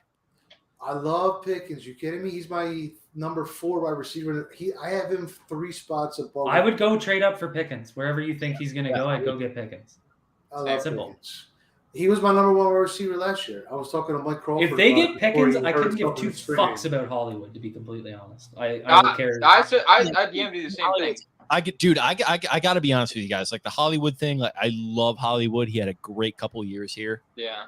I'm fine with not paying him. And I thought they got good value, to be honest with you. Would I you really want to think pick? got Well, good they got value. the 28th overall pick. We got a first round pick without a first round pick. You give up a third rounder. I get it, but like you get a first round pick out of that. Like It was the equivalent of the 28th overall pick. Right. There And were they got a three. fourth There round were pick back. three. There were 3 big moves tonight, right? They took Hamilton, they traded Hollywood, and then they took Linderbaum. I was with the Costa 100% on the first move. I was with the Costa 100% on the second move. The third move is where I kind of lost the thread. I get That's it. all I'm going to say. Yeah, I get it. They I basically agree with Traven. that 100. I mean, they recouped the 100th pick. They got 143 or whatever it was from the Bills. Yeah, 31 or something. 130. Yeah. 130. I think it's 130. They are going to trade one of those fours for a future third. 100%. Hopefully. Yeah, 100%. Probably. They're going to trade back. Yeah. They will acquire some 2023 picks. All right, so Ebiketie and Pickens, both of them, right? Love to see, wide receiver we can get into. I'm honestly not prepared. I didn't watch any. To dive back into that because I have spent literally 300 hours in the last 2 years watching fucking wide receiver tape. 300 hours. I have, and I'm gonna be ready tomorrow. Give me a little break there, but immediately on the second round, give me Josh Pascal, give me Arnold Ebiketie, give me whatever wide receiver. That's fine, but I still want to see the long-term move of what wide receiver they take. But Jeremy Ruckert is someone I'm excited about. Tackle wise, you can throw it. You're gonna throw another tackle in there. Maybe it's the versatile guy, and you go the full versatile route of having McCary and a Jamari Sailor. Or McCary and Zach Tom. See, Salyer and Tom at this point would piss me off. But why? Why? Then you have depth everywhere. They already have depth everywhere. They already do with that pick. They're already too deep at guard, and I guess they still need a left tackle. That's the problem with taking a center there. But I hear that. So I think I'm with you, Spencer. I think edge or receiver. I mean, but there's like no other way. I think they need both. Pick fucking at least 9 times. They're going to take an offensive lineman. Oh, for sure. They're not going to mental tackle. Yeah, I think it's got to be a tackle at this point. I don't have to think about that again for at least 3 months. I would get a Walker, a Mitchell, and Easy. There's a ton of guys. Let's go. So Edge still isn't fixed all the way, and we've got our boy Dalen Hayes on the men. We've got our boy Tyus Bowser on the men, Owe, and Jalen Ferguson. So I think immediately you're at 45. Ravens are sitting in ticker range where you're looking at next up. They're right there, and there's viable options on the board that can immediately come in and contribute. I think between a couple of gentlemen there. I don't know, man. If we really want to stomp out the edge need. It's got to be Ebiketie. I don't know. He's got nuclear hands, man. I just feel like he gets in the line of scrimmage and uses his hands very well, and has good enough bend to get around the outside. And not really an edge setter, so to say, but I think in terms of run defense, I think you can ask him to come to do. It's fine. Literally, I did the edges last night and finalized everything, and those players were back to back for me. So one's going to give you more on third down. One's going to give you more on first and second down. Right. Going to give you more in one-on-ones trying to win the edge. One's going to give you more in the stunt game. But either of those I'd be really happy with between Pascal and Ebiketie. Yeah. Drake Jackson. And hey, shit, if you want to go Vaz, if you want to go make a long-term move, then there is a Jabo too, depending on medicals as well. I'm good with the Jabo. I am. I think the Hamilton pick is a spine of the defense pick, which I know you've talked about a lot, Spencer. They've struggled up the spine. Yeah. Since CJ Mosley left, to be frank. And even before that, they were getting burned when Mosley was still here. That was one of the knocks I had on Mosley. So now you added Williams as your big free agent acquisition, and Hamilton's your first pick. I think the spine is going to be strong AF, and I don't think they need a linebacker anymore. Personally, I think Hamilton is your linebacker. You have to make some picks. You have to make picks. They have some guys, man. So to me, though, the big question is let's say they get a wide receiver and an edge. What's the solution at corner? Because personally, Andy Booth Jr. That's right. I mean, all right. Well, how many guys are we taking in the top 10 picks of the next round? You want to get every pick? Let's get all of them. I'm down for that. Fuck next year's picks. Let's just go get George Pickens, Arnold Avocati, and Andrew Booth and call it a night. Don't fuck next year's picks because you're not competing this year. The new market efficiency is to trade for 33, 34, and 35. I mean, Jake and Spence, what are you guys drinking over them? Those orange bottles. These are green, Mike G. Those are no. The ones on the table. Ones on the table. Those are called frat sodas, Marshall. Yeah, bro. You probably didn't get into a frat, so No, I don't think I was in a frat. If I'm not mistaken, there are not any frats at community college. Yeah, he was a big lick. Bass, what were you? I was SAE, man. Sigma Alpha hair salon. Yeah, we had Sammy's, but we didn't have Saves. Yeah. What school, Cole? I University of Ottawa up in Canada, but I was Sigma Chi. Yeah, I'm at community college, so I mean, what frat am I going to join? Marshall goes to the University of Hard Knocks. No, I don't know. I think you guys summarized it. I agree. I think they have 3 big things they need to do. They have 2 picks tomorrow to do it. It feels shitty. Hopefully they get aggressive and go get some guys. Give me George Pickens. And like I said, I'll give less fucks about Hollywood. They're not going to fix their pass rush tomorrow. They're just not. It's going to get a problem. So Justin Houston, to me, he's the best. So you get Justin Houston on the free agent market. That's a stopgap. That's Vaz, ding 2 points. That's a stopgap. You're not okay. If that gets you your wide receiver and your corner, then I think it's worth it. Let me give you. I think a realistic scenario. All right. Let's do. Give me either Ebiketie or Houston. Houston's going to contribute quicker, and we know a guaranteed thing about him. So let's go Houston. Let's go James Bradbury, 2 additions in the veteran market. And let's say there's a one more starter and 1 more heavy rotational player in this draft class. And this is a hypothetical, but I'm going to give you the sauce on it is that if Lamar fucking Jackson plays Sauce Gardner, he could be a huge player for the Ravens on the back of their defense. So long. But let's give the hypothetical. In that situation, guess what they're going to do with 1 move, Vaz? Give it to me. They made 1 stopgap move in this scenario, and it's Calais Campbell.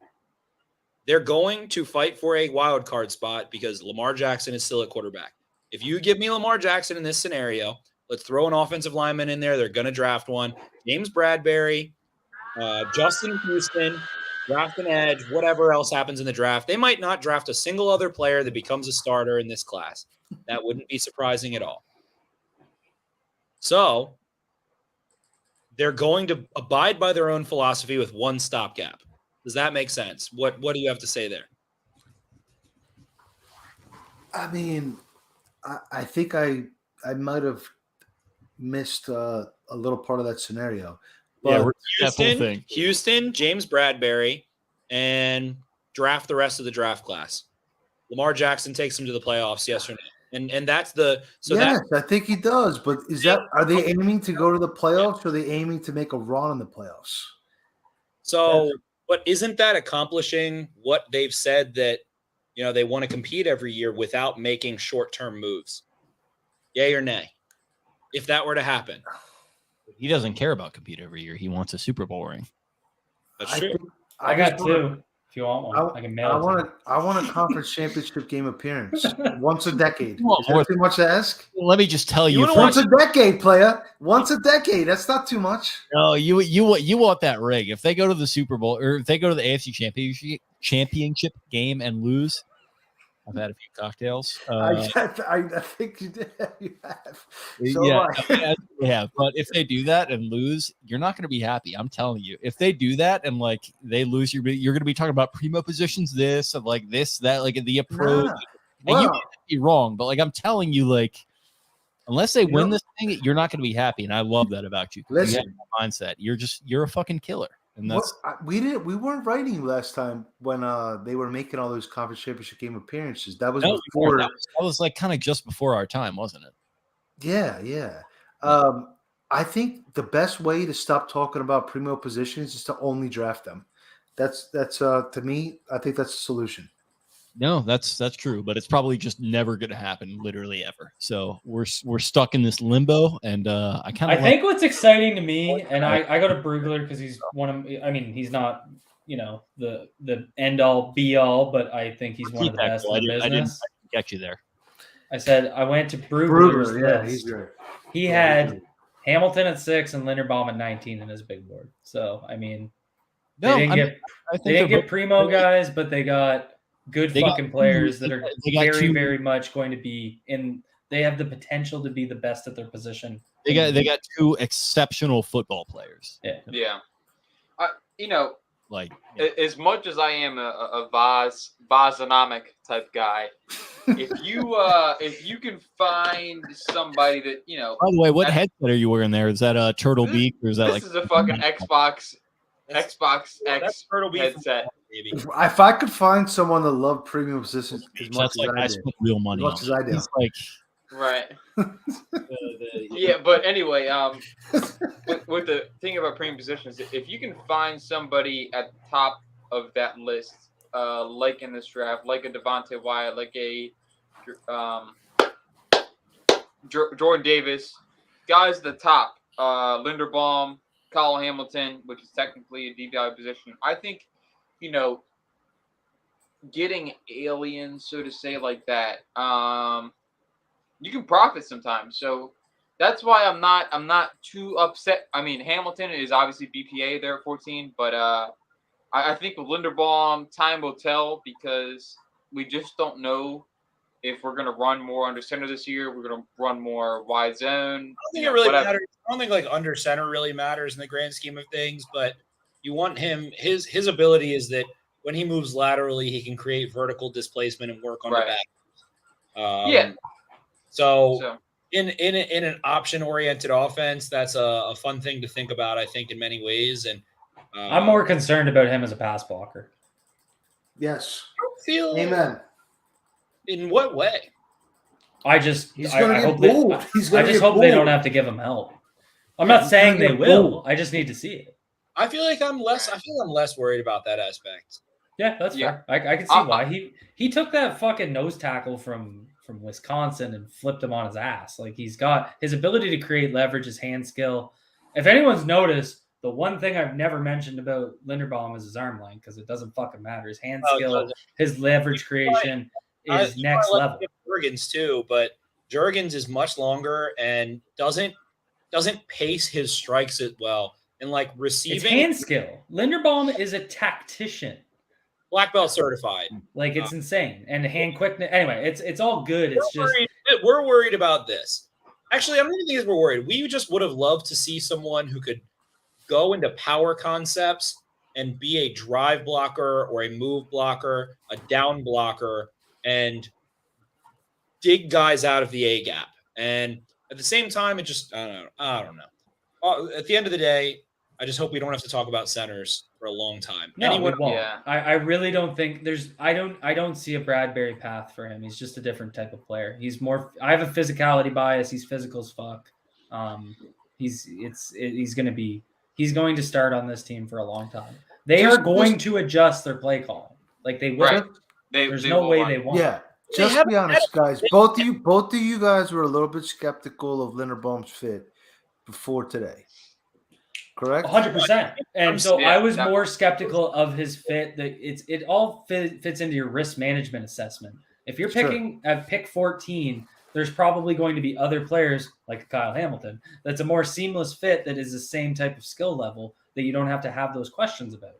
At 25, it's still a first round pick, but I just have less questions. Isn't even like a fucking first round pick all the way, but Yeah, it's Hollywood Brown. That's who it is. That's the comparison. like OA was end of the first round. Like it's not. There's and think about the concerns you had with Owe. He had 0 production as a pass rusher. I love the way. I love the way coming in. But anyway, I'm just saying, but in the risk those are all things that you're trying to risk manage outside of your traits. Trade it down from 23 to 25, then pick whatever. But would you rather? Here's a question: would you rather they traded down and kept Hollywood and picked Linderbaum instead of Hamilton, or do you think that this was the best? I just don't think they had an all. I think they chose to max the value of Marquise Brown. But that's 3 years in a row, 2 years early. I'm just saying that's what they chose to do. I hear. And so it's also that like the getting ahead of it early thing is like it feels like it's like credit card debt. Like, oh, let me keep making the minimum payment, and then I'll fucking deal with it when I have to. So getting it off and sounds like my life. The Ravens are like hard money lenders when it comes to trading. The Ravens are straight up hard money lenders. I called Hollywood Brown. I said Hollywood Brown, Deontay Johnson. These guys are CDOs. They're collateralized debt obligations, and like you don't want to like be caught in the fucking middle with that situation. Just fucking they're on the opposite side. The Ravens are collecting interest. And from the coaching perspective, from the locker room perspective, they want volunteers, not prisoners. Theoretically, the Ravens could package 110 and 76 to get up to 62. Dude, Marshall, your fucking laptop like an F-15. I thought it was a vacuum. Listen, it sounds like a fucking airplane taking off, so I can't control it. He's like, oh shit. Then he like puts it on mute. I'm like, dude, like, what are you doing? I don't want the stream to sound like an F-15. You're inside of an engine or something. Oh, it is. I'm just what's going on? Like, are you good? I don't know, dude. This thing's been like the first 2 hours was good for stream. And then after this, like the last 2 hours, it's been on and off. Like it sounds like I'm sounds about like to you're in a jump jet, like you're about to like fucking go after some Soviets in like 1985. Like I'm not sure. Right. I thought that was a Roomba you started up to like fucking Roomba. Sounds like an air. I don't know, man. It's really tough. I mean, it's the whole idea. Let's consolidate. Let's consolidate picks up towards inside that top 75. See what you can grab. See if you can grab a couple 2 seconds and a couple thirds and everything of that nature. But ultimately, I'm not going to do that. They're not going to consolidate. We know that. Let's stop. They did. They already consolidated. They already consolidated. Yeah, I don't know, man. If you can go up and get an edge rusher, get a wide receiver, man, I think you feel pretty good about the roster. I don't know about you guys. I think safety, getting another safety takes the pressure off of getting a corner right away. You could also sit for one. Guys fall. It definitely doesn't hurt whatever happens depth wise at corner to have Hamilton. In the grand scheme of things, it's not the same as going and getting corner, but. What about? Let me throw a thought out there in the inside linebacker conversation. So Spencer's right with not like 9 picks left. So you do 9 picks, 8 picks. It doesn't matter. I mean, you have the picks. You're going to probably draft a linebacker at some point, unless you're packaging those picks to trade up. But what if they didn't draft a linebacker? I've talked a lot about like JoJo Doman as a guy that could come in and become a coverage specialist. Can that be Chuck Clark now? Is that his usage? Yeah, why not? I think Clark's solid on man on tight ends in man. I don't think he's great, but I think he's he makes some plays. He makes a lot of he breaks up some passes. To me, I think Big Nickel is the new base. I think people are talking about inside linebacker at this point. I think Hamilton, Nickel was always kind of their base. Like Nickel was ran like 50%. No, I know. I'm saying Big Nickel. So 3 safety nickel with first down. That's what I'm talking about. Yeah, that's how McDaddy did it at Michigan. That was what he did. Right. That's what I'm saying. Like that's first down. Like even so they don't need a starting corner. They need depth. They need guys that are going to fill in for. They have to have a vet. AJ Bowie's on the phone. Yeah. Like, there's no way they're going to add a vet and draft it. It's just. Just don't overpay him. They might be just waiting for Bradbury to get cut. They didn't extend Marcus Peters because that's going to be the long-term guy.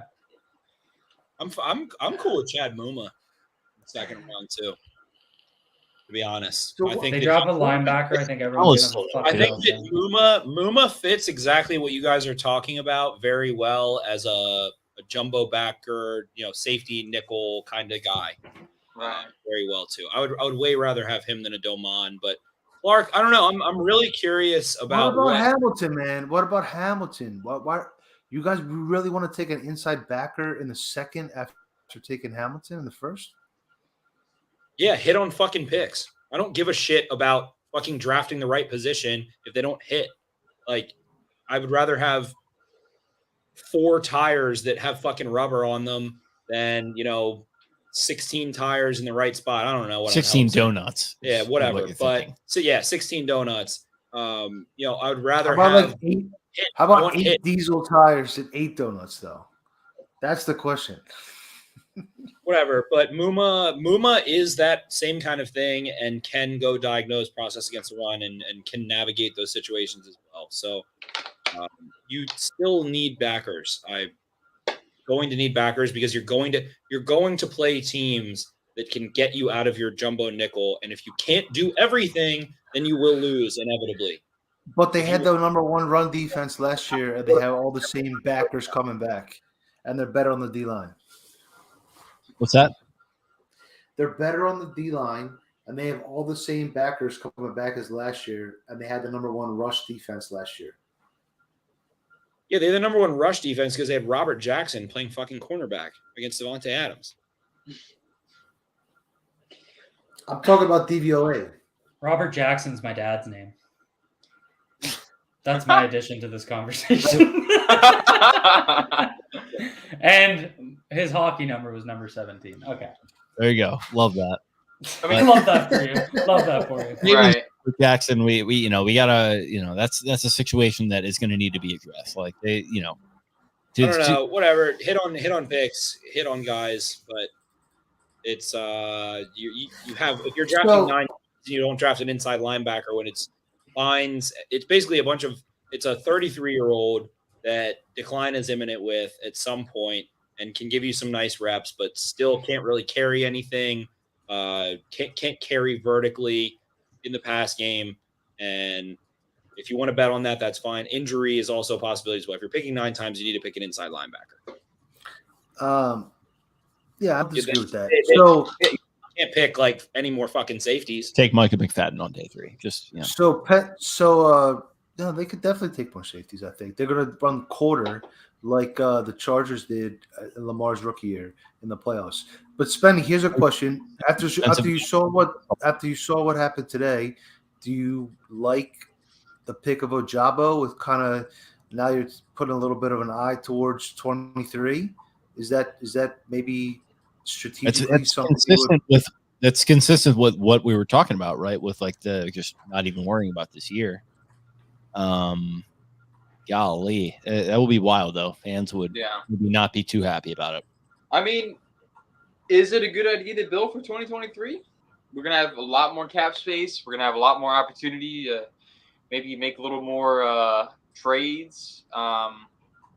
It doesn't. We can have this conversation, but in my mind, it really all just depends on Lamar Jackson. We have no idea where Lamar's head is at. Is exactly what I was just going to say. It's if he's gone next year, then it's a different conversation. If he's extended, then it's a different conversation. So we can hypothetically create scenarios, but it just doesn't really matter until you have the most important piece of your entire franchise and organization decided whether he's back or not for the long term. So right. We can go into if yes, if no, and all those kinds of areas, but I would like to map that out and then go from there. And that's why that's the part that gives some clarity, I guess, is like they're like, all right, fuck it, we're going to take BPA because we don't know. I don't know.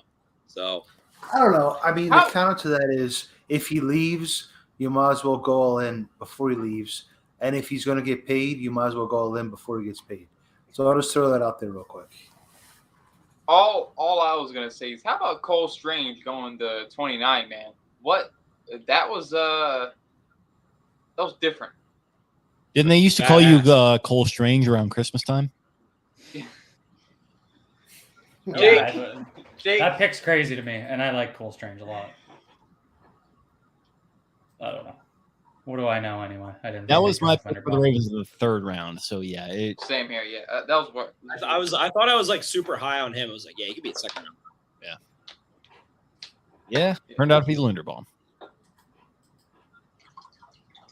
But I don't know. At this point, a lot of questions to still be answered, and we can steer, in content and everything towards trying to figure it out. But that Hollywood move feels like last year plus this year plus next year, there's shit that still needs to be sorted out. And I think that dominoes need to fall, and I don't know when they're going to fall. Right. Of what the next move. What do you mean by that? You mean like a change in the coaching staff? No, I mean like they drafted Rashad Bateman last year in the 1st round after they made pretty serious draft investments, or draft spends already. Duvernay, Boykin, whatever. They continued it after Bateman, pick up Wallace, and it feels like that part of it, the past of it, had a little bit more than maybe we realized at first, a little more insight into what maybe Hollywood would have costed. Hey, we better draft a receiver right now because we're going to trade him. We don't want to pay him what he's going to want ahead of time. And then is that done? Are they just going to draft another rookie receiver and hope it works out? Or are they going to make a move for someone that is more of a known commodity? And I hope they go to wide receivers. There's not eyes on a more known commodity at this point in time. What did you say, Cole? I'd rather go get one that's a vet. Yeah. I mean, I'm pretty sure one of the best conversations or discussions I've induced is like, what happens if Hollywood Brown or Rashad Bateman gets hurt and now you don't have Hollywood Brown anymore? How much does Jarvis Landry fit this offense? Like, do you want to pay him what he wants to be paid? No, but what's he? I love Landry. Yeah, I think now he makes a ton of sense. He brings the mentality. He's going to move the chains for you. He compliments. You got speed and other guys. Come here years ago. He went to the Browns and changed their culture. Good for him. He should have been in Baltimore a long time ago. Yeah, I just think he'd want to come in here and play the way they want to play. And get the best play out of him. Like he's not a $20 million receiver though. He's not. But he's a rich man's Willie Snead, right? He will get like a in really the slot, fucking rich man's Willie Snead. and take on living on the and take California. on a Will Backer and give him a little knockback. And then what I really like about Landry is a yak. I think he's one of the better.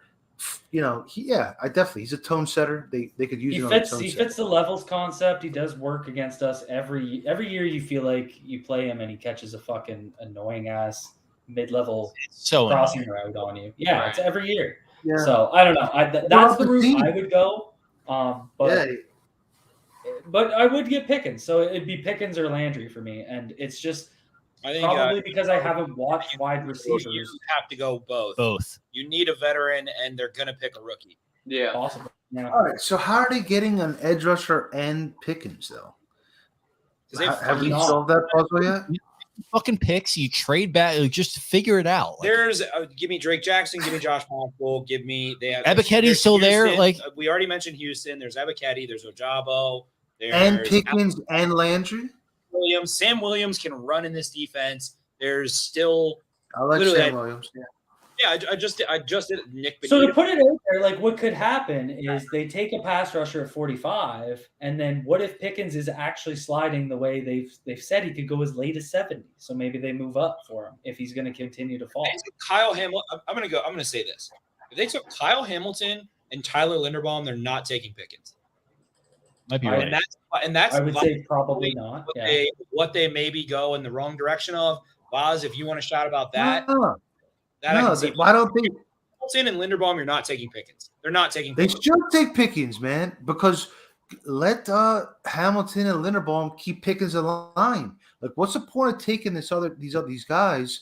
I don't think it works like that. It's not Friday Night Lights or in the NFL. Like Pickens is his own person. He's not gonna be like, oh, this fucking center from Iowa that I've never met before in my life is gonna steer me in the right direction all of a sudden out of nowhere. He's gonna be like, $1 million. I'm the fucking shit. Fuck all y'all, whatever. Like whatever he's gonna do, he's gonna do. I don't think Linderbaum or Calais Campbell or It also Eric DeCosta did matters. it also didn't work in Friday Night Lights. Like guys couldn't keep each other in line in high school. So I mean, if you're a guy who can't be kept in line, then you can't be kept in line. But Billingsley, party at Taylor's house. We're gonna get wasted. Take Pickens. Party at Taylor's house. Billingsley. You know what I like? I like a party at the Moon Tower, man. All right. Later, play a little All right. foosball, man. 34 Switchblade for the state championship. I love all y'all, babe. I don't know. I think Pickens would be fun. Pickens What would happened be to fun, Voss? but I don't know.